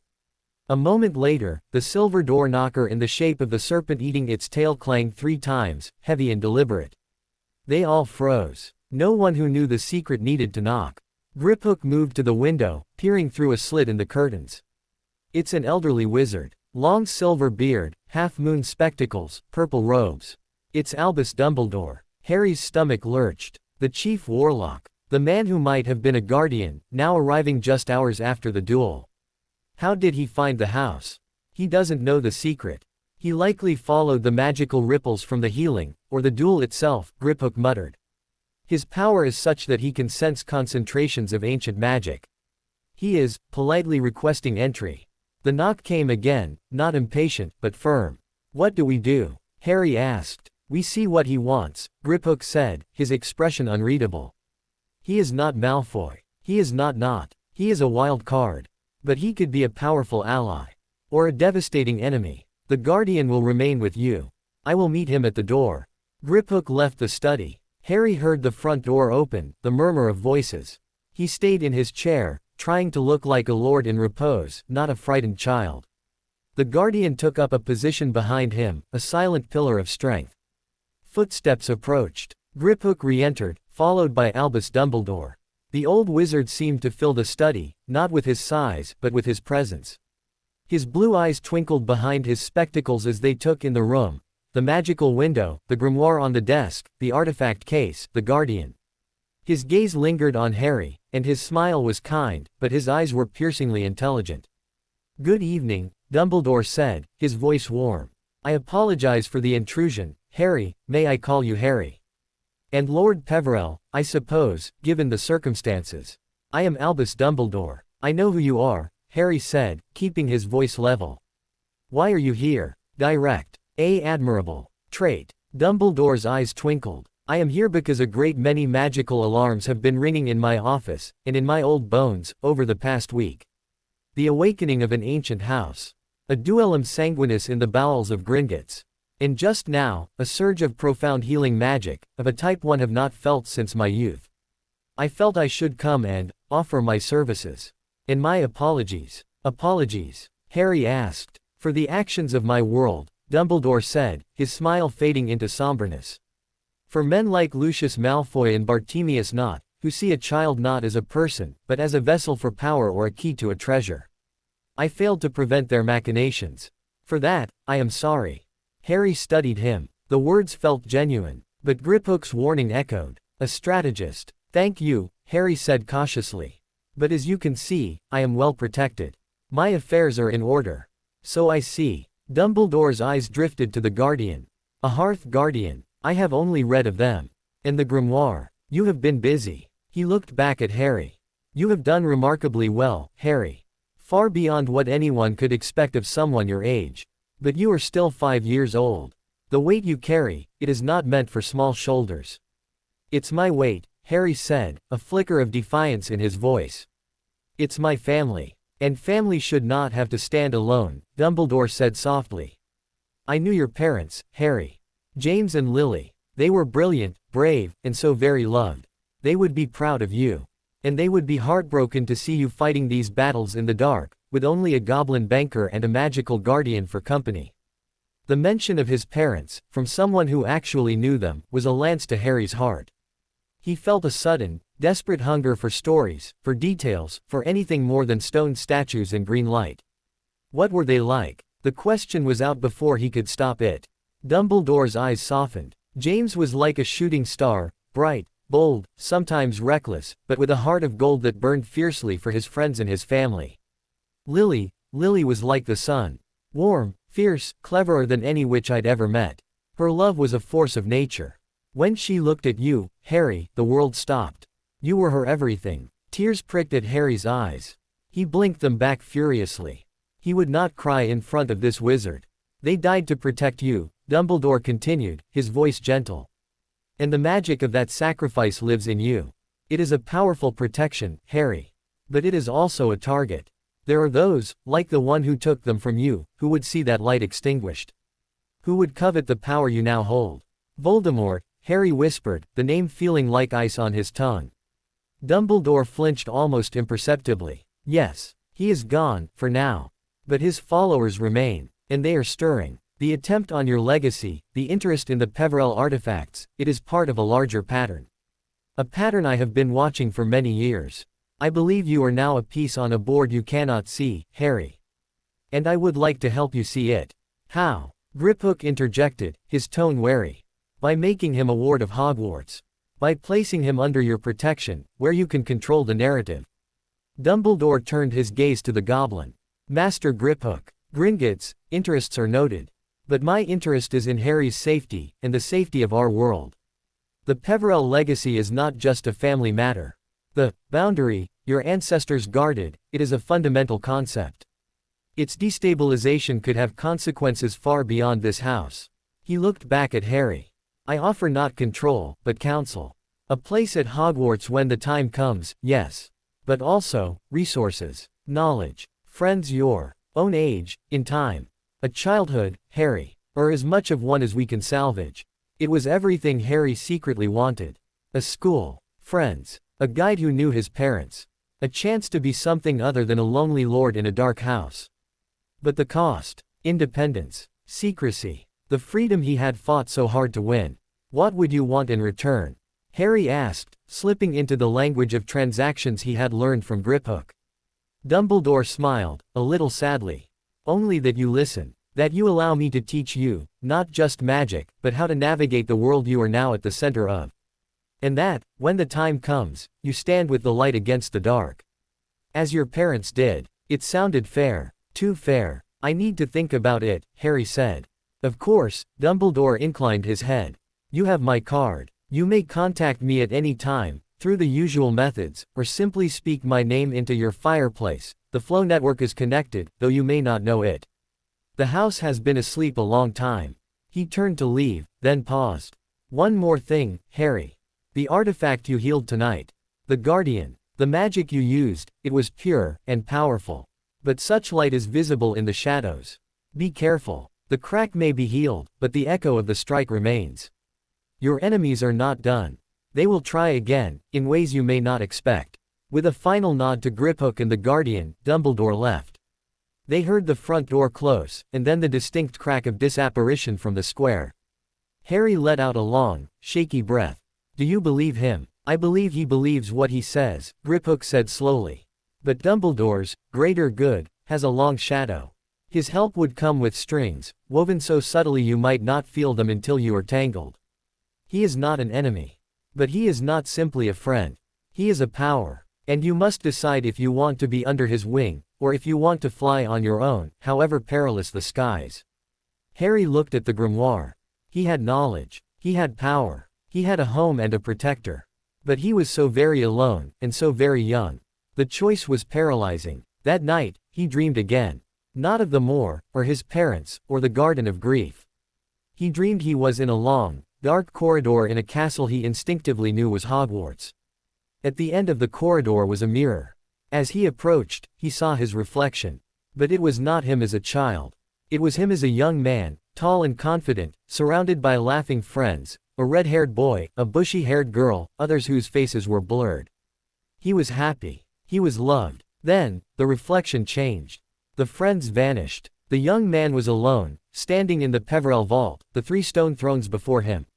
On the thrones sat 3 figures. Dumbledore on the left, looking sorrowful, Griphook on the right, counting gold, and in the center, a hooded figure whose face was hidden. The young Harry in the mirror reached for the hood. Just as his fingers touched it, a serpent, the same one from the clock, green and skeletal, shot out from the reflection and sank its fangs into his wrist. He woke with a gasp, clutching his wrist. It was unmarked. But the feeling of the bite, cold and venomous, lingered. He got out of bed and went to the study. The Guardian was there, standing watch. I had a dream, Harry said. Dreams are often the house speaking, or the blood remembering, the Guardian replied. This felt like a warning. Perhaps. Harry looked at the magical window. The moor was dark, but the golden hearth fire he had lit still burned on the distant ridge. And now, he saw something else. Tiny, pinprick lights, like distant campfires, had appeared around it in a wide circle. Some burned a steady orange. Others flickered with a malevolent green. His beacon was shining, and it was drawing everyone, friends and enemies, to his doorstep. He made his decision. He would not go to Dumbledore. Not yet. He would learn from the grimoire. He would strengthen his bond with the Guardian and the house. He would become strong enough that when he finally stepped into the world, he would do so as an equal, not a pawn. But as he turned from the window, a piece of parchment on the desk caught his eye. It hadn't been there before. It was a page, neatly torn from a book. On it was a drawing of the Peverell crest, and beneath it, a single line of writing in a crisp, official script. Lineage audit. Scheduled inspection of property and heir, 48 hours. By order of the Department of Magical Records. Agent, Dolores Umbridge. They were coming, not with duels or curses, but with clipboard and regulations. The serpent had many tails, indeed. And the most dangerous one, Harry realized with a chill, might just be the one that smiled and wore a pink bow. The official notice lay on the obsidian desk like a dead thing. The parchment was a sickly pink at the edges, and the ink was a too cheerful lavender. Dolores Umbridge. The name felt sticky, sweetly poisonous. Harry imagined her voice before he'd ever heard it, high, girlish, laced with a condescension that would make Aunt Petunia sound warm. She is a bureaucrat, Griphook said, his tone one of pure disdain. A parasite that feeds on rules she herself twists. She enjoys power over others, especially those she deems abnormal. A child lord with a dark house and a goblin advisor. She will salivate at the chance to correct you. What can she do? Harry asked, his eyes fixed on the notice. She will inspect the property for safety violations, wards too dark, artifacts too dangerous, living conditions unfit for a child. She will assess you for magical stability, looking for signs of dark influence or mental imbalance. She has the authority to recommend immediate removal to a secure, nurturing environment, a ministry-controlled foster home, likely with a pureblood family of their choosing. Griphook's lips curled. The Malfoys, for instance, would be next in line. Harry's hands clenched. We just beat Malfoy in a blood duel. The magic sealed it. The ministry does not like being bound by ancient magics they cannot control. They will find another way. Umbridge is their tool. She will come with a team of obliviators, curse breakers, and possibly an aura or two. They will pick this house apart looking for an excuse. The house, sensing his distress, gave a low, warning groan in the walls. The fire in the hearth flared, not with warmth, but with a brief, angry crimson. We can't stop her from coming. No, but we can control the narrative. We must present an image so solid, so legally and magically impeccable, that she leaves with nothing but frustration. Griphook's eyes gleamed. We will give her a show. A performance of perfect, boring, ancient nobility. You will not be a frightened orphan. You will be the young Lord Peverell, stern and dignified, overseeing his ancestral home. The guardian will be a respected retainer, not a monster. I will be the efficient, contract-bound account manager. The house will be tidied. Tidied. Harry looked around at the peeling wallpaper, the dusty chandelier, the general air of elegant decay. The house can change its appearance to a degree, based on your will. It is an extension of your magical identity. You must project an image of clean, austere, traditional power. Think of the portraits in Gringotts. Think of a museum. A very well-warded museum. For the next 48 hours, Grimmauld Place became a theater in rehearsal. Harry's lessons shifted from theory to intense practical application. With the grimoire open to the cloak's truth, he practiced not invisibility, but the art of perception management. He learned to project an aura, a subtle magical emanation that influenced how others perceived him. He practiced in front of the full-length mirror in his room, smoothing his features from childish openness to a calm, distant neutrality. He practiced walking slowly, with purpose, not the quick, nervous steps of a boy. The house responded to his efforts. At his direction, the peeling wallpaper smoothed itself, the color deepening to a rich, somber burgundy. The dust retracted into the floorboards. The cobwebs dissolved. The chandelier gleamed, its candles lighting with a steady, white flame. The more grotesque artifacts, the house elf heads, were gently covered with dark velvet drapes. The portrait of Iolanthe on the stairs was persuaded, through a combination of Harry's will and the house's insistence, to remain silent and still, a mere painting of a severe woman. Creature was in his element, polishing, scrubbing, muttering about, making the nasty ministry toad see proper pureblood standards.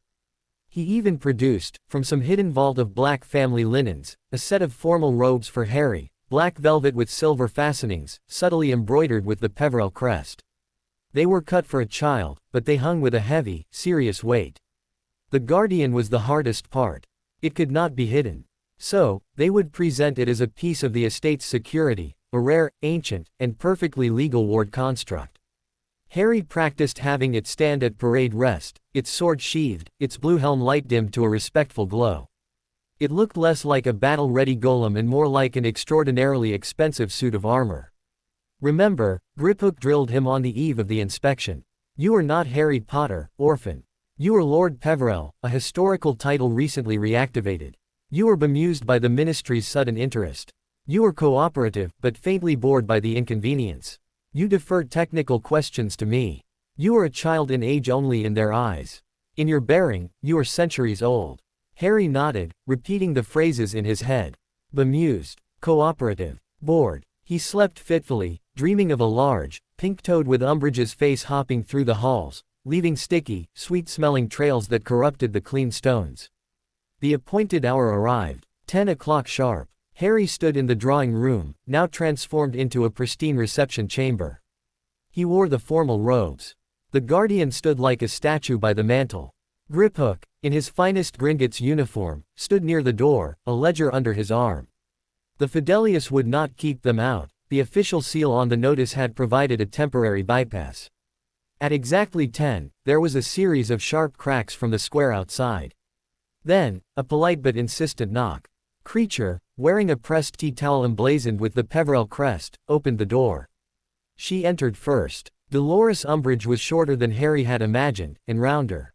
She wore a fluffy pink cardigan over her robes, and a small, black velvet bow in her mousy brown hair. Her face was white and soft, with bulging, pale eyes.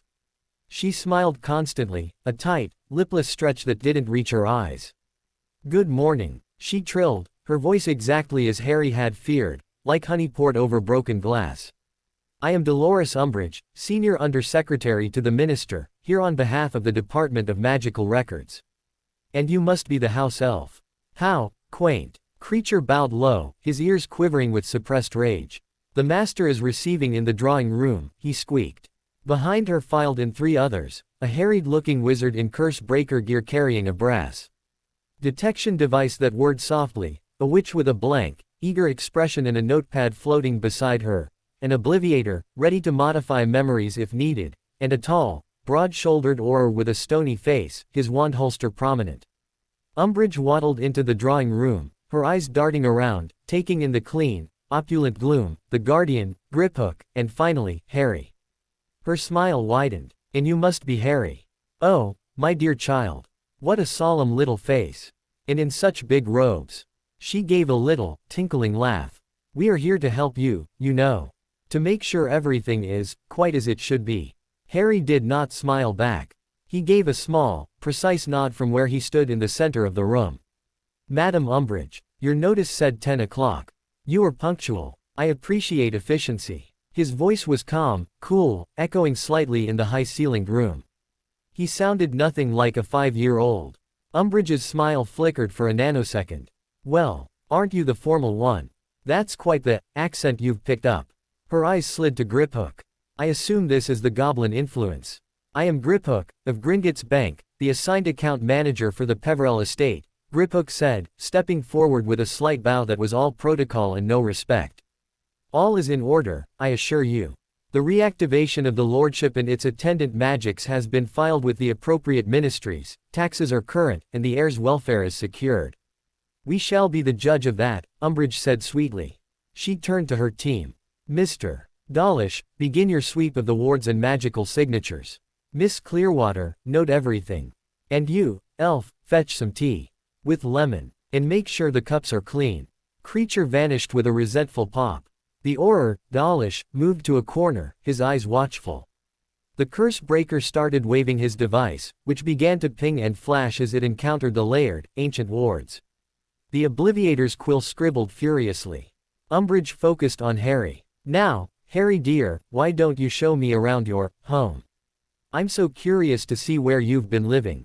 "This is the primary receiving room," Harry said, gesturing with a small hand. "The library is through there. The family dining room beyond. The upper floors contain bedrooms and the family gallery. The kitchens and service areas are below." He delivered it like a tour guide at a stately home. "And what about that?" Umbridge pointed a stubby finger at the guardian. That looks dangerous. That is the Peverell Hearth Guardian, Harry said, as if discussing a piece of furniture. A protective construct keyed to the house's wards. It is part of the historical fabric of the estate, like the portraits. It is harmless unless the wards are breached with hostile intent. He looked at her. As I'm sure your curse breaker can confirm, the wards are all entirely defensive and within legal parameters for an ancient house. The curse breaker, looking at his whirring device, gave a reluctant nod. The ward scheme is complex. Older than the Ministry's classification system. But I'm not reading any active malicious enchantments. Defensive and obscurative only. Umbridge's smile tightened. A child shouldn't be living with a thing that could go off at any moment. It's not nurturing. The Guardian has been part of this house longer than the Ministry has existed, Harry replied, his tone still bland. It is no more a threat than the foundation stones. Now, would you care to see the library? The Peverell collection is quite extensive. He led the way, his heart hammering against his ribs but his face a mask of placid courtesy. The library was their masterpiece. Creature had worked wonders. The books were neatly arranged, the air smelled of lemon polish and old parchment, not dust and secrets. The atlas was closed and covered. The darker tomes were discreetly shelved in a locked section whose key Harry wore around his neck. Umbridge peered at titles, her nose wrinkled. Theoretical magical boundaries. On the nature of veils. So, dry. Don't you have any storybooks, Harry? Any toys? My education is a priority, Harry said. The reinstatement of the Lordship requires a thorough understanding of familial history and magical theory. Gringotts has provided a suitable tutor. He nodded to Griphook. A goblin teaching a wizard child, Umbridge murmured, making a note on her own pink parchment. How progressive. The tour continued. The dining room, vast and empty. The kitchens, where Creature presented a spotless tea service. Umbridge sipped her tea, her eyes missing nothing. She asked pointed questions about Harry's daily routine, his meals, his sleep schedule. Griphook answered most, citing the trust documents and health logs Creature kept. Then they reached the family gallery. The portraits were all silent, watching. Ignatius Peverell's painted gaze followed Umbridge with cold interest. Iolanthe's portrait had its back turned, a minor victory. And these are your ancestors. Umbridge said, her voice oozing false sympathy. All so stern. No smiling faces. No motherly portraits to tuck you in at night. It must be so lonely, Harry. A pang of real loneliness shot through him. He forced it down. They are my family. Their legacy is my responsibility. Loneliness is irrelevant. Such a big word for such a little boy, she cooed. It's not natural. A child needs laughter, play, a mother's touch. She leaned closer, her sweet, cloying perfume enveloping him. Wouldn't you like to live somewhere, brighter? With other children, where you could have sweets, and toys, and someone to read you stories. For a terrifying second, the image was seductive. A normal room. A kind voice that wasn't calculating or metallic. The ache was so deep it was a physical pain. The ring on his thumb grew cold. The house gave a soft, supportive pulse through the floor. You are the Lord. This is your home. He looked up at her, his green eyes clear. I have everything I require here, Madam Umbridge. The Peverell legacy provides. Her smile finally dropped. The saccharine warmth vanished from her eyes, replaced by a hard, flinty determination. We'll see about that. I'd like to see your bedroom now. This was the danger zone. The bedroom he'd chosen was comfortable, but it was a child's room. The bed was large, the green hangings perhaps too somber, but it was undeniably a place for sleeping, not for holding court. He led her to the second floor. He opened the door to his room. He had worked on this room most of all. Following the grimoire's guidance on perception, he had layered a subtle glamour over it. To the casual glance, it appeared as a small, austere study with a narrow bed in an alcove, a monk's cell, not a nursery. The walls appeared lined with books on law and history. A single, sturdy desk held the grimoire disguised as a boring ledger and writing implements. Umbridge stepped in. Her eyes narrowed. She walked to the desk, picked up the ledger. Harry held his breath. She flipped it open. The grimoire's magic held. The pages appeared to be dense columns of financial figures and estate crop rotations. She snapped it shut with a disappointed sniff. No toys. No pictures. A hard little bed. She turned to him, her face a mask of manufactured heartbreak. Oh, you poor, manipulated boy. They've turned you into a little adult. A prisoner in your own history. This is not a home. This is a museum, with you as the main exhibit. Her voice had risen, losing its girlish quality, becoming shrill and accusing. She pointed a finger at Griphook. This is your doing, Goblin. You've locked this child away to control the family gold. It's obscene. I will not allow it. Griphook's expression was icy. You have no authority to allow or disallow anything, Undersecretary. The arrangements are legal, the heir is healthy and intellectually advanced. Your emotional appeals are irrelevant. We shall see what the minister says. She shrieked. Then she seemed to collect herself, smoothing her cardigan, the smile snapping back onto her face like a mask. But of course, we must complete our inspection. There is still the matter of the magical stability assessment. Standard procedure, you understand. For the child's own good. She pulled from her pocket a smooth, white stone attached to a silver chain. A seeker's stone, a device used to detect emotional and magical turmoil, often used on suspected obscurials or the magically unstable. Harry, dear, hold this for me, would you? Just for a moment. Harry knew what it was. He had read about them. It would glow in response to inner conflict, fear, hidden darkness. And he was a cauldron of conflict, fear, loneliness, power, grief, love. If he touched it, it would light up like a Christmas tree. He looked at the stone. He thought of the grimoire's lessons. The cloak's truth was about controlling what others perceive. But this was a magical detector. It would see beneath the cloak. Unless he could become, for that moment, exactly what he projected. Not just on the surface, but all the way down. He thought of the Moor's heart. The still, silver tree.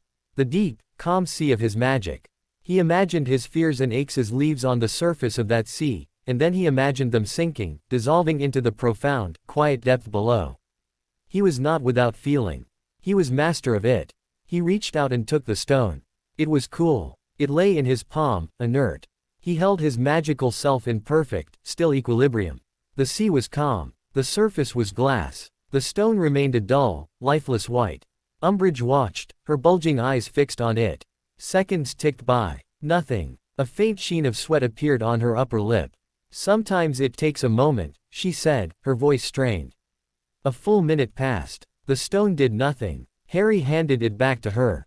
Is there a problem, Madam Umbridge? She snatched it from him, her face flushing an ugly puce.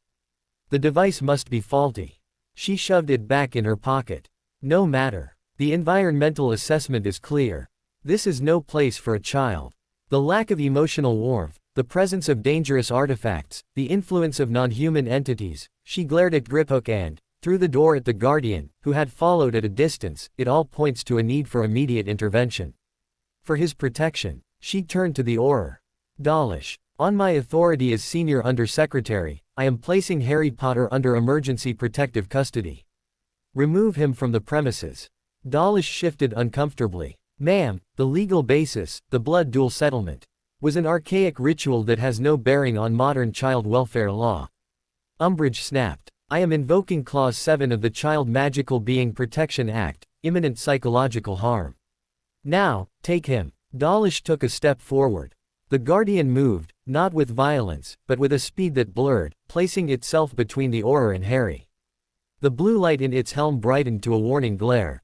You will not touch the Lord. Stand down, construct. Umbridge screeched. Or we will reduce you to slag.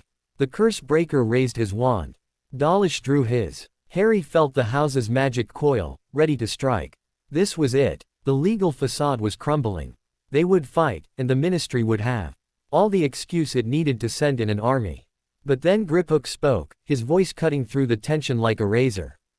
Undersecretary, before you commit an act of war against an ancient house, consider this. He held up his ledger. The Peverell Trust, as managed by Gringotts, includes a charitable foundation.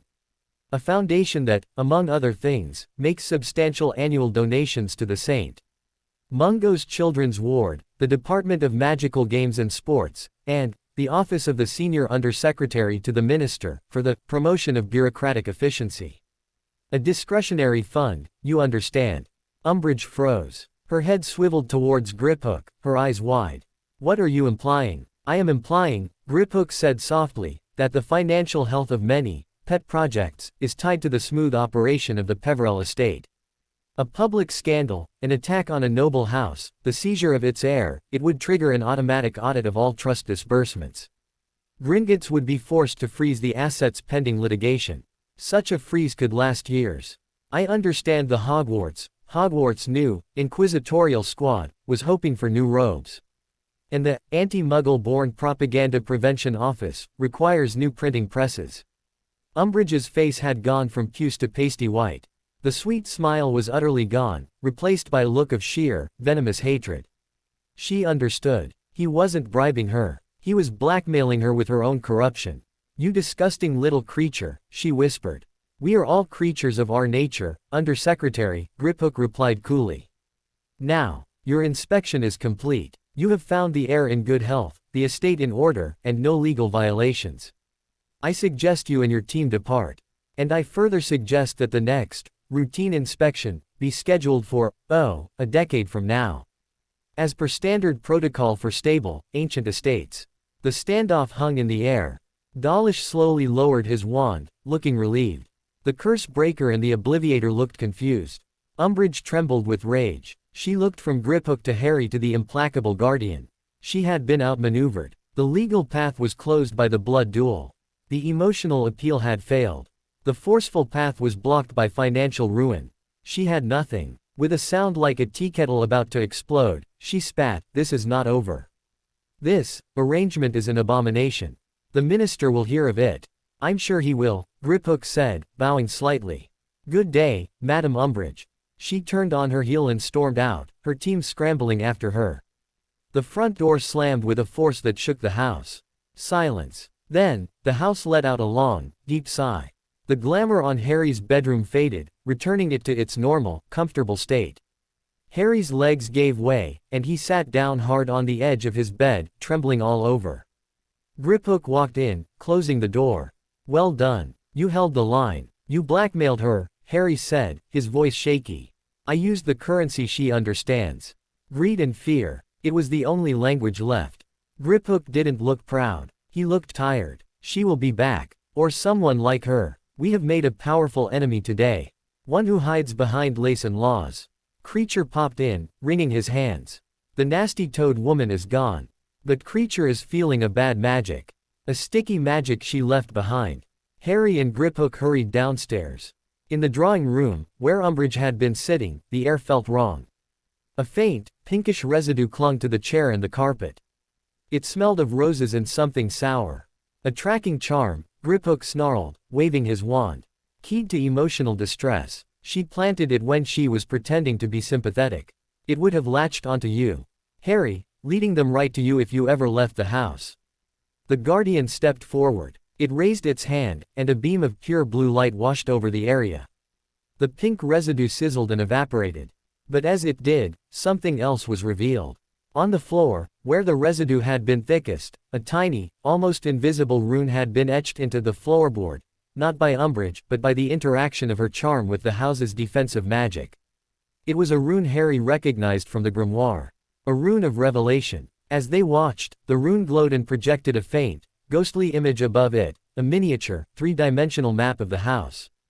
But on this map, one room pulsed with a slow, sickly green light. A room Harry had never been in. A room that wasn't on any of the floor plans the house had shown him. A hidden room. And the light was coming from within it. "What is that?" Harry whispered. The guardian's helm tilted. "It is a blind spot. A room the house did not show me. The interaction of the ministry's corrupt magic and the house's purity has revealed a cancer. Something hidden, even from the Lord." "How is that possible?" Griphook asked. "Only one way. It was hidden by a Lord. With a secret stronger than the house's awareness. The final secret of Ignatius. The hidden room. The true failsafe. Not the grimoire. Something else. The map showed its location. Not in the main house. Not in the basement. It was in the space between the walls of the second and third floor. A secret chamber. And the green, pulsing light from within it matched the exact hue of the curse that had infected the guardian. The enemy hadn't just left a tracking charm. Umbridge's magic, clashing with the house, had accidentally shown them a lurking sickness within their own walls. A sickness planted long ago, now waking. The Guardian turned its blazing blue gaze to Harry. The crack in my shell, it was a key. The curse was a signature. It resonates with what is in that room. They did not just want to weaken me. They wanted to unlock this. Harry stared at the pulsing green dot on the ghostly map. The house around him felt suddenly alien, holding a secret heart of darkness. The inspection was over, but the real test had just begun. The ghostly map hung in the air, a pale, accusatory specter. The green pulse from the hidden room beat in time with Harry's own quickening heart. It felt like a second, diseased organ within the house's body. The victory over Umbridge turned to ashes in his mouth. "It's been here the whole time," Harry whispered. The house's usual hum was now a discordant thrum, a note of pain underlying the magic. A secret even from itself. A secret placed by Lord's command, the Guardian intoned, its blue light fixed on the pulsating dot. The highest authority. To hide something from the house, the command must be part of the Lord's final will, binding on the stones themselves. Ignatius, he hid more than the grimoire. Griphook's sharp eyes were calculating. The curse on the Guardian was keyed to this. Knott's magic wasn't just corrosive, it was a tuning fork. It resonated with whatever is in that room, seeking to awaken it. Or to make the house vulnerable to it. He looked at Harry. This is the true failsafe. Or the true threat. Harry approached the ghostly map. He reached out, and his finger passed through the image of the hidden room. A jolt, cold and nauseating, shot up his arm. He snatched his hand back. "It's hungry. The house does not want us to go there," the Guardian observed. "But it cannot stop us. The Revelation rune has granted us the right of entry. The conflict is causing it distress." The walls gave a soft, pained groan, like a living thing with a splinter in its flesh. "We have to see," Harry said, his voice firm despite the fear coiling in his stomach. "If it's a weapon, we need to know. If it's a weakness, we need to seal it." The map showed the entry point, a seemingly blank section of wall in the second-floor hallway, just beside a tapestry depicting a Peverell ancestor hunting a spectral stag. Harry, Griphook, and the Guardian stood before it. The wall was covered in the same burgundy wallpaper as the rest of the hall, seamless and unremarkable. "There is no handle, no keyhole," Griphook said, running his hands over the surface. "The magic is dormant, waiting for a trigger." The resonance from the Guardian's wound might have been one trigger. The Revelation rune another. Harry thought of the grimoire, of the lessons on will and authority. This was a door hidden by a Lord's will. It would only open to a Lord's will. But which Lord? Ignatius's, who hid it? Or his, who now claimed the house? He placed his palm flat against the wallpaper. He focused on the ring, on the sea of Peverell magic inside him. He thought not as a curious child, but as the responsible heir. "I am the Lord now. All secrets of this house are mine to know. All burdens are mine to carry. Open." Nothing happened. He pushed his will harder, the ring growing cold on his thumb. The wallpaper remained inert. Frustration sparked. This was his house. He had purged a curse, won a blood duel, faced down a ministry toad. This hidden sickness would not defy him. Anger, hot and sharp, flared. It was the old, cupboard anger, the fury at being locked out, kept in the dark. He channeled it, raw and demanding. "Open." The wallpaper under his palm rippled. Not with compliance, but with revulsion. A wave of cold, sickening magic pulsed out, pushing against his hand. The green light from the map seemed to brighten, and a faint, rhythmic thump thump thump began to sound from within the wall, like a slow, monstrous heartbeat. "Harry, stop," Griphook warned. "You are antagonizing it." But Harry was locked in a struggle of wills with the wall itself. The house's distress spiked, a wave of dizziness hitting him. The Guardian placed a steadying hand on his shoulder. "Do not fight the house. You are part of it. The secret is a wound in the house's memory. You must not force it. You must acknowledge it. Acknowledge the wound, not fight it, not fear it." Harry took a shuddering breath. He pulled his anger back. He let the sea inside him calm. He thought of Ignatius, not as a rival, but as a predecessor. A man who, in desperation, had done something drastic to protect his line. He thought of the duty they shared. He pressed his hand to the wall again, but this time, his intent was different. It was not a command. It was an acceptance. "I see your pain. I feel your secret. Whatever was hidden, whatever was buried, I am here now." The line continues. "Let me see. Let me help carry it." The wallpaper softened. It became insubstantial, like mist. His hand sank into it up to the wrist. A chill, deeper than any physical cold, seeped into his bones. It was the chill of buried things, of guilt sealed behind stone. He stepped forward, and the wall parted like a curtain of gray water. Griphook and the Guardian followed. They stood in a room that should not have existed. It was small, circular, and utterly bare except for what sat in its center. There were no windows, no doors other than the one they'd passed through. The air was stale and thick, tasting of metal and old incense. In the center of the room was a stone plinth. And on the plinth rested a heart. It was not a human heart. It was carved from a single, massive piece of jade, veined with threads of pulsating, emerald light. It was the source of the green glow. It hung in the air just above the plinth, turning slowly, and with each rotation, it gave that soft thump that reverberated through the stones. Thump thump thump. But it was diseased. Black, necrotic veins spider-webbed across its jade surface. Cracks, fine as hair, spread from its base. With each beat, a droplet of viscous, black liquid would ooze from a crack and fall, vanishing before it hit the plinth. The hearthstone, the Guardian whispered, its voice filled with a kind of horrified reverence. The literal heart of the house. Not a metaphor. The anchor of all its magic.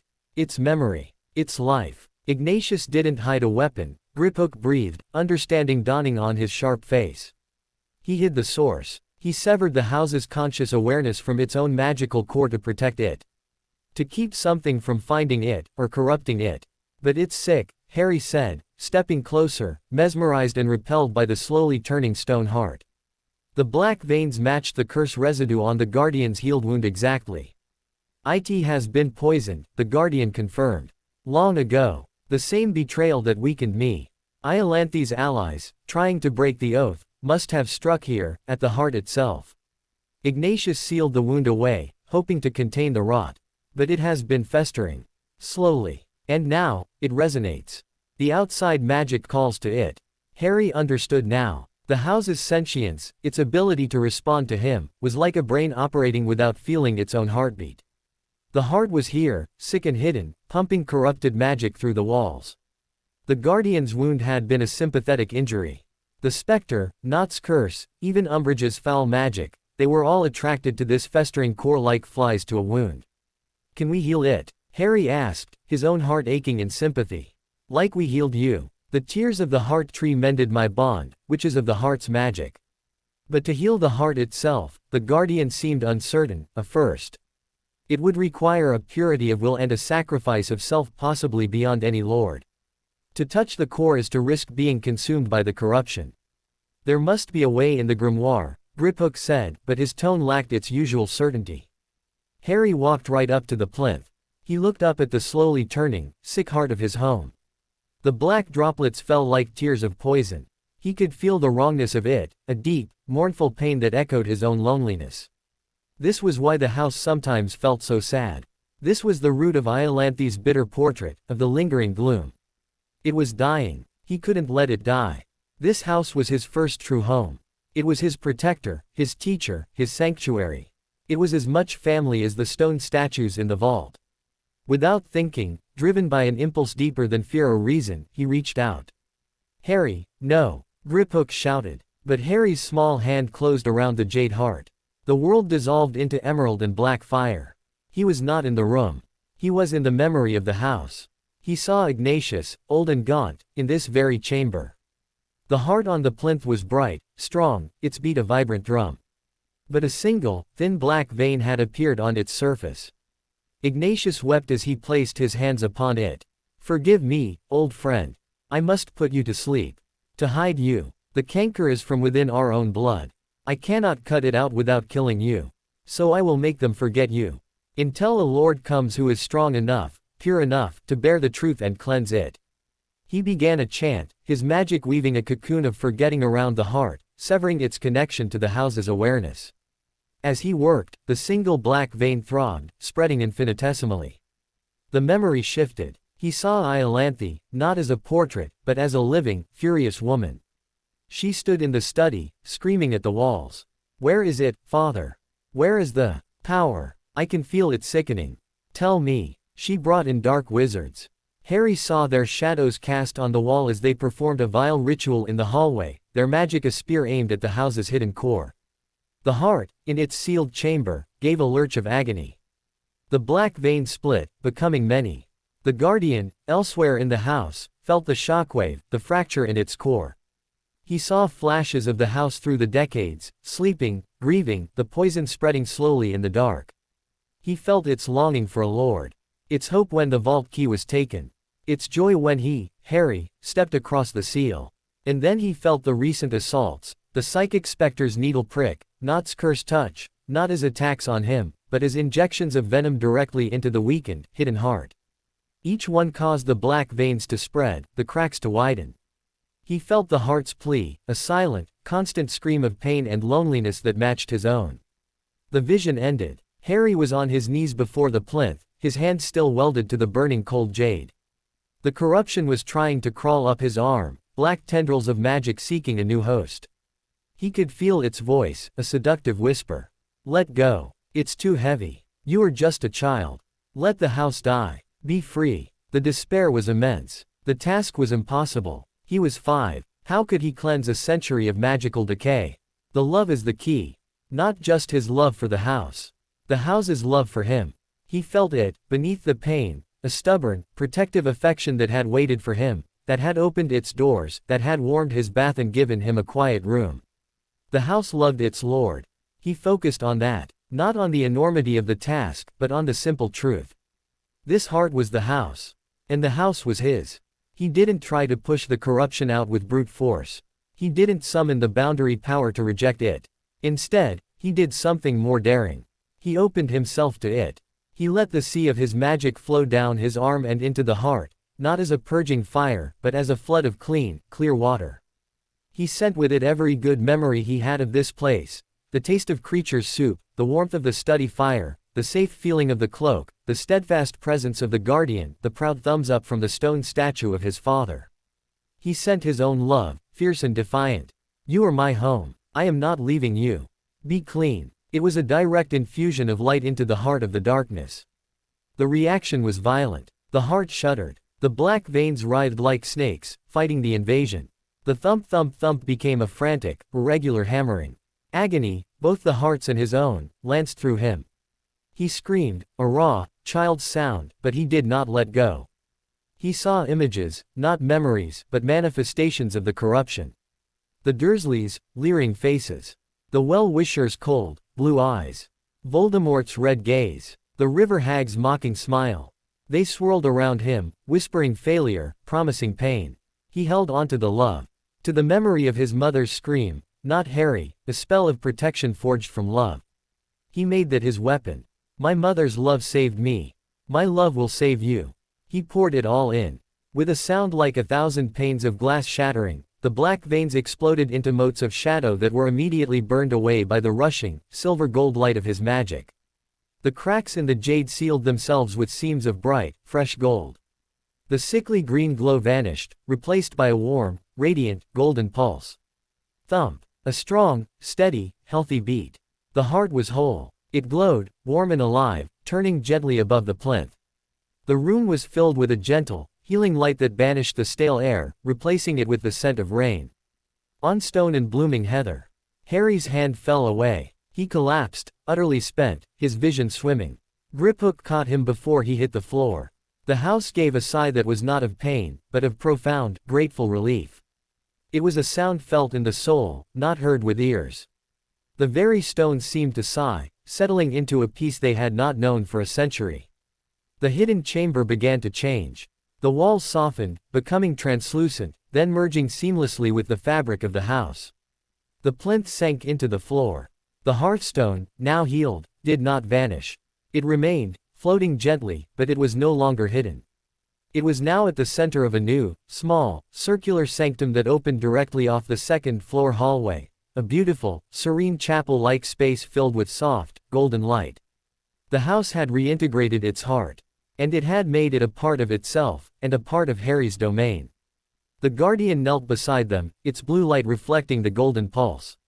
It is done. The canker is cleansed. The house is whole. The Lord has done the impossible. Harry, supported by Griphook, looked at the glowing heart. The connection was different now. He didn't just feel the house around him. He felt its life. A steady, powerful, affectionate presence.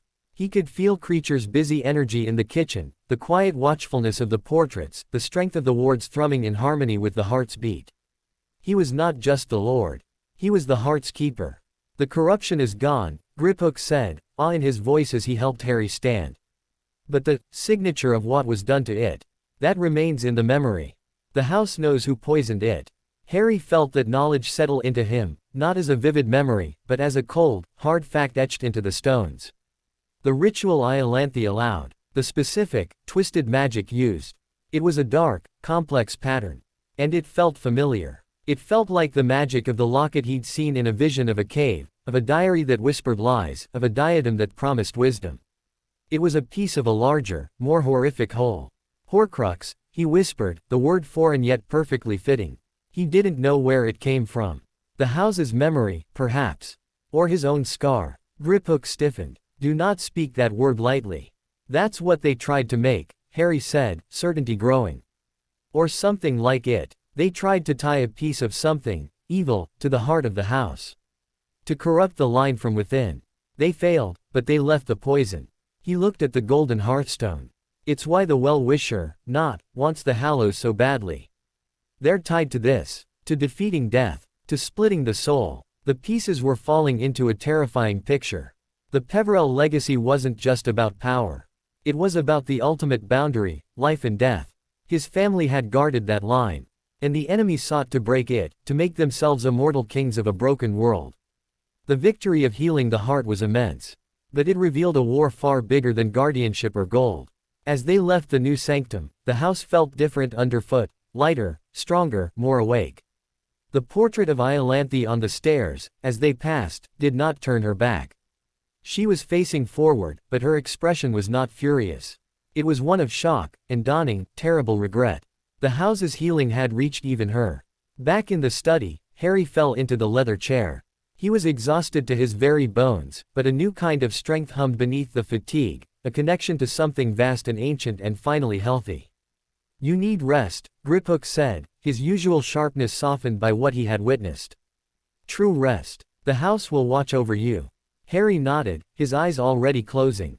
As he drifted off, he felt the gentle, golden pulse of the hearthstone through the floors, a lullaby of belonging. He dreamed of a great, golden tree growing in the center of Grimmauld Place, its roots cradling the heart, its branches pushing through the roof, reaching for a sky full of stars. At the base of the tree sat 3 figures, James, Lily, and a man who looked like Ignatius. They were smiling, and the tree's light shone through them, making them whole. He woke hours later to gentle sunlight. The house was quiet, but the quiet was no longer empty. It was the quiet of contentment. Creature brought him breakfast, his eyes shining with something like worship. The house is singing, Master. Creature can hear it. It is singing for the young lord. Harry ate, feeling the song, a low, magical harmony in the stones. Griphook arrived later, not for a lesson, but with news. The ministry has gone quiet. Umbridge has been reassigned to special projects in the Department of Mysteries, a polite demotion. The Malfoy and Knott families have withdrawn all pending motions with the Wizengamot. Officially, the Peverell matter is considered settled. You have a reprieve. For how long? Harry asked. Long enough for you to grow. Long enough for us to prepare. Griphook placed a new book on the desk, a simple, blank journal. The house's memory is now fully accessible to you, through the heart. This journal is linked to it. Your thoughts, your questions about the family's past, will be answered. It is time you learned your history not from books, but from the source. Harry placed his hand on the journal. Words began to flow across the page, not in ink, but in light. Welcome, Lord. What would you know? He took a deep breath. His childhood was over, if it had ever begun. He was a lord, a guardian of a boundary, a healer of hearts. He had friends in a goblin, a house elf, and a metal giant. He had a home that loved him. And he had an enemy who wanted to live forever, and who now knew that the last Peverell was not just a child to be pushed aside, but a force to be reckoned with. He looked at the guardian, who stood vigil by the window. The crack in its shell was gone, replaced by a seam of gold. I'm ready, Harry said, to the journal, to the guardian, to the house, and to himself. Outside, in the world, the sun shone on London. But in a manner far away, a fragment of a soul trapped in a diary felt a distant, golden pulse of purity that burned like acid against its darkness. And in the shadows, a plan, centuries in the making, began to adjust its aim. The boy had not just awakened a lordship. He had awakened a war. And he had just healed his first battlefield. The journal did not write in sentences. It wrote in sensations. When Harry's fingers brushed the blank page and he thought, "What should I know?" the response was not text. It was a flood. He saw a great, gray shore under a twilight sky. Waves, silent and huge, crashed against the sand, but the water was not water, it was liquid shadow, and within it swam shapes of regret and longing. Standing at the edge, facing the endless horizon, was a line of figures, their backs to him. They wore the robes of different eras, but their postures were identical, straight-backed, watchful, resigned. The Peverell Lords. They were not guarding a door. They were guarding a shoreline. The boundary. The image shifted. He saw a map of Britain, not of land, but of light and shadow. Bright nodes of magical power, ley lines, ancient sites, were connected by threads of silver. But cutting across them, like cracks in glass, were lines of deep, cold black. Places where the boundary was thin. Where things had slipped through. Or been pulled through. One such black crack ran through a forest he recognized as the Forbidden Forest near Hogwarts. Another lay beneath a lonely hill in Wales. A third was in a London graveyard. The Peverell duty was to watch these cracks, to ensure they did not widen, to mend them when they did. The memory of the house showed him the tools, not just the cloak, stone, and wand, but rituals, chants, sacrifices of will. It showed him lords standing in circlets of salt and starlight, their magic a dam against a rising tide of silence. It showed funerals where the deceased did not rest easily, and a Peverell would stand vigil, ensuring the passage was complete. It showed battles not with wands, but with concepts, fighting against entropy, against grief so powerful it became a ghostly anchor, against entities that fed on the fear of endings. It was not glory. It was service. A silent, often lonely stewardship of the natural order. Harry pulled his hand from the journal, breathing heavily. The weight of it was immense. He was 5. How could he be expected to guard the shores of death? The house, sensing his overwhelm, gave a gentle, reassuring pulse through the floor. The golden light from the hearthstone sanctum down the hall brightened slightly, like a comforting smile. He was not alone. The house was with him. The guardian was with him. And he had time. The cracks were stable, for now. His next lessons with Griphook took on a new depth. The Goblin, now aware of the house's restored memory, brought texts on ley line theory and magical geography. They pored over the atlas, and Harry pointed out the black cracks he'd seen. Griphook's expression grew grimmer with each one. These are recorded sites of magical disasters, unsolved vanishings, or places of perpetual despair. The Ministry attributes them to natural dark magic or rogue creatures. Your family's records suggest they are leaks or wounds. He tapped the map over the Forbidden Forest. This one. There have been more centaur sightings at the edges, and the unicorns have been restless for decades. The centaurs speak of stars bleeding. They are astronomers. They see the rip in the fabric. Can we fix it? Harry asked. Not yet. The rituals to mend a crack require immense power and precise timing, often on specific astronomical alignments. And they require the Lord to be the anchor. You are not ready. But now we know. We can monitor. We can prepare. The grimoire became his nightly reading. He moved from the cloak's truth into the stone's path. It was less about calling the dead and more about understanding echoes. Every spell cast, every strong emotion felt, left a resonance in the world, a magical fingerprint. The stone's magic was about listening to those echoes, understanding stories left in the dust, communicating with the lingering impressions of the departed, not the souls themselves but the shadows they cast on the world in passing. In the quiet of the sanctum, with the hearthstone's golden pulse surrounding him, Harry practiced. He would hold a discarded button from an old coat found in a trunk and try to feel the echo of its owner. At first, he felt nothing. Then, faint impressions, the smell of pipe tobacco, a feeling of anxious excitement, a glimpse of a parchment with a moving map. The house supplied the name, Arcturus Peverell, 1742–1801. He was worried about an investment in dragon hide. It was trivial, but it was magic. Real, controlled, subtle magic. He grew stronger. The sea within him deepened, and he learned to dip into it without being swept away.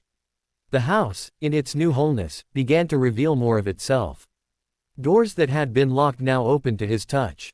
He found a room that was an indoor greenhouse, filled with magical plants that responded to his mood, silver flowers that bloomed when he was thoughtful, a tree that dropped leaves of gold when he was determined. He found an observatory in a turret, with a telescope that showed not stars, but the magical aura of the land around London. He could see the pulsing gold of the hearthstone at the center, the shimmering wards of Grimmauld Place, and further out, the fainter glows of other magical dwellings. And the black cracks, like hungry voids, scattered around the edges. One evening, a week after the healing, the guardian led him to a part of the basement he had never seen, a long, low hall that felt like a barracks.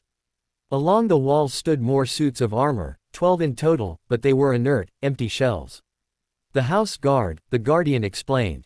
Animated by the heart in times of great peril. They have slept since the heart was hidden. Now, they wait. They are extensions of my will, and thus, of yours. Harry walked between the silent rows. It was a small army. His army. The thought was both thrilling and sobering. He was in the observatory 2 nights later, tracking the slow drift of a black crack near a place the Atlas called the Shrieking Shack, when he felt a new presence through the house's senses. Not an attack, an arrival. A magical signature, powerful and complex, had appeared at the edge of the property line. It was not trying to breach. It was waiting, politely, at the place where the front door would be. Griphook isn't due until tomorrow, Harry murmured. The guardian, who was with him, straightened. It is the wizard Dumbledore. He has brought an offering. An offering. A pacebranch. A gift of magic. He seeks an audience, not entry by right. Harry considered. Dumbledore had been polite, and his knowledge could be invaluable. But trust was a luxury he couldn't afford. Let him in, but only to the front hall.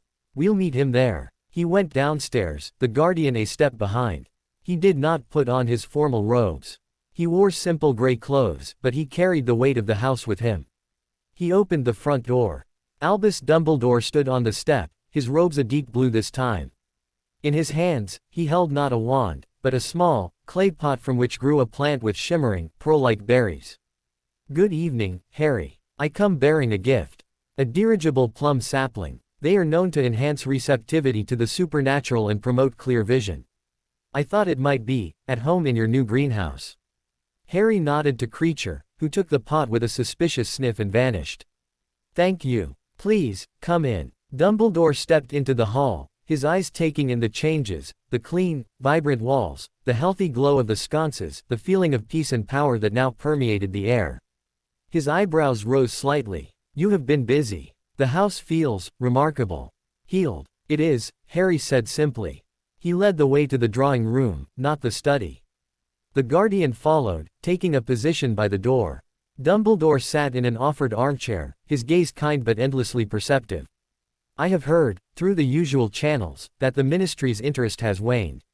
I also heard about a most unusual disturbance in Gringotts, deep magic.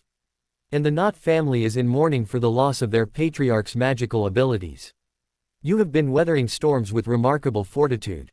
I have helped, Harry said, glancing at the guardian.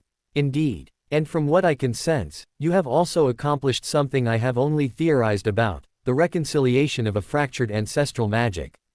The Hearthstone, I presume. At Harry's sharp look, Dumbledore smiled. I am an old man with a keen interest in such things. The Peverell Hearthstone is a legend among certain circles. To have it restored, it is a monumental achievement. Why are you here, Professor? Harry asked, cutting to the chase.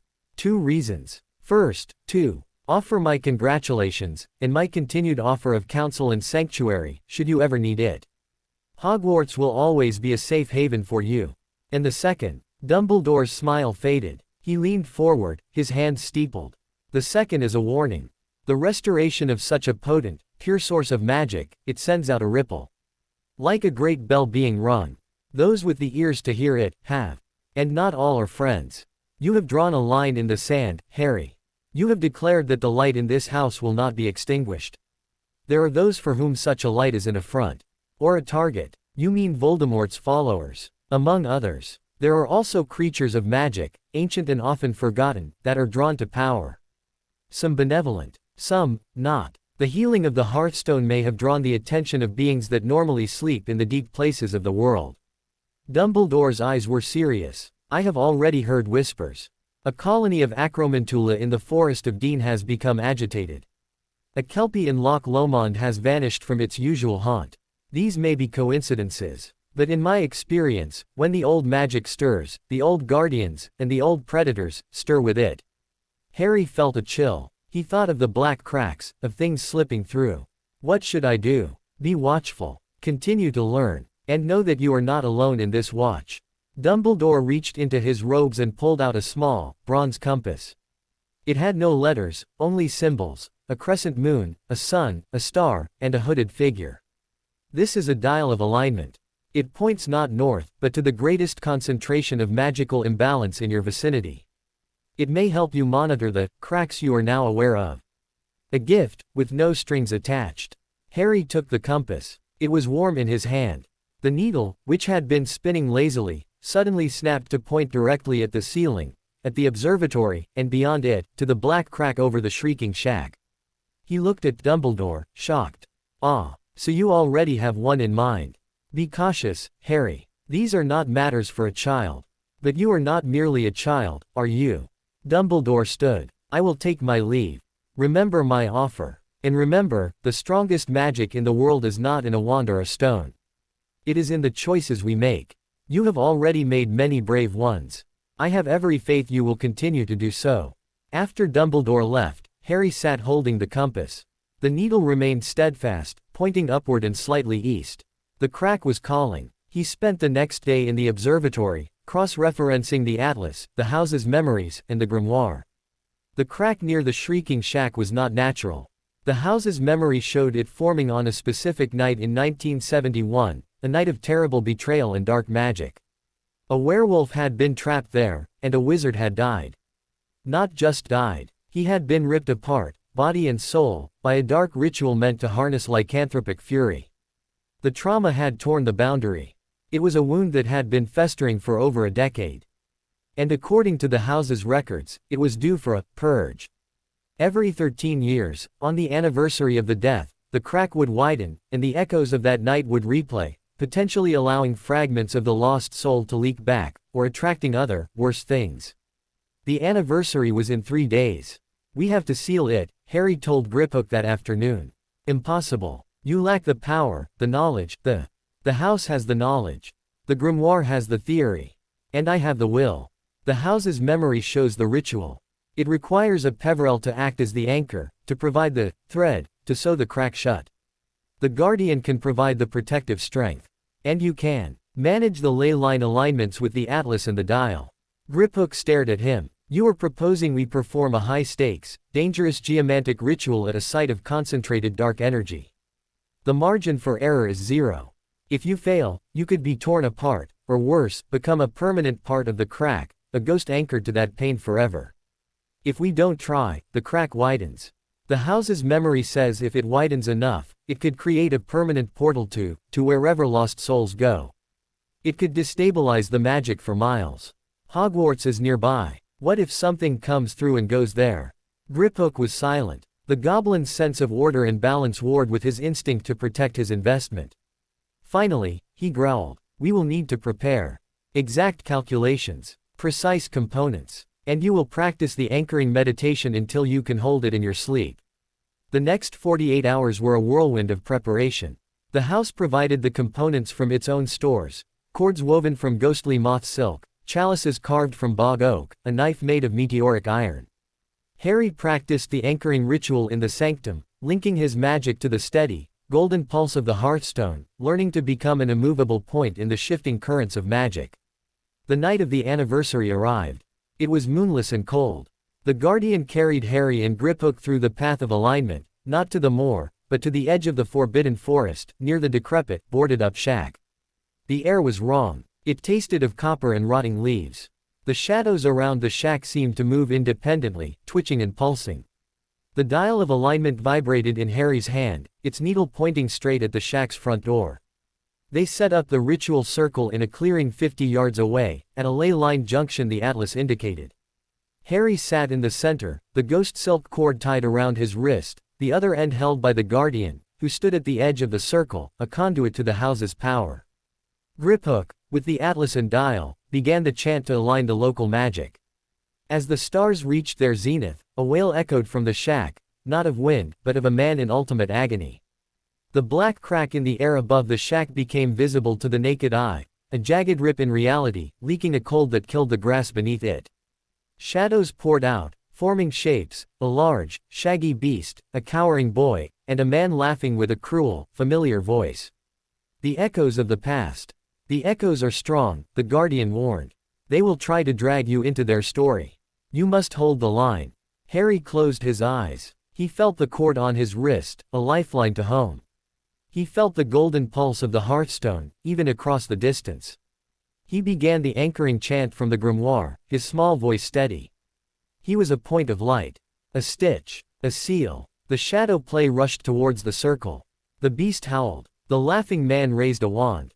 Harry felt a terrible pull, an invitation to share their pain, to join the endless loop of betrayal. I am Harry James Potter. I am the lord of my house. My will is my own. This pain does not belong to me. Be at peace. He poured the clean, golden magic down the cord, into the crack. He imagined it as a needle and thread, sewing the ragged edges together with light. The shadows screamed. The crack resisted, fighting the intrusion of order. Harry felt a freezing cold seep up the cord, towards his heart. He saw flashes, a boy named Remus, terrified, a man named Fenrir, gleeful, a wizard named Harold, dying in pieces. He held firm. He thought of the healed hearthstone. Of the thumbs up from his stone father. Of creatures terrible, loyal soup. My story is my own. With a sound like a great sigh. The crack sealed. The black line of nothingness shrank to a scar, then vanished. The shadows dissolved. The wailing stopped. The clearing was silent, and cold, but clean. The oppressive wrongness was gone. Harry slumped, exhausted. The guardian gently lifted him. Griphook let out a shaky breath, putting away his instruments. It is done. The crack is sealed. Not just mended, but healed. Your magic did not just close it. It purified the memory. They returned to Grimmauld Place just as the first hint of dawn grayed the sky. Harry was put to bed, the house humming a lullaby of pride and protection. He slept deeply, dreamlessly. He did not see what happened an hour after they left. On the now healed ground before the shrieking shack, the earth softened. A single, pale shoot pushed its way to the surface. It grew with unnatural speed, forming a slender sapling. Its bark was silver. Its leaves, just unfurling, were the shape of tears, and they glowed with a soft, golden light. A sapling of the heart tree. Planted by the purified magic of a Peverell Lord, in a place that had known only pain. It was a sign, a declaration. The boundary was guarded, the line held, and the Lord was rising. In his sleep, Harry smiled. The sapling did not go unnoticed. Hogwarts, groundskeeper, a half-giant named Rubeus Hagrid with a fondness for monstrous creatures and a heart too large for his chest, found it the next morning. He'd been tracking a pair of truant blast-ended scroots near the forest edge when the glint of silver bark caught his eye. He lumbered over, his great shaggy head tilted in confusion. He'd never seen a tree like this. It hummed, a sound he felt in his molars. When he touched a leaf, warm peace washed over him, momentarily quieting the chronic ache of old injuries and older regrets. Well, I'll be, he muttered to his empty flask. He fetched Professor Sprout, who arrived in a flurry of botanical excitement. The herbology mistress prodded, measured, and ultimately declared it a miracle of unknown provenance, and absolutely not to be touched. Word spread through the staff like fiendfire. Albus Dumbledore, summoned from his breakfast, stood before the sapling for a long, silent minute. A small, knowing smile touched his lips. He placed a warding charm around it, not to contain it, but to protect it. It seems, he said softly to the morning air, that a new gardener has begun tending the old wounds of the world. Back in Grimmauld Place, Harry felt the connection the moment the sapling took root. It was a faint, new thread in the web of his awareness, a tiny, distant echo of the Hearthstone's song. He mentioned it to the guardian. The land remembers the healing, it confirmed. It has planted a seed of your will. A beacon of order. It will grow, and its roots will strengthen the boundary there. This was a new aspect of his duty, not just mending, but cultivation. The thought was less daunting than before. He had done it. He had sealed a crack. He was not just a boy playing lord in a big house. The magical world, however, is a small town with big ears. The sudden appearance of an unknown, powerfully magical tree on the grounds of Hogwarts, a tree that resisted all attempts at classification and radiated a potent, calming aura, was front-page news for the Daily Prophet within 2 days. The article was titled, "Mystery Tree Stumps Experts, Sign of a New Magical Era." It quoted anonymous ministry sources, speculating about foreign intervention, secret Dumbledore projects, and even extraterrestrial origins. It did not mention the Peverells. But a smaller, more niche publication, The Arcane Observer, ran a piece that made Harry's blood run cold. Written by an A.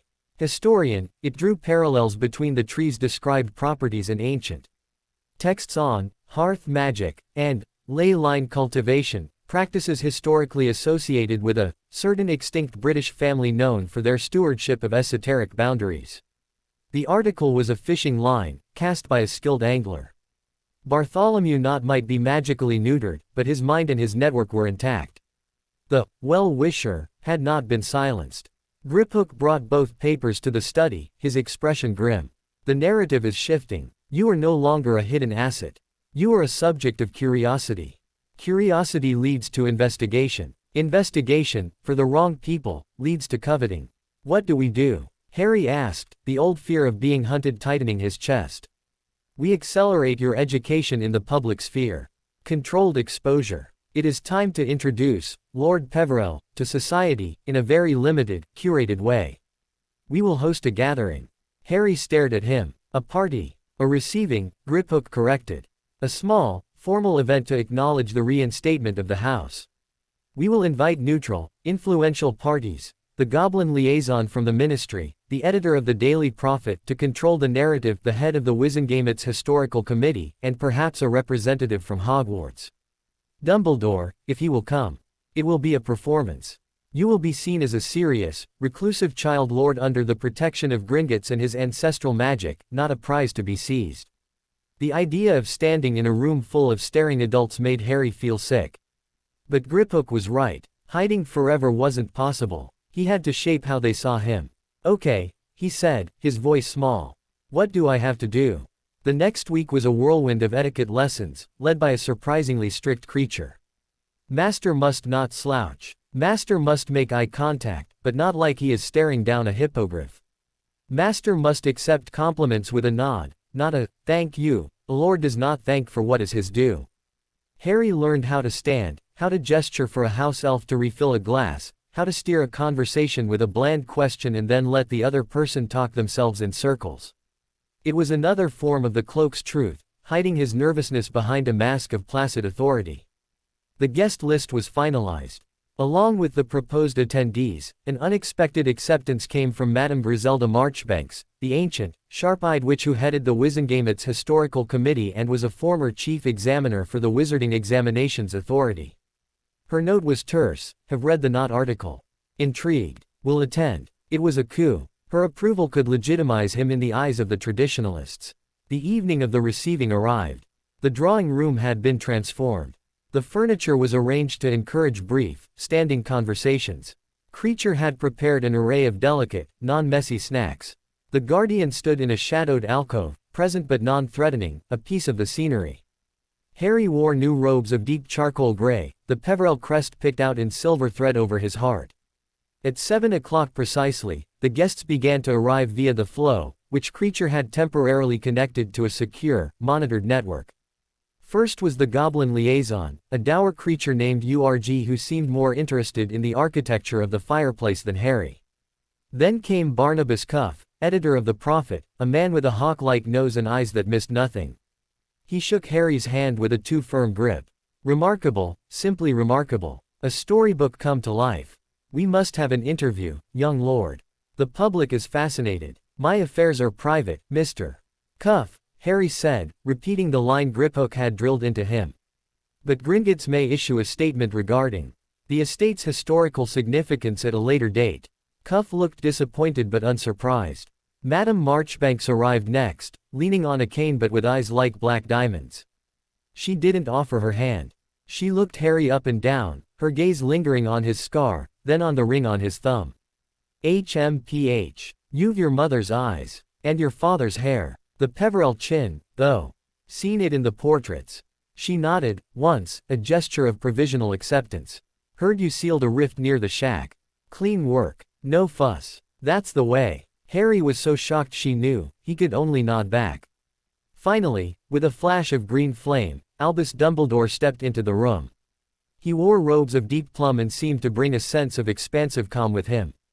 Good evening, Lord Peverell. Thank you for the invitation. A lovely home. It feels, content. The small group mingled. Griphook guided conversations, expertly deflecting prying questions about Harry's upbringing or the source of the house's restored magic. Harry moved among them, a small, silent planet around which the adult conversations orbited. He answered direct questions with brief, polite answers. He felt like an imposter, a doll dressed up in lordly clothes. Then, as Cuff was questioning Dumbledore about the mysterious sapling, the flow flared green once more. An uninvited guest. A witch stepped through, brushing soot from robes of a style 50 years out of date. She was thin, with a pinched, anxious face and flyaway gray hair. Her eyes darted around the room before landing on Harry. She let out a small, choked gasp. Everyone turned. The conversation died. I'm sorry, the witch whispered, her voice trembling. I'm so sorry, I had to come. I felt it, the call. The family magic. I'm Cladora Longbottom, née Black. My grandmother was Cedrella Black, née Peverell. A silence, deeper than before, filled the room. Harry's mind raced. A living relative. Not through the direct line, but a branch. A connection. Griphook's face was a mask of icy fury. The flow had been sealed to invited guests only. For her to come through meant she had a blood claim strong enough to bypass the temporary wards. A legitimate familial link. Dumbledore's eyes were watchful. Madame Marchbanks looked intrigued. Cuff looked like he'd just been handed a scoop. Cladora Longbottom took a hesitant step forward. I've been researching the family for years. Trying to find a way back in. When I read the article, when I felt the surge in the blood magic, I knew the Lordship had awakened. I had to see. Her eyes were pleading, desperate. You're so young. You shouldn't be alone with all this. I could help. I'm family. It was everything Harry had secretly longed for. A real, living person connected to him by blood. Not a portrait, not a stone statue. Someone who might understand, who might care for him. But the timing was too perfect. The article, the blood claim, the emotional appeal. He looked at her, and he reached for the new skills the grimoire had given him. Not the boundary power, but the stone's path, the listening to echoes. He didn't try to read her mind. He tried to feel the resonance around her. And he felt it. A faint, sickly sweet magical scent, clinging to her like cheap perfume. It was the same signature he'd felt on the river hag, on the psychic specter. The signature of the well-wishers, ally. It was masked, buried under layers of genuine anxiety and desperate hope, but it was there. She was a tool. Perhaps an unwilling one. Perhaps she truly believed she was coming to help her long-lost family. But she had been sent. His heart broke a little. The hope of family curdled into another trap. He didn't let it show on his face. He gave her the same placid, lordly nod he'd given the others. Madame Longbottom, your connection is noted. However, this is a private gathering. Matters of the house are managed through Gringotts. You may make an appointment with Manager Griphook if you have legitimate business. His tone was dismissive, cold. He saw the hurt flash in her eyes, real hurt. She was a pawn, but she was a person. He hated doing it. But, the house recognizes its lord, Harry said, his voice gaining a slight edge, the house's magic subtly reinforcing his words, making them resonate in the quiet room. All else is a matter of historical record. Creature, please show Madame Longbottom to the flow. Ensure she returns to her point of origin. Creature appeared, his eyes narrowed at the witch. This way, miss. Defeated, tears in her eyes, Cladora Longbottom allowed herself to be led away. The flow flashed, and she was gone. The room was stunned. Cuff was scribbling frantically on a magical notepad. Madame Marchbanks gave another approving nod. Firm. Good. Sentiment is a luxury. Dumbledore's gaze on Harry was thoughtful, appraising. A difficult choice, Harry. And wisely made. The receiving continued, but the mood had shifted. Harry had shown steel beneath the velvet. He was not a child to be swayed by tares or claims of kinship. He was a lord, making hard decisions. After the guests left, promising vague future communication, Harry retreated to the study. He felt drained and hollow. He had wanted to believe her. He had wanted it so much. Griphook joined him. The Longbottom connection is legitimate but distant. She is under financial and social pressure, the Longbottom fortunes have waned. She would be easy to manipulate with promises of restored status or gold. The enemy is using your own longing against you. I know, Harry said, staring into the fire. It just hurts. The path of a lord is often lonely, the guardian said from its post. But you are not without family. We are here. We, the house, the elf, the goblin, the construct. A strange, patchwork family, but a loyal one. A week later, a package arrived by Owl. No note. Inside was a small, framed photograph. It showed a young, smiling couple, a man with kind eyes and unruly hair, a woman with bright, loving eyes and red hair. They were waving. At the bottom, in elegant script, was written, James and Lily Potter, Halloween, 1981. It was from Dumbledore. A gift of memory. Of true family. Harry placed it on his desk beside the grimoire. He looked at their smiling, moving faces. The ache was still there, but it was joined by a new determination. He had a mother and a father. He had a house that loved him. He had a duty. And he had an enemy who would use his deepest desires as weapons. It was time to stop reacting. It was time to learn what the enemy truly wanted. Not just the Hallows. Not just his submission. The article in the Arcane Observer mentioned ley line cultivation. The enemy was interested in the cracks, the boundaries. Why? He opened the journal linked to the house's memory. He asked a new question. Show me the greatest threat to the boundary. Not a crack. The source. The journal's pages swirled. This time, the sensation was not of a shore or a map, but of a descent into a deep, cold well. He saw a cavern, vast and dark. In its center was a plinth. And on the plinth sat not a heart, but a crumbling stone basin filled with a potion that glowed a poisonous green. Around the basin, 7 figures knelt, their faces hooded. They were chanting. And from the potion, a wraith-like form was rising, a skeletal, infantile thing with blazing red eyes. But the memory didn't focus on the wraith. It focused on the cavern itself. The walls of the cavern were not rock. They were solidified pain, despair, death. The cavern was not a natural place. It was a constructed thin spot. A scar deliberately made by tearing the boundary over and over in the same place with the most horrific magic imaginable. The murder of innocence, the splitting of a soul. This was a source. A wound that was also a forge. A place where the rules of life and death were being hammered into new, monstrous shapes. The memory supplied a name, dredged from the deepest, darkest layer of the house's awareness, from a time when a Peverell Lord had witnessed the beginnings of this blasphemy and fled in horror. The cave. And the memory supplied a last, chilling detail. The location of the cave was unknown, hidden by powerful magic. But the ritual to create it required anchors. 7 anchors, placed in locations of strong magical resonance, to tether the tear in reality. One of those anchor points, the memory showed with crystal clarity, was a black crack on the Peverell map. The one in the graveyard. The one that had been quiet, until now. Harry looked up from the journal, his blood frozen. The enemy wasn't just seeking the Hallows. They were seeking to complete a ritual started decades ago. A ritual to turn a scar on the boundary into a permanent gate. And they needed the Peverell magic, the guardian magic of the boundary, either to break it open fully, or to control what came through. He had to find that cave. He had to understand the ritual. And he had to stop it. But he was just one boy. With a strange family, a big house, and a heart that had just learned how to heal. He looked at the photograph of his parents. They were still waving, smiling, forever young, forever brave.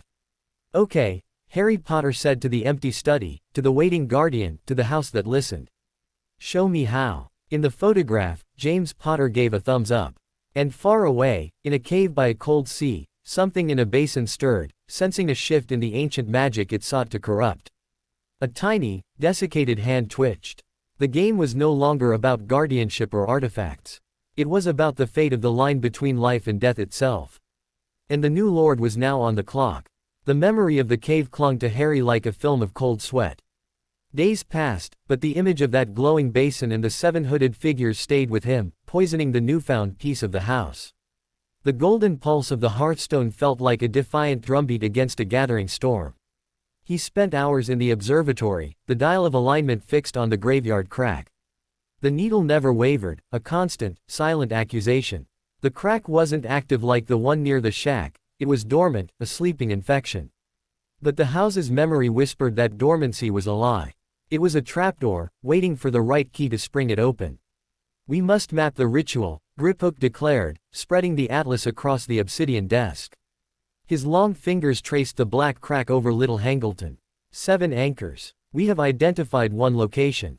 The house's memory may give us impressions of the others if we can attune it to the specific magical signature of this corruption. Harry placed his hand on the atlas, over the graveyard. He closed his eyes, not seeking the crack itself, but the echo of the magic that had made it an anchor. He thought of the cave, of the green potion, of the infantile wraith. The atlas responded. The map shimmered, and 6 other points of darkness ignited across Britain and Ireland. One was in a forest he didn't recognize. Another was in a bleak, northern moor. A third was in a coastal cave, not the main cave, but a different one. A fourth was in a place labeled the Chamber of Secrets at Hogwarts. A fifth was in a vault at Gringotts. The sixth was moving. It flickered, located somewhere in the English Channel. 7 anchors. Griphook breathed, his face pale even for a goblin. One is a Horcrux. The others, likely the same. He split his soul 7 times. He looked at Harry with something akin to horror. This is beyond dark. This is an abomination. The ritual to create a permanent gate. It uses these anchors as focal points to tear the boundary simultaneously in 7 places. The resulting confluence would be a wound that could never heal. We have to take them, Harry said, his voice firm despite the fear coiling in his gut. Starting with the one we can find. The graveyard. The guardian, standing sentinel, tilted its helm. The graveyard is a place of death. The anchor will be guarded, not just by physical means, but by the residual magic of the ACT that created it. Murder. We'll be careful, Harry said. But, careful, felt like a child's word in the face of such deliberate evil. They prepared with a grim focus that made the previous rituals seem like school exercises. The grimoires section on the Wand's Resolve provided theories on countering enchantments of permanence and soul magic. They gathered tools. A blade of meteoric iron for cutting magical bonds, a vial of phoenix tears for purification, a rare commodity procured by Griphook at astronomical cost, and a container made of lead lined with basilisk skin to contain the corrupted object, as per the house's memory. They would go at dusk, when the veil between day and night was thin, offering a potential advantage. The Guardian would be their shield. Harry would use the boundary power to sense and disrupt the anchor's magic. Griphook would handle the physical extraction and containment. As the sun bled orange over London, they stood in the study. Harry wore practical dark clothes, the ring heavy on his thumb. The lead box was in his backpack, a cold, dead weight. "Remember," Griphook said, his voice low. "Do not touch the anchor directly. Do not listen if it speaks. Its purpose is to corrupt. Your will must be absolute." Harry nodded. He looked at the Guardian. "Ready. Always." The Guardian drew the symbol. The tear opened not onto the moor's path, but onto a darker, colder corridor, a shortcut through the places of the dead that the Peverell magic could navigate. The air that rushed out smelled of damp soil, old stone, and wilted flowers. They stepped through. They emerged behind a large, crumbling mausoleum in a graveyard Harry had never seen but knew instantly. The ground was uneven, studded with tilted headstones choked by ivy and moss. Ancient yews cast long, grasping shadows in the twilight. The air was still and too quiet, no birds sang here. In the distance, he could see the outline of a gaunt, hilltop house, the Riddle House. The dial in his hand vibrated, the needle pointing like a compass to the north end of the graveyard. They moved silently, the Guardian's footsteps making no sound on the soft earth.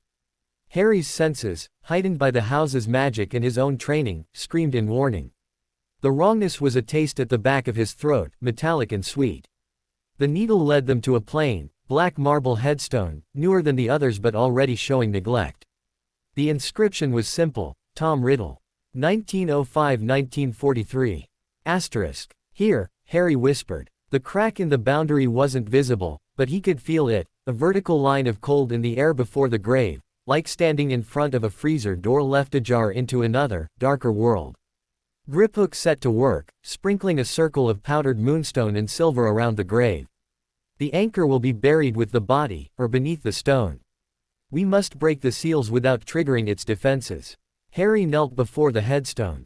He placed his hands on the cold earth. He reached for the boundary power, not to enforce his will, but to feel the structure of the magic here. He sent his awareness down, like a root seeking water.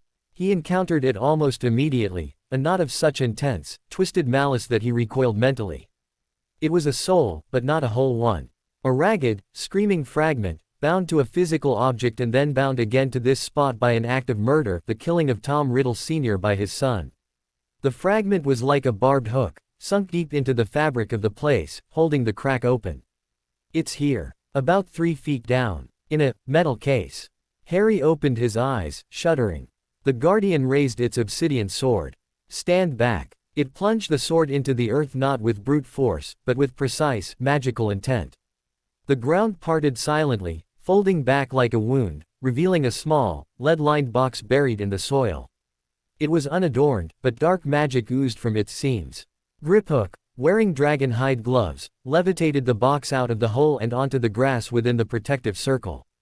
The container is warded. A simple Alohomora would set off a curse. We need the key. Harry examined the box with his magical senses. The locking mechanism was a tangled web of dark spells.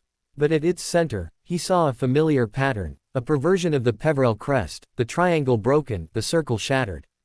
It was a mockery, a challenge. It's keyed to blood, Harry realized. But not just any blood. It wants a life, or a death. It wants a sacrifice to open, the Guardian confirmed. A trap. Then we don't open it. We take the whole thing, Griphook said. The lead box should contain the corruption enough to transport. As Griphook moved to place the box into the larger, basilisk-lined container, the shadows around the graveyard deepened. The temperature plummeted. From behind the yew trees, figures emerged.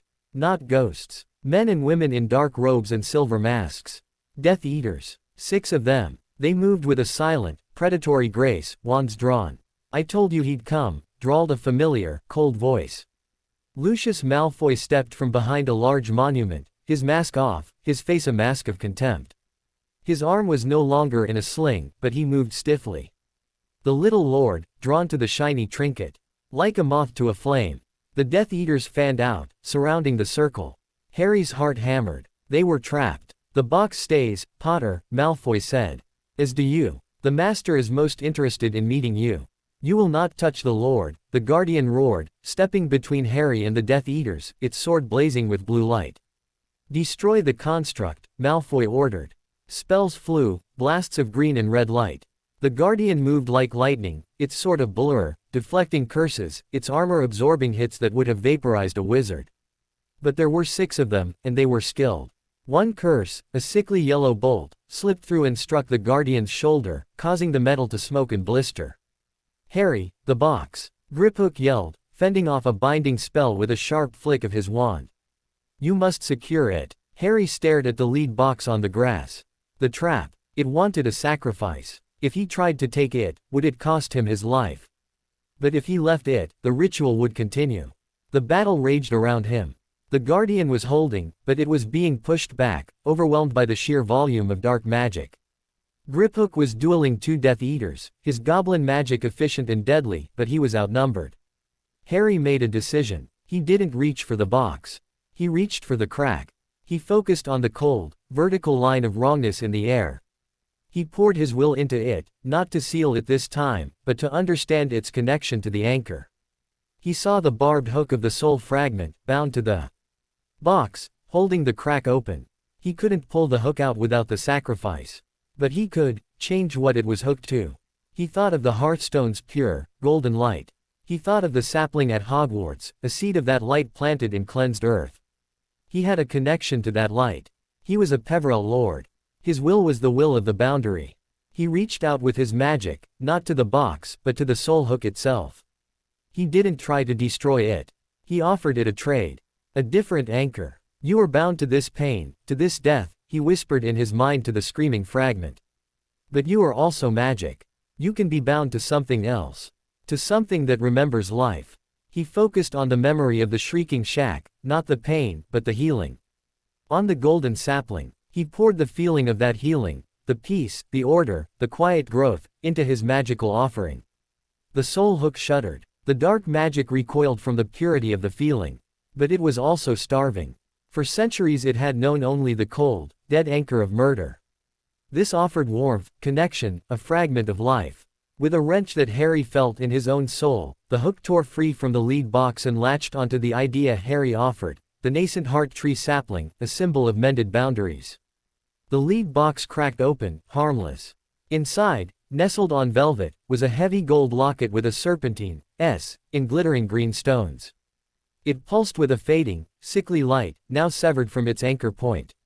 The crack in the air before the grave shuddered and began to close, the edges knitting together with threads of silvery light. But the transfer had cost Harry.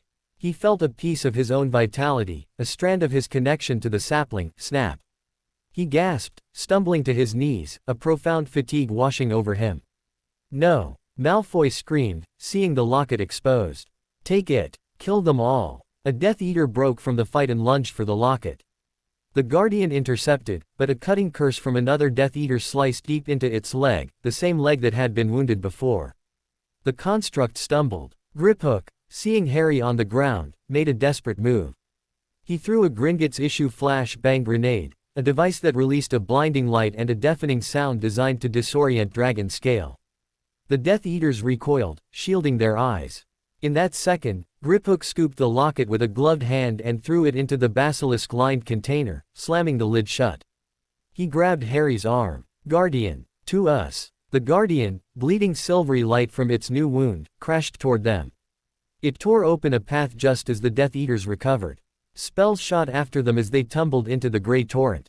They landed in a heap in the study. The house gave a shudder of alarm. The Guardian collapsed onto its side, the gash on its leg weeping light. Griphook was bleeding from a cut on his temple. Harry felt like he'd been drained by a dementor. But the container sat on the floor, sealed. They had the locket. Creature popped in, wailing at the sight. He fetched bandages and Dittany. As Griphook tended to his own cut, Harry crawled to the Guardian. You're hurt again. A flesh wound. It will mend. The locket is secure. Harry looked at the lead box. Even through the basilisk skin, he could feel the malevolent pulse of the thing inside. It was quieter now, disconnected from its anchor, but still vile. We have it, Harry said. But I tied the crack to the sapling. I think I weakened it. Or me. Griphook finished bandaging his head and came over. He examined the container with wary eyes. You performed a sympathetic transfer. A dangerous, brilliant piece of magic. The crack is sealed, and the anchor is neutralized. But the Horcrux remains. It is still a fragment of a soul, and it is still tied to the larger ritual. We have to destroy it, Harry said, his voice weak. Easier said than done. Horcruxes can only be destroyed by things that render the container irreparable. Basilisk venom, fiendfire, the killing curse, perhaps the sword of Godric Gryffindor, if it could be imbued with such power. Griphook frowned. We have none of those things. And attempting to destroy it without the proper means could release the fragment, allowing it to possess someone or something nearby. Harry looked at the Guardian's sword. Your blade cuts magic. Could it? It can wound the magic that binds the soul to the object. But to destroy the fragment itself, I do not know. It is a matter for the purest of forces. The power you used to heal the Hearthstone, perhaps. Harry remembered the exhaustion, the risk. To channel that much pure, loving magic into an object of such hate, it might consume him. We need to research, Harry said. The grimoire. The house's memory. There must be a way. They secured the container in a warded safe in the study. Creature helped the Guardian to its chamber below to rest and self-repair. Harry, though exhausted, couldn't sleep. He sat at the desk, the locket's container before him. He opened the journal. How do we destroy a Horcrux? The journal's pages swirled, then settled. Words formed, not from the house's memory, but from the grimoire's knowledge, channeled through the journal. To unmake a thing of fractured soul, one must employ a magic of equal finality but opposite nature. The soul is fractured by an act of ultimate violation, murder. To mend the fracture is impossible, for the soul is not clay. To destroy the fragment, one must confront it with the power it most fears, not love's warmth, but love's sacrifice. Not life's joy, but life's willing end for a greater good. A weapon imbued with such a sacrifice can unmake the darkest magic. A sword that has drunk the venom of a creature born of betrayal and lived. A flame that consumes all, even the caster's control. Or, the touch of a being that exists between life and death, a guardian of the boundary, using the very power of that boundary to deny the fragment's unnatural state. Harry sat back. A sword that drank basilisk venom, Godric Gryffindor's sword, perhaps, if it had such a history. Fiendfire was too dangerous. And the last, a guardian of the boundary. That was him. But how? The boundary power could deny things, make them still. Could it deny a soul fragment's right to exist? He was pondering this when a soft, insidious whisper filled his mind. It came from the container. Little Lord, so tired, so alone, let me help you. I have knowledge, power, I can show you your parents, not stone, but living, breathing. The voice was honeyed, reasonable. It sounded like a kind, old friend. Harry felt a tug of desperate longing. To see them, really see them. The love is the key. Not the sorrow. He shook his head, focusing on the ring's cold weight. You lie. You are a piece of a murderer. You don't know love. The voice hardened, turning spiteful. You are a child playing with forces you cannot comprehend. You have taken one anchor. There are 6 more. My master is already moving. He knows you have it. He will come for you. And he will take your house, your little metal pet, and he will make you watch as he tears the world apart. Give me to him. Perhaps he will let you live as a servant. Never, Harry whispered. Then you will die screaming, and I will feast on your fear. The voice faded, but the malevolent presence remained, a cold spot in the room. Harry looked at the photograph of his parents on the desk. They smiled and waved, forever brave. He had the first piece, but the enemy knew it. The next move would be theirs. And they would not come with legal papers or emotional pleas next time. They would come with fire and fury. He placed a hand on the journal. Show me the next anchor. The closest one. The map appeared in his mind. The flickering point in the English Channel was gone, having moved. But another was clear, the one in the forest. The atlas named the place, the Forest of Dean. He would need to be stronger. He would need to be ready. And he would need to find a way to destroy the poison in the box before it destroyed him first. Outside, the night deepened. In a distant cave, the wraith in the basin let out a silent scream of rage, feeling the loss of one of its anchors. And on a windswept hill in Scotland, a silver sapling with golden leaves shivered, its roots touching a new, strange connection, a thread of darkness now bound to its light, a burden it would help its lord carry. The war for the boundary had found its first battlefield. And the first, small victory belonged to the boy who refused to let the darkness hook into his heart. The locket did not sleep. It whispered. Its voice was a needle-thin filament of sound that threaded through the wards of the lead box, the basilisk skin, the very stones of Grimmauld Place.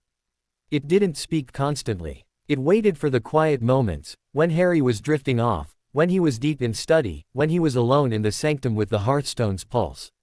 It offered memories that weren't his. The taste of treacle tart from the Hogwarts feast, the smell of a broomstick's polish, the warm weight of a gold cup in his hands.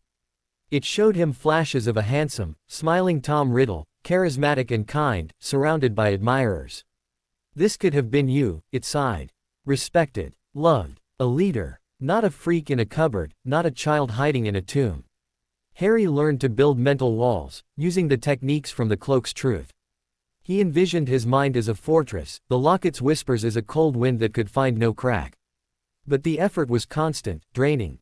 He woke tired. The golden glow of the hearthstone helped, but a new, gray fatigue had taken root in his bones. The guardian's leg wound was slower to heal.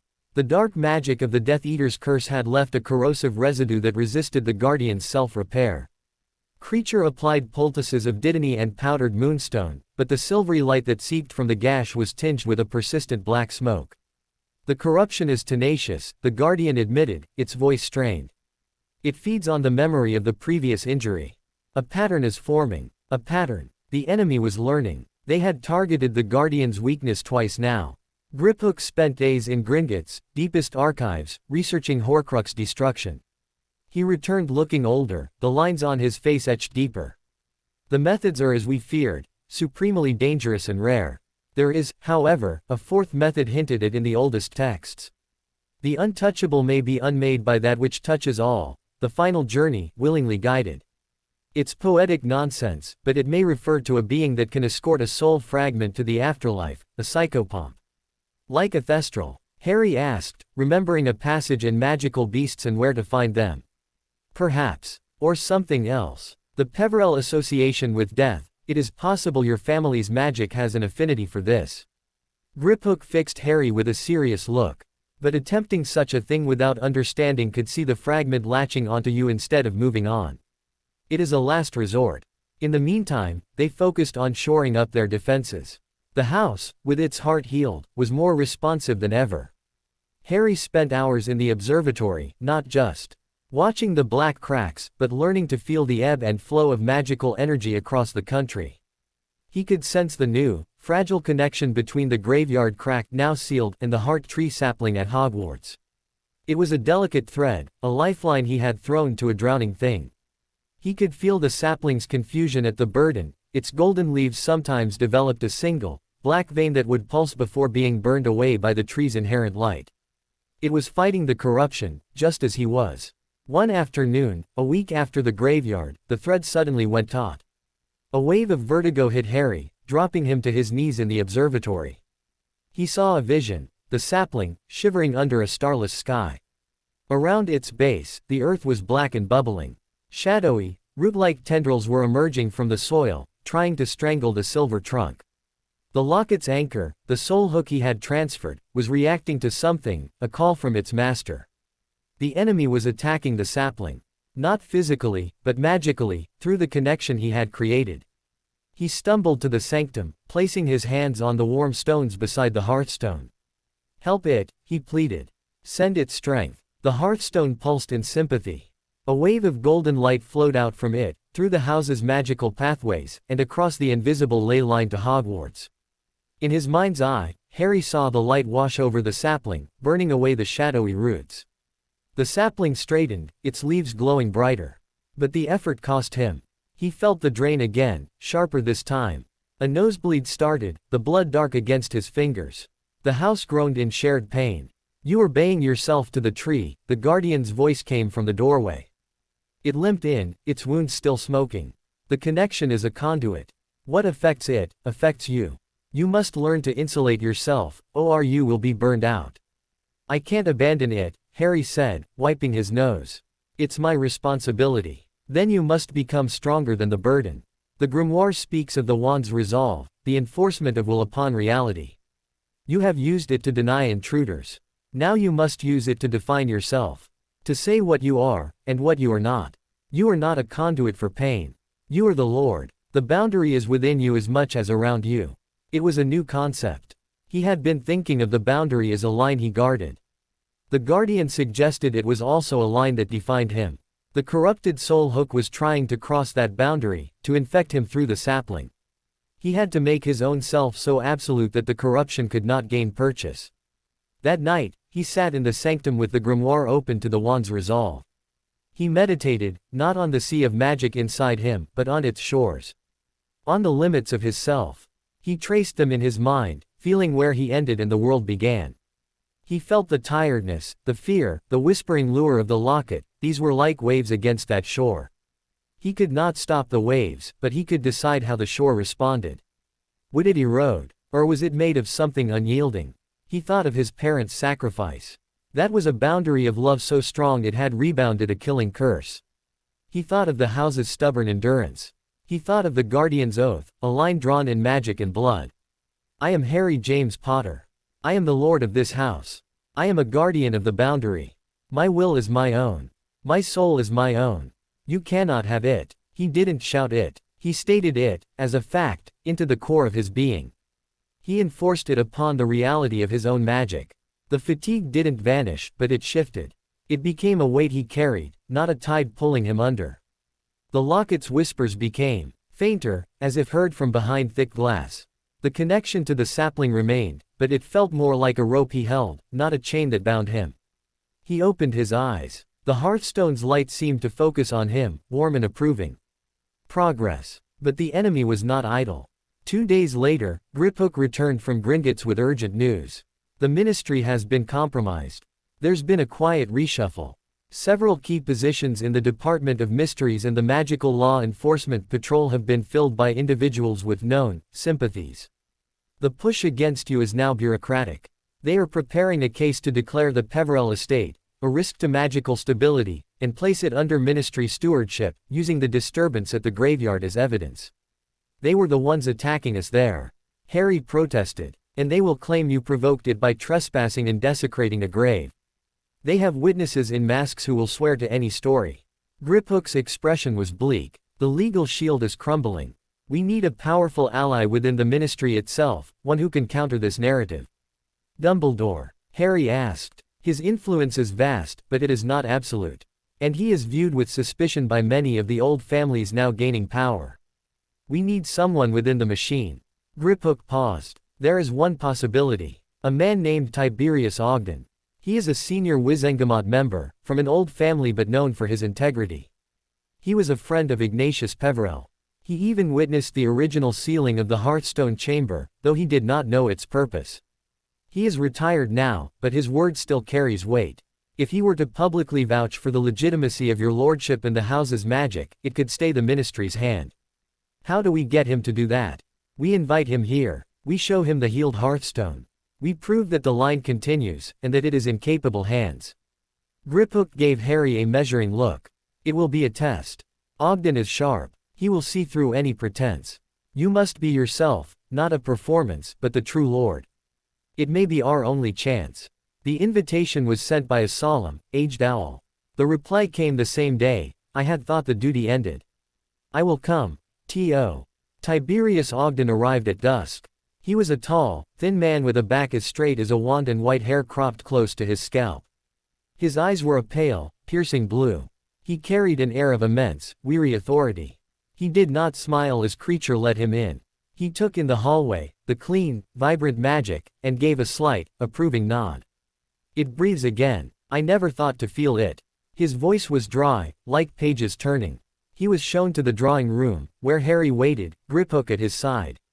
Ogden did not sit. He looked at Harry, his gaze missing nothing, the dark circles under his eyes, the set of his shoulders, the ring on his thumb. Ignatius's ring, Ogden said. You have the look of him. Around the eyes. A burdened look. He stepped closer. He told me, before he sealed the heart away, that one day an heir would come who could bear the weight. I told him he was a sentimental old fool. I see now I was wrong. He didn't sound happy about it. Thank you for coming, sir, Harry said. Don't, sir, me. I'm not your teacher. I am a witness. Show me what you have done. Harry led him to the sanctum. At the sight of the floating, golden hearthstone, pulsing with healthy light, Ogden's stern face did something complicated. Grief, relief, and a fierce pride warred in his expression. He removed his hat. You healed it. How? Harry explained, as simply as he could, about the corruption, the transfer of the anchor, the ongoing struggle. He did not hide his fatigue or the danger. Ogden listened, without interruption. When Harry finished, the old man was silent for a long time. So, the darkness Ignatius feared has found its way to the doorstep. And it is wearing ministry robes. He turned to Griphook. The stewardship claim. I have heard whispers. It will be presented to the full Wizengamot in 3 days. I will speak against it. I will attest to the legitimacy of the lordship and the necessity of this house's independence. It may not be enough. The currents are flowing in a dark direction. What else can we do? Griphook asked. You have taken something from them. A piece of their master's soul. Ogden's pale eyes fixed on Harry. They will want it back. Desperately. They will trade almost anything for it. That is your leverage. But be warned, they will also try to take it by force. The attack on your tree was a probe. The next will be an assault. We're preparing, Harry said. See that you are. Ogden placed his hat back on his head. I will do what I can in the halls of power. You must hold the line here. And, boy, he paused at the door. Your parents would be proud. Terribly worried, but proud. After he left, Harry felt a flicker of hope. They had an ally. But Ogden's warning was clear. The enemy was moving on all fronts. That night, the assault came. Not on the house. On the connection. Harry was jolted awake by a scream that was not sound, but a sea lie in his magical senses. The thread to the sapling was being pulled, violently. He ran to the observatory. In the magical lens, he saw the forest of Dean Anchor, the next Horcrux, glowing with an evil, urgent light. It was acting as a beacon, calling to the fragment in the sapling, trying to reel it in. The sapling was in agony. Its silver bark was cracking. The golden leaves were turning black and falling. The shadowy roots were back, thicker, choking it. They were using the other anchors to target the weakness he had created. He couldn't send more power, he was too drained, and it would just feed the connection they were exploiting. He had to sever it. But severing it would leave the soul hook adrift, likely to snap back to its original anchor point, reopening the graveyard crack. He needed to transfer it again. To somewhere safer. Somewhere they couldn't reach. His eyes went to the container holding the locket. Two fragments of the same soul. Could he bind them together? Trap the hook inside the container with its other half. It would be a risk, concentrating the corruption. But it would also consolidate the threat, make it one problem instead of two. He called for Griphook and the Guardian. He explained his desperate idea. It is theoretically possible, Griphook said, his face tense. Sympathetic magic. Like calls to like. But the energy released when the fragments reunite, even in containment, could be catastrophic. It could shatter the wards, or worse. The house can't contain it, the Guardian stated. If the Lord anchors the house. If we use the Hearthstone as the focal point, the heart of the house can bear the strain. But the Lord must be the conduit. The risk is enormous. Harry looked at the vision in the observatory lens. The sapling was dying. If it died, the hook would be released anyway, and a piece of his own vitality would die with it. This was the only move. Do it. They worked fast. In the sanctum, they placed the sealed container with the locket in the center of the floor. Harry sat before it, his back to the hearthstone, feeling its warm pulse against his spine. The Guardian stood behind him, its hands on his shoulders, a bridge to the house's strength. Griphook inscribed the runes for binding and containment. Harry closed his eyes. He reached down the trembling, pain-filled thread to the sapling. He felt the soul hook, a barb of ice and hate, buried in the tree's heart. He didn't pull it, he called it. He showed it the container, the other fragment within. He offered a reunion. The hook resisted. It was comfortable feeding on the sapling's life, on Harry's energy. But the call from its other half was stronger. A siren song of shared malice. With a final, psychic wrench, the hook tore free from the sapling. Harry gasped as it shot up the connection toward him, a bolt of pure, directed hatred. He didn't try to stop it. He guided it, using the boundary power to define a single, narrow path straight from the sapling to the container in front of him. The hook hit the container like a thunderclap. The lead box shook. The basilisk skin lining glowed red hot. A scream, tangible and deafening, filled the sanctum, two voices, now one, howling in rage and pain. The hearthstone flared, its golden light blazing out to envelop the container, pressing in, containing the psychic explosion. The house shuddered, stones grinding, but it held. Harry felt the reunion like a blow to his own chest. He tasted blood in his mouth. The Guardian's grip on his shoulders tightened, pouring steadying strength into him. Slowly, the screaming died. The container stopped shaking. The hearthstone's light retreated, leaving the sanctum bathed in its normal, gentle glow. Silence. Harry looked through the observatory lens. The sapling in Hogwarts stood whole again, its bark smooth, its leaves of pure, radiant gold. The shadowy roots were gone. The connection between them was severed, leaving only a faint, friendly awareness, like a memory of a kindness. He had done it. He had saved the tree and consolidated the enemy's weakness into one place. But the cost was written in the new, deep lines of exhaustion on his face, and in the single, black drop of blood that fell from the Guardian's reopened leg wound onto the sanctum floor, where it sizzled and burned a tiny, permanent scar into the stone. They had won the battle. But in the container at his feet, the now merged soul fragment pulsed with a new, unified malevolence. It was quieter, but denser. Stronger. And in the ministry, in 3 days' time, the political battle for his home would begin. Harry looked at the scar on the floor, then at the container. The weight of a soul was heavy. And he was now carrying two pieces of the same one. The scar on the sanctum floor remained, a tiny, blackened pit in the stone that no amount of scrubbing by creature could erase. It was a testament, a receipt for the cost of their victory. The merged soul fragments within the lead container were now a silent, seething mass. The whispers had stopped, replaced by a dense, watchful malevolence that made the air around the safe feel thick and oily. Harry's recovery was slow. The double drain of sustaining the sapling and then channeling the soul hook had left him feeling hollowed out. He moved through the next 2 days in a fog of fatigue, his lessons with Griphook focusing solely on the upcoming hearing. They pored over wizarding law, precedent, and the exact phrasing of the Peverell family trust. The trust stipulates that the lordship and its attendant properties are indivisible and inalienable so long as a blood heir lives and claims them, Griphook recited, his voice a low monotone. The ministry's argument will be that you, as a minor, cannot legally claim them in a way that ensures stability. They will argue for temporary protective management, a fancy term for seizure. But Ogden will speak for me, Harry said, not quite a question. He will. And Dumbledore has agreed to appear as a character witness. But the Wizengamot is a political body. Logic is often the least powerful currency there. Griphook's eyes were shadowed. We must prepare for the worst. The Guardian's wound was a more visible problem. The black smoke had stopped, but the gash in its leg refused to knit fully. A hairline crack of shadow remained, a persistent vulnerability. It moved with a slight hitch now, a constant reminder of their fragility. On the morning of the hearing, Harry dressed not in his formal lordly robes, but in simple, dark clothes. He wanted to look like what he was, a child, but a serious one. He tucked the Peverell ring beneath his shirt, out of sight. He met Griphook in the hall. The goblin wore his finest Gringotts uniform, every button polished. Remember, Griphook said, his voice uncharacteristically gentle. Say only what is necessary. Let Ogden and Dumbledore do the talking. Your presence alone is your statement. Creature appeared, wringing his hands. Master is being brave. Creature is keeping the house safe.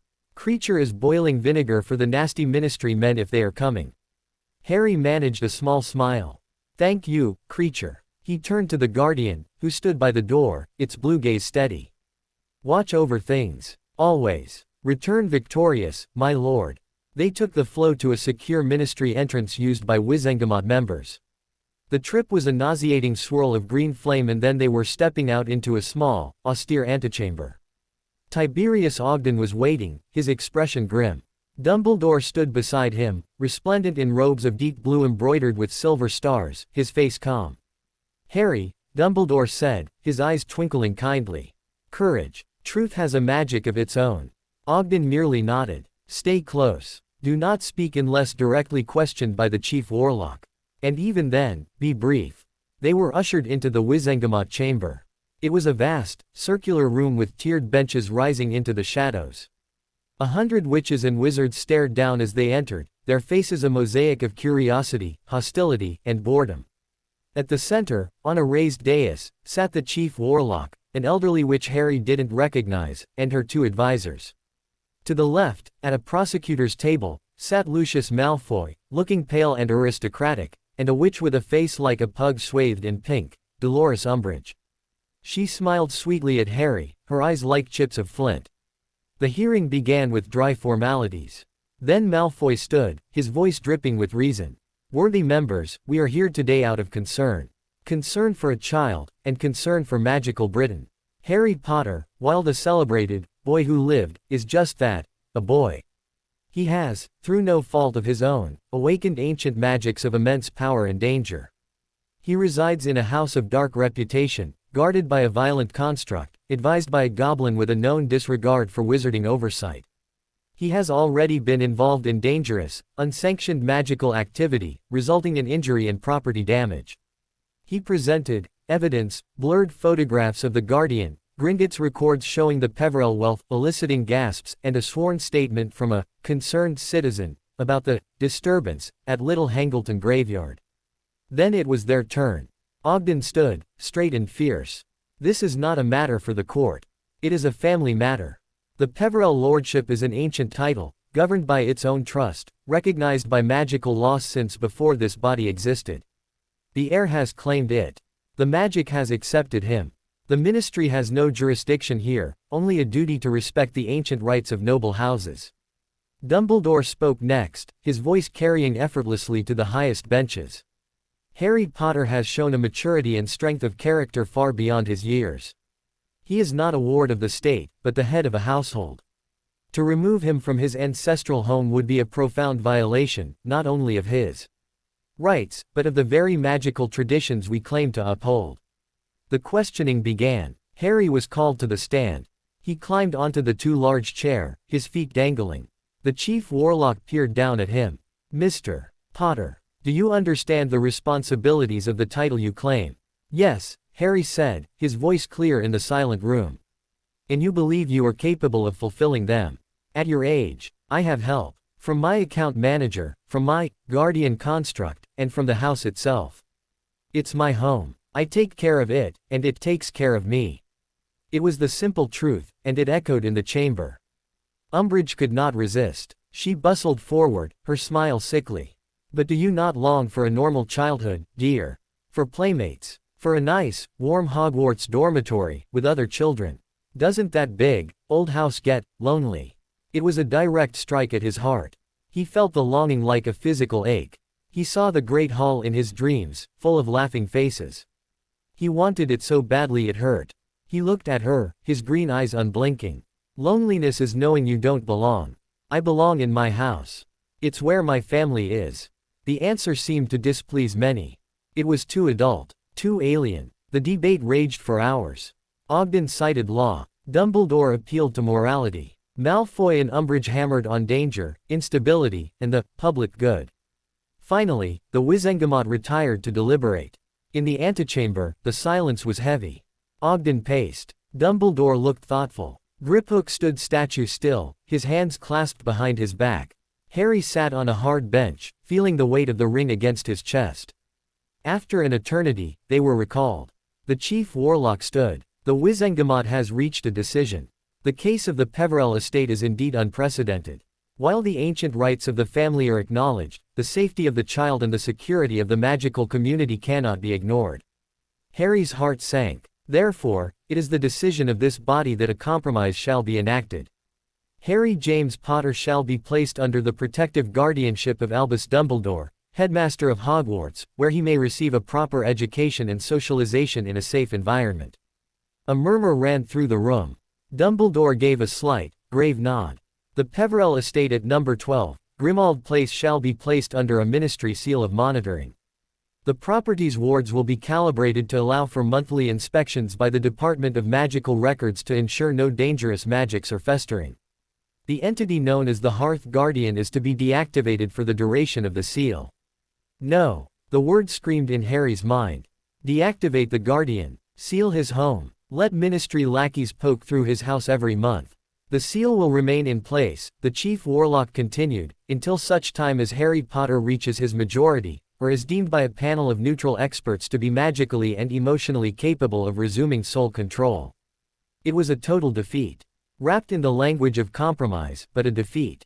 They were taking his home, his protector, his independence. They were making him a ward again, just in a gilded cage. Malfoy's smile was a thin, victorious line. Umbridge looked like she'd just eaten a particularly fat canary. Dumbledore placed a hand on Harry's shoulder. It is not what we hoped, Harry, but it is a foundation. You will be safe at Hogwarts. And the house will remain yours, merely, sleeping. Harry wanted to shake his hand off. He wanted to shout, to call on the house's magic to strike them all down. But he saw the warning in Griphook's eyes, the sorrow in Ogden's. This was the law. They had lost. He was given 24 hours to put his affairs in order before being collected for Hogwarts. The return to Grimmauld Place was a funeral march. The house, sensing his despair, had dimmed its lights. The portraits were silent. Creature was waiting in the hall, tears streaming down his wrinkled face. They is taking master away. The nasty, thieving ministry. They're taking the house, Creature, Harry said, his voice flat. They're putting it to sleep. And they're going to deactivate the Guardian. The elf let out a wail of utter anguish. In the study, Harry faced the Guardian. You heard. I heard. My function is to protect the Lord. If the Lord is exiled, my function is void. The blue light in its helm was dim. I will submit. To resist would give them cause to destroy me, and leave you defenseless elsewhere. I won't let them destroy you, Harry swore, a fierce, hot anger cutting through the numbness. And I won't let them have the house. Or the thing in the safe. He had one night to hide what mattered. He went to the safe and removed the lead container. It was cold and heavier than before. We need to hide this where they'll never find it. Somewhere even the house's own awareness didn't know about until I healed the heart. The old sanctum. The room where the heart was hidden. It is now part of the house, but its entrance can be made to fade at your will. Only the Lord can reveal it. Perfect. He carried the container to the sanctum. The hearthstone pulsed a soothing, sad rhythm. He placed the box on the plinth where the heart had once rested. Then he focused his will on the entrance archway. Hide. Become wall. Forget. The stones trembled and flowed, sealing the archway seamlessly, leaving no trace. Next, he went to the library. He took the Peverell grimoire, the atlas, the journal, and his parents' photograph. He packed them into a simple trunk creature provided. Then, he stood before the guardian in the basement chamber. They said, deactivate. What does that mean? They will likely place a stasis charm on my core. I will be as a statue, unable to move or perceive, but undamaged. My connection to the house and to you will be muffled. Harry had an idea. A desperate, wild idea from the deepest parts of the grimoire's theories on sentient magic. What if you didn't wait for them? What if you put yourself into a deeper sleep? A hibernation, keyed to my return. That way, their stasis charm would just be a layer on top. You'd be preserving your own core. The Guardian considered. It is possible, but the risk is great. If my core goes too deep, I may not wake. I'll wake you, Harry promised, his child's voice full of iron conviction. I'll come back, and I'll wake you. I swear it on my blood. He pricked his finger with the edge of the ring and pressed a drop of blood to the Guardian's chest plate. Then I will sleep, and dream of the hearth's rekindling. Until then, my lord. Be safe. The Guardian went to its plinth. It drove its sword into the base and knelt, assuming its eternal vigil pose. The blue light in its helm began to dim, not to nothing, but to a single, faint, steady spark deep within, like a seed buried in winter earth. Harry felt the connection between them thin to a ghost of a thread, but it held. He turned to Creature. You have to stay. To look after the house. Don't fight the inspectors. Just, be here. Keep it clean. Keep it waiting for me. Creature sobbed, bowing so low his nose touched the floor. Creature will be waiting. Creature will keep the nasty ones from the good silver. Master must come back. Master must. The next morning, a ministry official arrived with 2 oars. They were polite but firm. They swept the house with detection spells, noted the dormant, guardian, and placed complex, glowing seals on the front door and the hearth. The official handed Harry a parchment. The seal particulars. Inspections will be on the first Tuesday of each month. You may return for supervised visits once per term, by appointment. Harry took the parchment without a word. He hugged Creature, who was trembling, and picked up his trunk. Dumbledore was waiting outside the now sealed door. Come, Harry. A new chapter awaits. Harry took one last look at number 12, Grimmauld Place. It looked like just another tired old house. But he could feel it, a faint, sad hum through the soles of his shoes. Goodbye. Wait for me. He turned and walked away with Dumbledore, towards the apparition point at the end of the square. He did not look back. If he had, he might have seen it. In an upper window, the one to his bedroom, a shadow stirred behind the glass. Not the Guardian, not Creature. It was a tall, thin shadow, with a silhouette that suggested a gaunt face and long fingers. It stood perfectly still, watching him leave. Then, as if sensing Harry's departure was complete, the shadow turned from the window. It drifted across the room, through the wall, and down into the sealed and sleeping heart of the house. In the newly hidden sanctum, the lead container on the plinth gave a single, soft thump. Outside, the ministry seals on the door glowed a steady, officious gold. Unaware, Harry Potter disappeared from Grimmauld Square with a soft crack, on his way to Hogwarts, his home behind him sealed and silent. And occupied. Hogwarts was not a building. It was a presence. A great, stone heartbeat in the highlands. The castle rose from the cliffs and lakeside like a mountain that had decided to carve itself into towers and battlements. As Harry stood on the dew-slick grass, trunk at his feet, the sheer, silent weight of it pressed against his newfound magical senses. It was old, older than Grimmauld Place, and its magic was a tapestry, layers upon layers of joy, fear, triumph, and sorrow woven into the very mortar. It was alive, but its consciousness was diffuse, a chorus of echoes rather than a single, focused voice like his house. Dumbledore led him through giant oak doors into an entrance hall vast enough to swallow the Dursleys' living room 10 times over. Torches flared to life in brackets shaped like sleeping dragons. The air smelled of stone, old fires, and something sweet like baking pumpkin. It should have felt wondrous. To Harry, it felt like a beautifully decorated cage. "Welcome, Harry, to Hogwarts," Dumbledore said, his voice warm. "It will be your home for the foreseeable future. A place of learning, and of safety." Safety. The word tasted like dust. His safety had been a house that fought for him. This was a fortress that would contain him. They did not go to the Great Hall.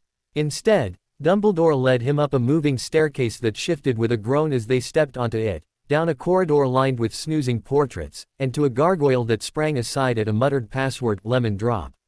A spiral staircase led them up to the headmaster's study. The room was circular, crowded with curious silver instruments that whirred and puffed on spindle-legged tables. Books lined the walls, and in a large, claw-footed perch by the window, a magnificent crimson and gold phoenix preened its feathers. It looked at Harry with an ancient, knowing eye. "This is Fawkes," Dumbledore said. "A faithful friend. Please, sit." Harry sat in a squashy armchair that attempted to engulf him. Dumbledore took the seat behind his desk, steepling his fingers. His twinkling eyes were serious now. "Harry, the terms of the Wizengame's decision are restrictive, but within them, we have room to maneuver. You will reside in a private suite adjoining the hospital wing. Madame Pomfrey, our matron, will be your nominal caretaker here, though she understands you require independence. You will take your meals in the Great Hall if you wish, or they can be brought to you. Your education will be provided by private tutors, professors of this school who will come to you. This is to minimize exposure, and to allow you to focus on the unique demands of your legacy." "So I'm a prisoner in the infirmary," Harry stated flatly. "You are a protected person in a sanctuary," Dumbledore corrected gently. "The political winds are foul. There are those here, even within these walls, who would seek to influence or report on you. This arrangement is for your protection as much as it is a concession to the ministry." Harry looked out the window at the darkening grounds. Somewhere out there was a silver sapling with golden leaves, fighting a darkness he'd tied to it. "I need to see the tree. The one in the forest." Dumbledore's gaze sharpened. "The heart tree sapling. Yes, I felt its distress, and its recovery. That was your doing. A remarkable piece of magic. But the forbidden forest is off limits to students, especially now. The centaurs are agitated, and other, less kindly creatures are stirring. It is not safe. It's my responsibility," Harry said, the same argument he'd used with Griphook. "And you will tend to it," Dumbledore agreed. "But not with a child's reckless courage. With a wizard's prepared mind. First, you must learn. You must grow stronger. The grimoire you brought will be your primary text, but you will have masters to guide you in its application. Professor Flitwick for charm theory and precision. Professor McGonagall for transfiguration and the discipline of change. And, for the more esoteric arts, I will tutor you myself." It was a generous offer. More than he'd expected, but it felt like being put on a shelf, to be taken down and polished at appointed hours. His suite was not a cell. It was a small, comfortable apartment with a bedroom, a sitting room with a fireplace, and a study area. The windows looked out over the lake, which gleamed like a sheet of lead under the gray sky. The walls were bare stone, and the fire, when lit, burned with a cheerful, ordinary crackle. There were no whispering stones, no pulsing heart. The silence was profound, and empty. He unpacked his trunk. He placed the grimoire, the atlas, and his parents' photograph on the desk. The ring felt heavy and cold on his thumb under his sleeve. He was alone. A knock at the door announced not Madame Pomfrey, but a tiny witch with flyaway gray hair and large, magnified eyes behind spectacles. She carried a stack of books that threatened to topple. "Hello, dear. I'm Professor Grubbly Plank, deputy matron and stand-in for Hagrid with the creatures. I've brought you some starter texts." Magical drafts and potions, a beginner's guide to transfiguration, the dark forces, a guide to self-protection. Oh, and some sweets from Honeydukes. She deposited the books in a paper bag of chocolate frogs on his desk, beaming. Anything you need, just ring the bell by the bed. Welcome to Hogwarts. She bustled out. Harry stared at the beginner's books. They were for children, 11-year-olds. He had already bound a soul fragment to a tree and mended a crack in reality. He felt a surge of frustrated anger so sharp it made the fire in the grate flare green for an instant. He took out the grimoire instead. He opened to the stone's path. He needed to understand the echoes here, to listen to the castle's story, to find his place in its chorus. He placed his hand on the cold stone wall and closed his eyes. The echo that came back was not a single memory, but a rush, 1,000 voices laughing, crying, casting spells. The scrape of centuries of feet on flagstones. The burst of applause from a long-ago Quidditch victory. The secret whisper of a first kiss in a hidden corridor. And underneath it all, a deep, foundational hum of powerful, ancient enchantments of protection and learning. It was overwhelming. There was no focus, no central heart to commune with. He was adrift in a sea of ghosts. He pulled his hand back, feeling more alone than ever. Days fell into a new, rigid pattern. His tutors came. Professor Flitwick, a tiny man who had to stand on a pile of books to see over Harry's desk, was a genius. His lessons were not about childish charms. He used the simple spells, Lumos, Wingardium Leviosa, to demonstrate profound principles of magical intent, focus, and conservation of energy. Power is nothing without precision, Lord Peverell. A laser-thin Lumos can blind an opponent. A feather-light touch of levitation can disarm a trap. Your magic is deep, yes, but is it sharp? Harry learned to hone his will to a needlepoint. Professor McGonagall was stern, exacting, and saw through his quiet demeanor to the turmoil beneath. Her transfiguration lessons were metaphors for control. To change one thing into another, you must understand the essence of both. You must hold two truths in your mind at once and impose your will upon the space between them. It is the ultimate exercise of magical authority. She started him not on turning matches into needles, but on shifting the color of a pebble, then its temperature, then its apparent weight, internal transfigurations that required immense subtlety. He was terrible at it at first, his magic wanting to burst out in waves, not careful threads. Her disappointment was a sharper tool than any curse. In Dumbledore, their lessons were in the evenings, in the headmaster's study. They did not use wands. They talked. About the nature of magic, about love as a force, about the responsibility that came with power. Dumbledore spoke of his own past, of mistakes made in the name of the greater good, of the cost of wisdom.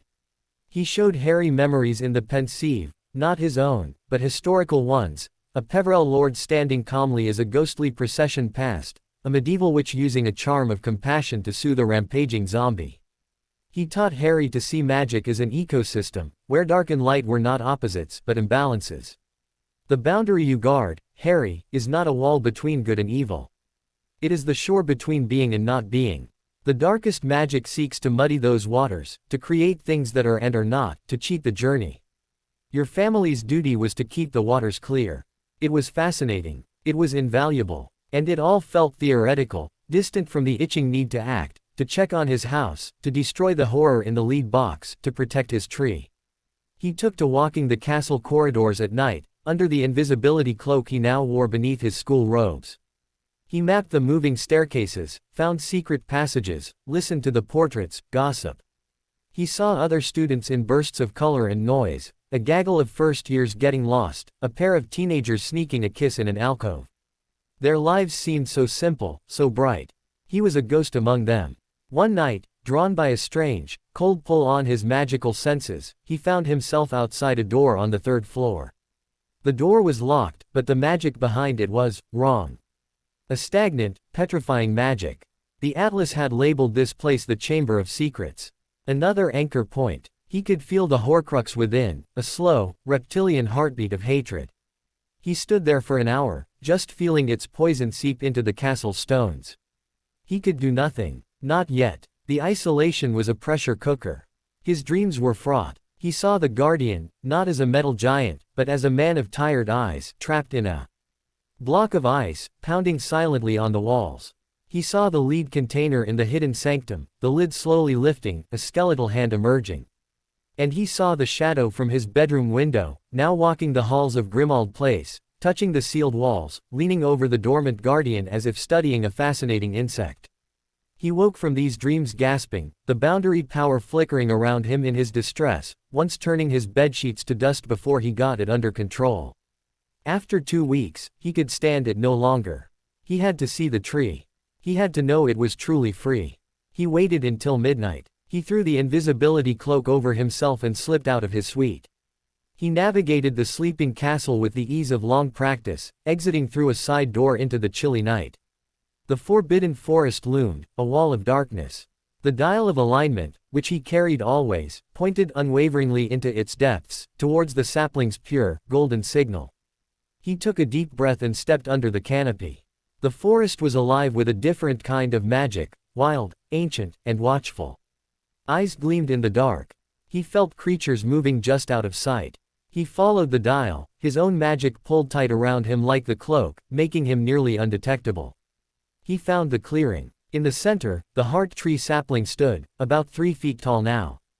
Its silver bark shone in the starlight filtering through the branches. Its golden leaves rustled softly, though there was no wind. It was beautiful, and it hummed with a clean, peaceful power that made the air around it feel clearer, safer. But as he approached, he saw the cost. The ground around the tree was a circle of dead, black earth. The sapling's roots had purged the corruption into the soil, killing it. And on the trunk, just above the soil line, was a faint, silvery scar, shaped like a lightning bolt, the mark of where the soul hook had been torn out. The tree had borne the wound and healed, but it bore the memory. He knelt before it, placing a hand on the cool, living metal of its trunk. A wave of recognition and warmth flowed into him. It knew him. It was glad he was here. "I'm sorry," he whispered. "I'm sorry I put that on you." The tree's leaves shivered. An image formed in his mind, not from the tree, but through his connection to the land, the graveyard crack, now sealed with threads of silvery gold light, strong and secure. The tree had not just borne the burden, it had finished the healing. It had taken his messy, desperate magic and made it whole. A tear traced a hot path down his cheek. It was the first truly good, uncorrupted thing he had ever made. A twig snapped. Harry froze, his hand still on the tree. From the shadows between 2 large oaks, a creature stepped into the moonlight. It was a centaur, his upper body muscular and human, his lower body a powerful chestnut horse. He had a stern, bearded face and fierce, intelligent eyes that scanned the clearing, passing over Harry's cloaked form without stopping, then fixing on the tree. "The blight is gone," the centaur said, his voice deep and resonant. The stars whispered of a child of 2 worlds who would bring a seed of order.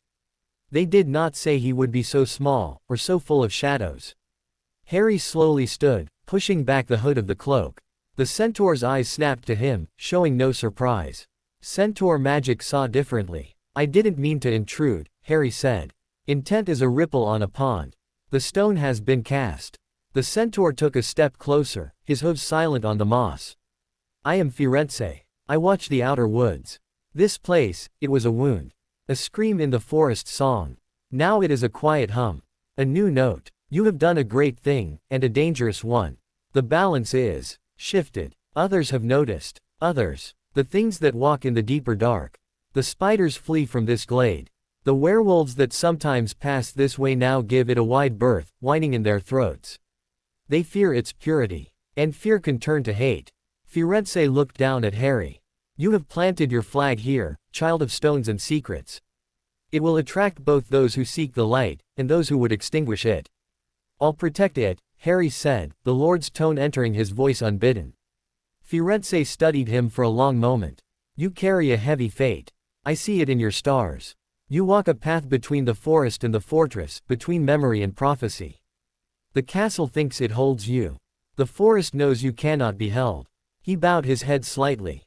"When you have need of the wilder truths, seek me. I will read them for you in the sky." With that, he turned and melted back into the shadows. Harry stood alone with the tree, the centaur's words echoing. "The castle thinks it holds you." He looked back towards the towering silhouette of Hogwarts, lit by 1,000 windows, a bastion of learning and law. Then he looked at the small, shining tree, a beacon of his own will, growing in the untamed dark. He knew which one felt more like home. He placed his cloak back on and turned to leave. As he did, the dial of alignment in his pocket suddenly spun and pointed not back to the castle, nor to the tree, but to a different part of the forest, a place that felt like a sucking void. The second anchor. The one in the forest. It was close. Too close. And as he focused on it, he felt a new, horrible sensation through the connection he still had to the merged Horcrux in his sealed house. A pulse of recognition. A hunger. The anchor in the forest had felt the presence of its other half being nearby. And it was stirring. He had come to check on his tree. And he had accidentally woken the next monster. The walk back to the castle was a blur of shadows and dread. Every rustle in the undergrowth felt like a deliberate step, every hoot of an owl a warning cry. The dial in his pocket was a live coal, burning against his thigh with its unwavering pointer into the forest's black heart. The echo of that hungry pulse from the merged Horcrux in Grimmauld Place was a cold thread stitched through his own magic, a constant, sickening reminder that the darkness was not sealed away, it was waiting, and it had just been called. He slipped back into the castle, the invisibility cloak a fragile shield against the sleeping portraits. The stone corridors felt different now. They weren't just empty, they were indifferent. The castle's ancient magic didn't care about the tremor in his hands or the icy knot in his stomach. It simply was. His suite, when he reached it, was a silent, sterile box. He didn't sleep. He sat at his desk, the grimoire open before him, the atlas beside it. He didn't need the dial to find the forest anchor on the map now. He could feel it, a pustule of wrongness in the vibrant green of the forest. The atlas labeled the area the hollow of the Acromantula. According to the house's memory, it was a place where a young witch named Hepzibah Smith had been lured and killed in 1942, her death used to create the anchor. The memory showed a tiara, beautiful and silver, being stained with her life's blood. Ravenclaw's lost diadem. Another piece of a soul. Another murder. Another crack held open. He couldn't leave it there. Not now that it was stirring. It was a predator that had caught his scent. If he did nothing, it might grow active enough to influence the creatures around it, or worse, call to its master. But he was a child in a castle, under watch. He had no guardian, no grip hook, only his wits and the magic he was still learning to control. The next morning, his lessons felt like they were happening through a pane of thick glass. Professor Flitwick's lecture on the harmonic resonance of shield charms was a distant buzz. Harry's mind was in the forest, tracing paths, imagining the diadem's hiding place. Lord Peverell. Flitwick's voice pierced his reverie. The tiny professor was looking at him with concern. Your shield is vibrating at a frequency that would shatter glass. The intent is to repel, not to shatter. Try to soften the harmonic. Harry looked down. The shimmering, silvery disk of his Protega charm was vibrating so fast it was a blur, emitting a high-pitched whine. He let it drop, the magic dissipating with a sound like breaking crystal. Sorry, Professor. Trouble sleeping? Flitwick asked kindly. The castle can be overwhelming at first. The memories in the stones, they chatter. Something like that, Harry muttered. His lesson with McGonagall was worse. She had him attempting to transfigure a small granite block into a pillow of goose down. The theory was about understanding the essence of softness, of give. All Harry could think of was the unyielding, cold hardness of the diadem, the sharp edge of betrayal. The block of granite shuddered, turned into something that resembled a lump of gray, fuzzy steel, and then exploded into a cloud of sharp gravel that embedded itself in the ceiling. McGonagall vanished the mess with a sharp flick of her wand. Her lips were a thin line. Your control is regressing, Mr. Potter. Your magic is a storm. You must be the eye of it. What is distracting you? He couldn't tell her. Nothing, Professor. I'll try harder. She gave him a long, piercing look but said nothing more. It was Dumbledore, that evening, who came closest to the truth. They were discussing the ethical implications of memory magic. Dumbledore had shown him a memory of a wizard willingly having a painful memory altered to save his family from grief. The boundary of the self, Harry, is not just physical or magical. It is also the boundary of our experiences, our memories. To alter that is a profound violation. Yet, sometimes, the greater good. Do the ends justify the means?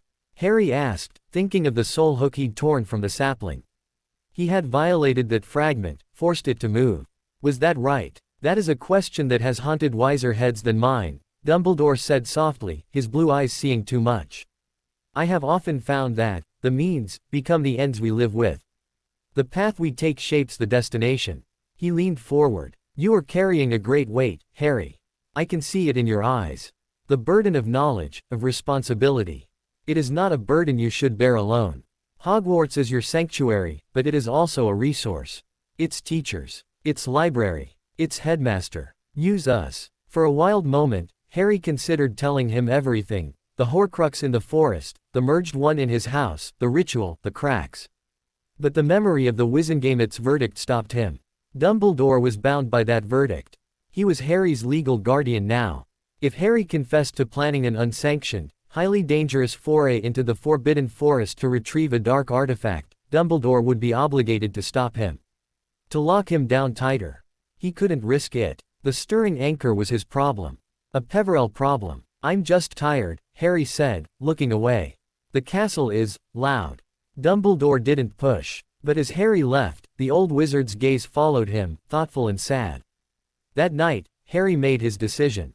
He couldn't wait. The pulse from the forest was growing stronger in his senses, a slow, beckoning throb.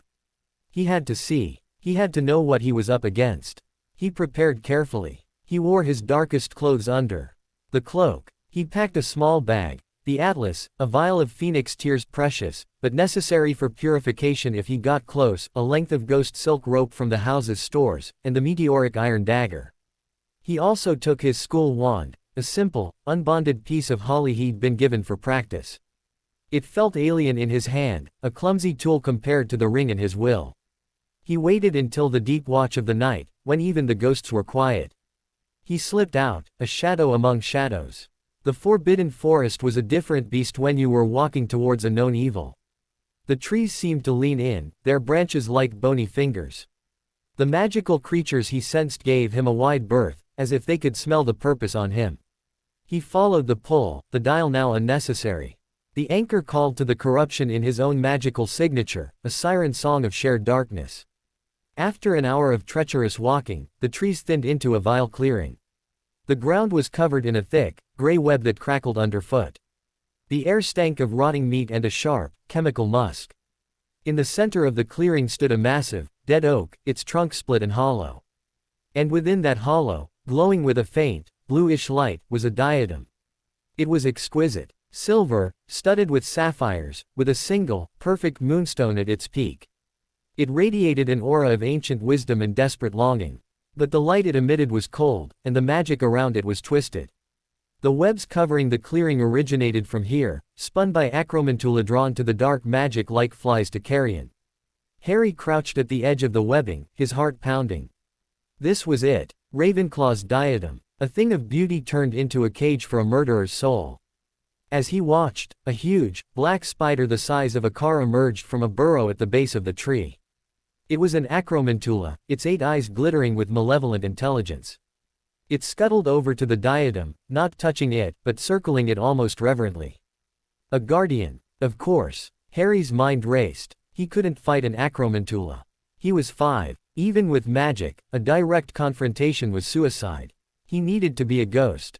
Unseen, unfelt. He pulled the cloak tighter and began to creep forward, using the techniques from the cloak's truth to soften his magical presence to nothing. He was a breeze, a sigh, a memory of a boy. He stepped onto the web. It didn't crackle. He willed it to be silent, and his magic, honed by Flitwick's lessons on precision, complied. He became a void in the perception of the forest. The acromantula paused, its pedipalps twitching. It sensed something, but not enough to alarm. It continued its slow, circling patrol. Harry reached the dead oak. The diadem was within arm's reach, resting on a bed of old bones and tattered cloth inside the hollow. The cold, blue light washed over him, and he felt the soul fragment inside stir.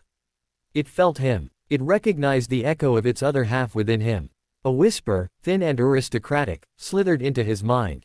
Another seeker of wisdom. Come closer, child. I can grant you knowledge beyond your wildest dreams. I am the lost wisdom of Rowena Ravenclaw. Put me on. Understand all. The lure was powerful. He felt a dizzying thirst to know, to understand the mysteries of magic, of his family, of the enemy. To have all the answers. He shook his head, focusing on the ring's cold weight. You are not wisdom. You are a lie. A parasite. He reached out, not for the diadem, but for the ghost silk rope. He would loop it and pull the diadem to him, avoiding direct contact. As his hand neared the hollow, the acromantula shrieked. It hadn't seen him, but it had felt the diadem's magic shift. It charged, a black avalanche of chitin and fury. Harry reacted. On instinct. He didn't cast a spell. He enforced his will. You do not see me. I am not here. This space is mine. The boundary power flared out from him in a silent, expanding sphere. The acromantula hit the edge of the sphere and recoiled as if striking solid stone. It skidded back, confused, its multiple eyes blinking. It could see the clearing, but Harry was a hole in its perception. But the effort broke his perfect concealment. The webs under his feet crackled loudly. The diadem, glow brightened, and the whisper became a command. Take me. Harry snatched the ghost silk rope, looped it around the diadem in one swift motion, and yanked. The diadem flew from the hollow into his waiting bag. He shoved it in and cinched the bag shut. The acromantula went berserk. Its guardian prize was gone. It couldn't see the thief, but it knew the direction. It lunged again, mandibles snapping. Harry turned and ran. He didn't look back. He poured everything into speed and silence, the cloak flapping around him. He could hear the spider crashing through the trees behind him, enraged. Webs shot past him, sticking to trees, trying to entangle him. He dodged and weaved, his small size an advantage in the dense undergrowth. He felt a sharp pain as a stray thorn ripped his cheek. He could hear more spiders now, answering the call. The forest was waking to the hunt. He had to break the trail. He remembered a lesson from the grimoire: to hide a thing, change its nature. To hide a path, change the story. He didn't try to outrun them. He stopped behind a large, moss-covered boulder. He placed his hand on the cold stone and poured his will into it, not with Transfiguration's precision, but with the boundary power's absolute statement. This is where the story ends. The thief went no further. There is nothing here. He layered the command with the feeling of emptiness, of conclusion. He made the very air around the boulder taste of finality. The crashing pursuit reached the boulder. He heard the giant spider stop, its legs scraping. It hissed in frustration. It sniffed the air. It circled the boulder once, twice. But Harry's magic held. The story he had imposed said there was nothing beyond this point. The spider's instincts warred with the magical suggestion. With a final, angry screech, it turned and scuttled back towards its hollow, calling off the hunt. Harry stayed pressed against the boulder for a full 10 minutes, not moving, barely breathing. When he was sure they were gone, he sagged to the ground, trembling with adrenaline and exhaustion. He had it. He had the diadem. But as he clutched the bag to his chest, he felt the two soul fragments within, the merged one in his house and this new one, resonate across the miles. A harmony of hatred. They were now aware of each other in a new, more direct way. And in his desperate run, he had lost his way. The dial was in his pocket, but the forest was a maze. He was alone, in the dark, with a piece of Voldemort's soul, miles from the castle. He looked up at the sky, trying to find the stars to orient himself, but the canopy was too thick. The only light was the cold, hateful glow leaking from his bag. He was lost. And in the headmaster's study at Hogwarts, Albus Dumbledore looked up from a complex, spinning silver instrument that had just chimed a soft, urgent note. It was a ward alert, keyed to the forest's deeper boundaries. Someone had triggered it. Someone had trespassed in a place of dark power and removed something old and poisoned. He sighed, a sound of profound weariness. "Oh, Harry," he murmured to the empty room. "What have you done?" He stood, his robes whispering, and moved to the window overlooking the forest. His face, in the moonlight, was etched with concern. He knew, then, that the castle's walls were not enough to contain a boy who was also a lord. That the sanctuary he offered might already have been left behind. In the forest, Harry Potter got to his feet. He chose a direction at random and started walking, one small hand clenched around the bag holding the diadem, the other tracing the scar on his cheek. The castle thought it held him.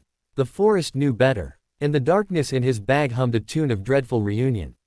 The forest was a cage of whispers. Every rustle was the acromantula returning. Every snap of a twig was a Death Eater apparating into the gloom. Harry's breath came in sharp, ragged gasps that fogged in the chill air. The cut on his cheek stung, a bright, clean pain that anchored him against the deeper, sickening thrum of the diadem in his bag. It pulsed against his side like a second, diseased heart.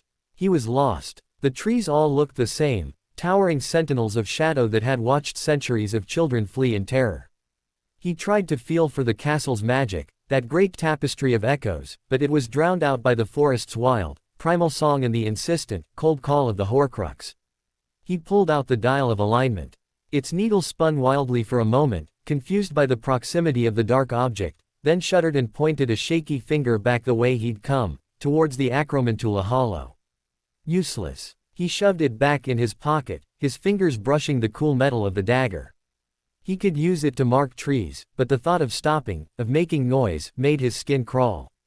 Think. He was a Peverell. The forest was part of the land. The land, through the sapling, was connected to him. He closed his eyes, ignoring the panic fluttering in his chest. He pushed past the diadem static, past his own fear, and reached for that thin, golden thread, the connection to the heart tree sapling. It was faint, stretched thin by distance and his exhaustion, but it was there. A single strand of pure, ordered magic in the chaotic dark. He focused on it, imagining it as a physical rope he could follow. He opened his eyes and began to walk, not with his eyes, but with his magic, letting the gentle pull of the sapling guide his feet. It was slow going. He tripped over roots, his robes snagging on thorns. The bag with the diadem seemed to grow heavier with each step. The soul fragment within was no longer whispering promises, it was radiating a cold, furious resentment at being moved, at being held by this irritatingly resistant child. After what felt like hours, the trees began to thin. The quality of the darkness changed, from the deep, absorbing black of the forest interior to the gray gloom of pre-dawn open space. He stumbled out onto the grassy edge of the forest, the castle looming across the grounds, its windows dark and secretive. The sight should have brought relief. It only brought a new kind of dread. He had to get back inside. Past the wards, past the portraits, past whatever monitoring spells Dumbledore undoubtedly had. He was hours past curfew, covered in dirt and blood, carrying a dark artifact of immense power. He pulled the invisibility cloak around himself, its familiar, cool weight a small comfort. He skirted the edge of the forest, heading for the side door he'd used before. Every shadow cast by the rising moon looked like a waiting teacher. His heart hammered against his ribs, a frantic drumbeat counting down to discovery. He reached the door. It was still slightly ajar, as he'd left it. He slipped inside, the familiar smells of polish and stone washing over him. He leaned against the cold wall, letting out a shuddering breath. Part 1, complete. Now for the 7 floors to the hospital wing. He crept up staircases that stayed mercifully still. He avoided the corridors where Peeves the poltergeist was known to drift. He was a ghost, a whisper, a boy-shaped patch of nothing. He was 2 corridors from his suite when the light came on. Not a torch. A soft, golden glow that emanated from the end of the corridor, illuminating the figure of Albus Dumbledore. He was in his dressing gown, looking old and tired, but his blue eyes were awake and terribly knowing. He held his wand loosely at his side. "Good evening, Harry," he said, his voice quiet in the sleeping castle. "Or perhaps I should say, good morning. You've been for a walk." Harry froze under the cloak. Could Dumbledore see him? No. His gaze was fixed on a point slightly to Harry's left. But he knew. The forest holds many dangers, Dumbledore continued, as if conversing with the air. Acromantula, werewolves, centaurs who do not take kindly to trespassers, and older, darker things that cling to stolen trinkets. His eyes shifted, now looking directly at the spot where Harry stood. The castle's wards felt a disturbance. A ripple of profound darkness moved. "I trust you are unharmed." There was no point in hiding. Harry slowly pulled off the cloak, the silvery fabric pooling in his hands. He stood revealed, small, dirty, bleeding, the bulging bag clutched to his chest. He said nothing. Dumbledore's gaze swept over him, taking in the cut, the torn robes, the defiant, frightened set of his jaw. His eyes lingered on the bag. "I see." He sighed. "Come to my study. I believe we have moved past the point of scheduled lessons." They walked in silence through the sleeping castle. Harry's mind raced. What would Dumbledore do? Confiscate the diadem? Lock him in a tower? Send him back to the Dursleys? The ring on his thumb felt like his only anchor. In the study, Fawkes trilled a soft, questioning note. Dumbledore gestured to a chair. Sit. Would you like a lemon drop? Or perhaps some cocoa? You look chilled to the bone. Harry shook his head, remaining standing. He was too tense to sit. Very well. Dumbledore settled behind his desk, steepling his fingers. Harry, what you did tonight was exceptionally foolish, and exceptionally brave. The diadem of Rowena Ravenclaw has been lost for centuries. That you found it is a marvel. That you took it from a nest of Acromantula is staggering. But you have brought a piece of unspeakable evil into this school. You have put every soul here at risk. It was already here, Harry said, his voice hoarse from disuse and fear. In the forest. It's an anchor. It was holding a crack in the boundary open. It's part of him. Part of Voldemort. He forced the name out, watching Dumbledore flinch. I have another one. In my house. Dumbledore closed his eyes for a long moment. When he opened them, they held a deep, sorrowful understanding. Horcruxes. I had feared. I had theories. But to have confirmation, he looked ancient, weighed down by a truth he'd hoped was a nightmare. You have been fighting a war, alone, that the entire Order of the Phoenix has been blind to. I'm not alone, Harry said, thinking of the Guardian, of Griphook, of the house. Then he remembered they were all gone, sealed away. A fresh wave of loneliness hit him. No, you are not. Dumbledore stood and walked to a cabinet. He took out a simple, black wooden box, its surface etched with runes of containment. The diadem cannot remain in your bag, nor loose in the castle. It will call to the other anchors, and to its maker. It must be contained, immediately. He held out the box. Place it inside, Harry. Please. Harry hesitated. This was his prize. His responsibility. If he gave it to Dumbledore, it would be out of his control. He remembered the Wizengame's verdict. The Ministry's seal on his door. How do I know you won't give it to them? He whispered. Dumbledore's face softened. Because, Harry, I have been fighting this darkness longer than you have been alive. I have made mistakes. Grave mistakes. One of them was allowing a brilliant, troubled boy named Tom Riddle to walk these halls without seeing the monster he was becoming. I will not make the mistake of underestimating the pieces he left behind. Nor will I underestimate the young lord who has found them. The box is a temporary measure.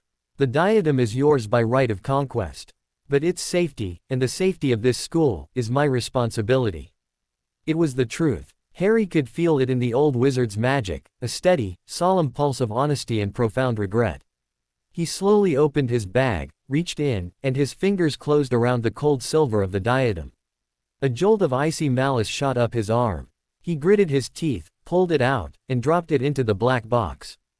Dumbledore closed the lid. The runes flared with a soft, white light, then faded. The sense of oppressive cold in the room vanished.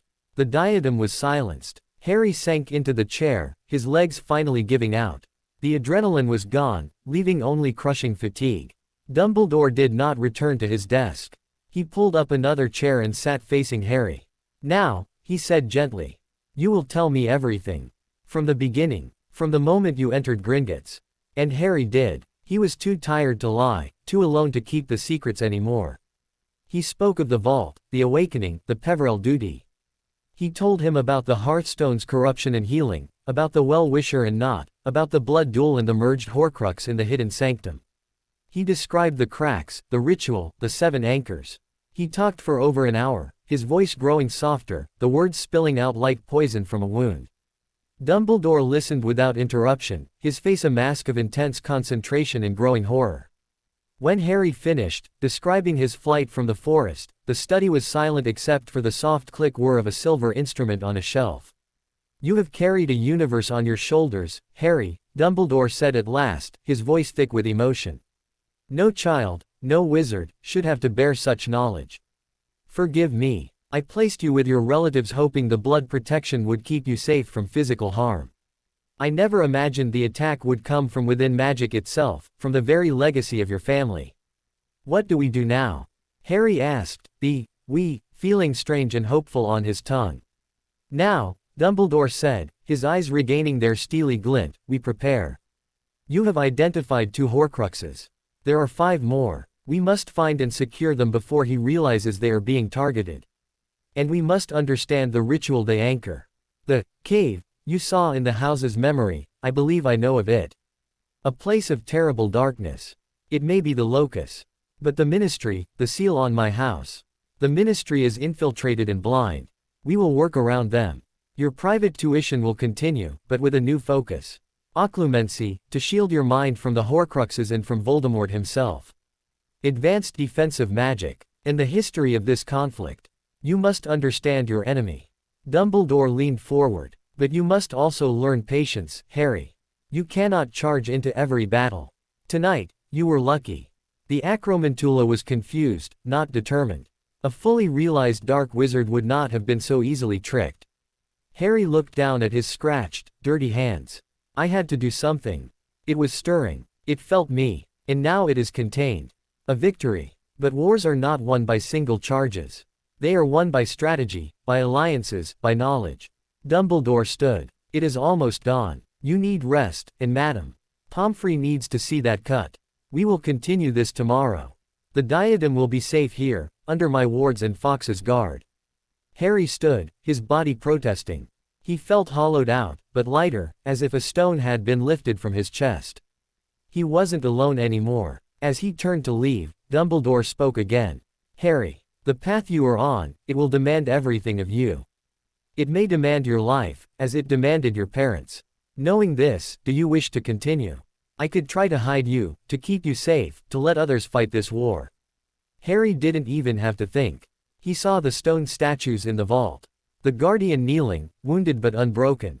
The golden pulse of the hearthstone. The sapling standing alone in the dark forest. It's my duty, he said, his voice quiet but clear. It's my family. I'll continue. Dumbledore nodded, a look of great pride and great sorrow in his eyes. Then we shall continue together. Good night, Lord Peverell. Back in his sterile suite, as Madame Pomfrey fussed over his cheek with a foul-smelling paste that made the skin knit together seamlessly, Harry stared out at the lake, now tinged with pink from the rising sun. He had a mentor. He had a plan. He had a powerful, dangerous artifact locked in a box in the headmaster's study. And he had, for the first time since leaving Grimmauld Place, a direction.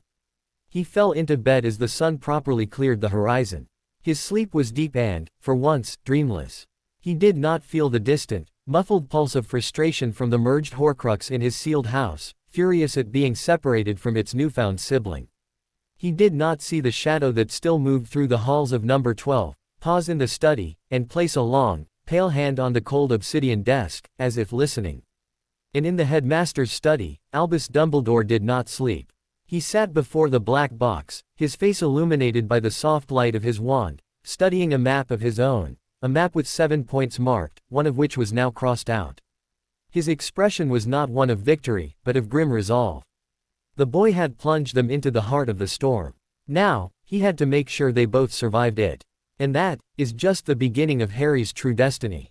If you want to see how far his power rises, or how the wizarding world reacts next, make sure you like this video and comment if you want part 2. And hey, if you're new here, don't forget to subscribe right now. Because I upload daily dark and powerful Harry Potter what-if stories. And trust me, the next one will be even more insane. And I'll see you in the next magical chapter. Until then, stay legendary.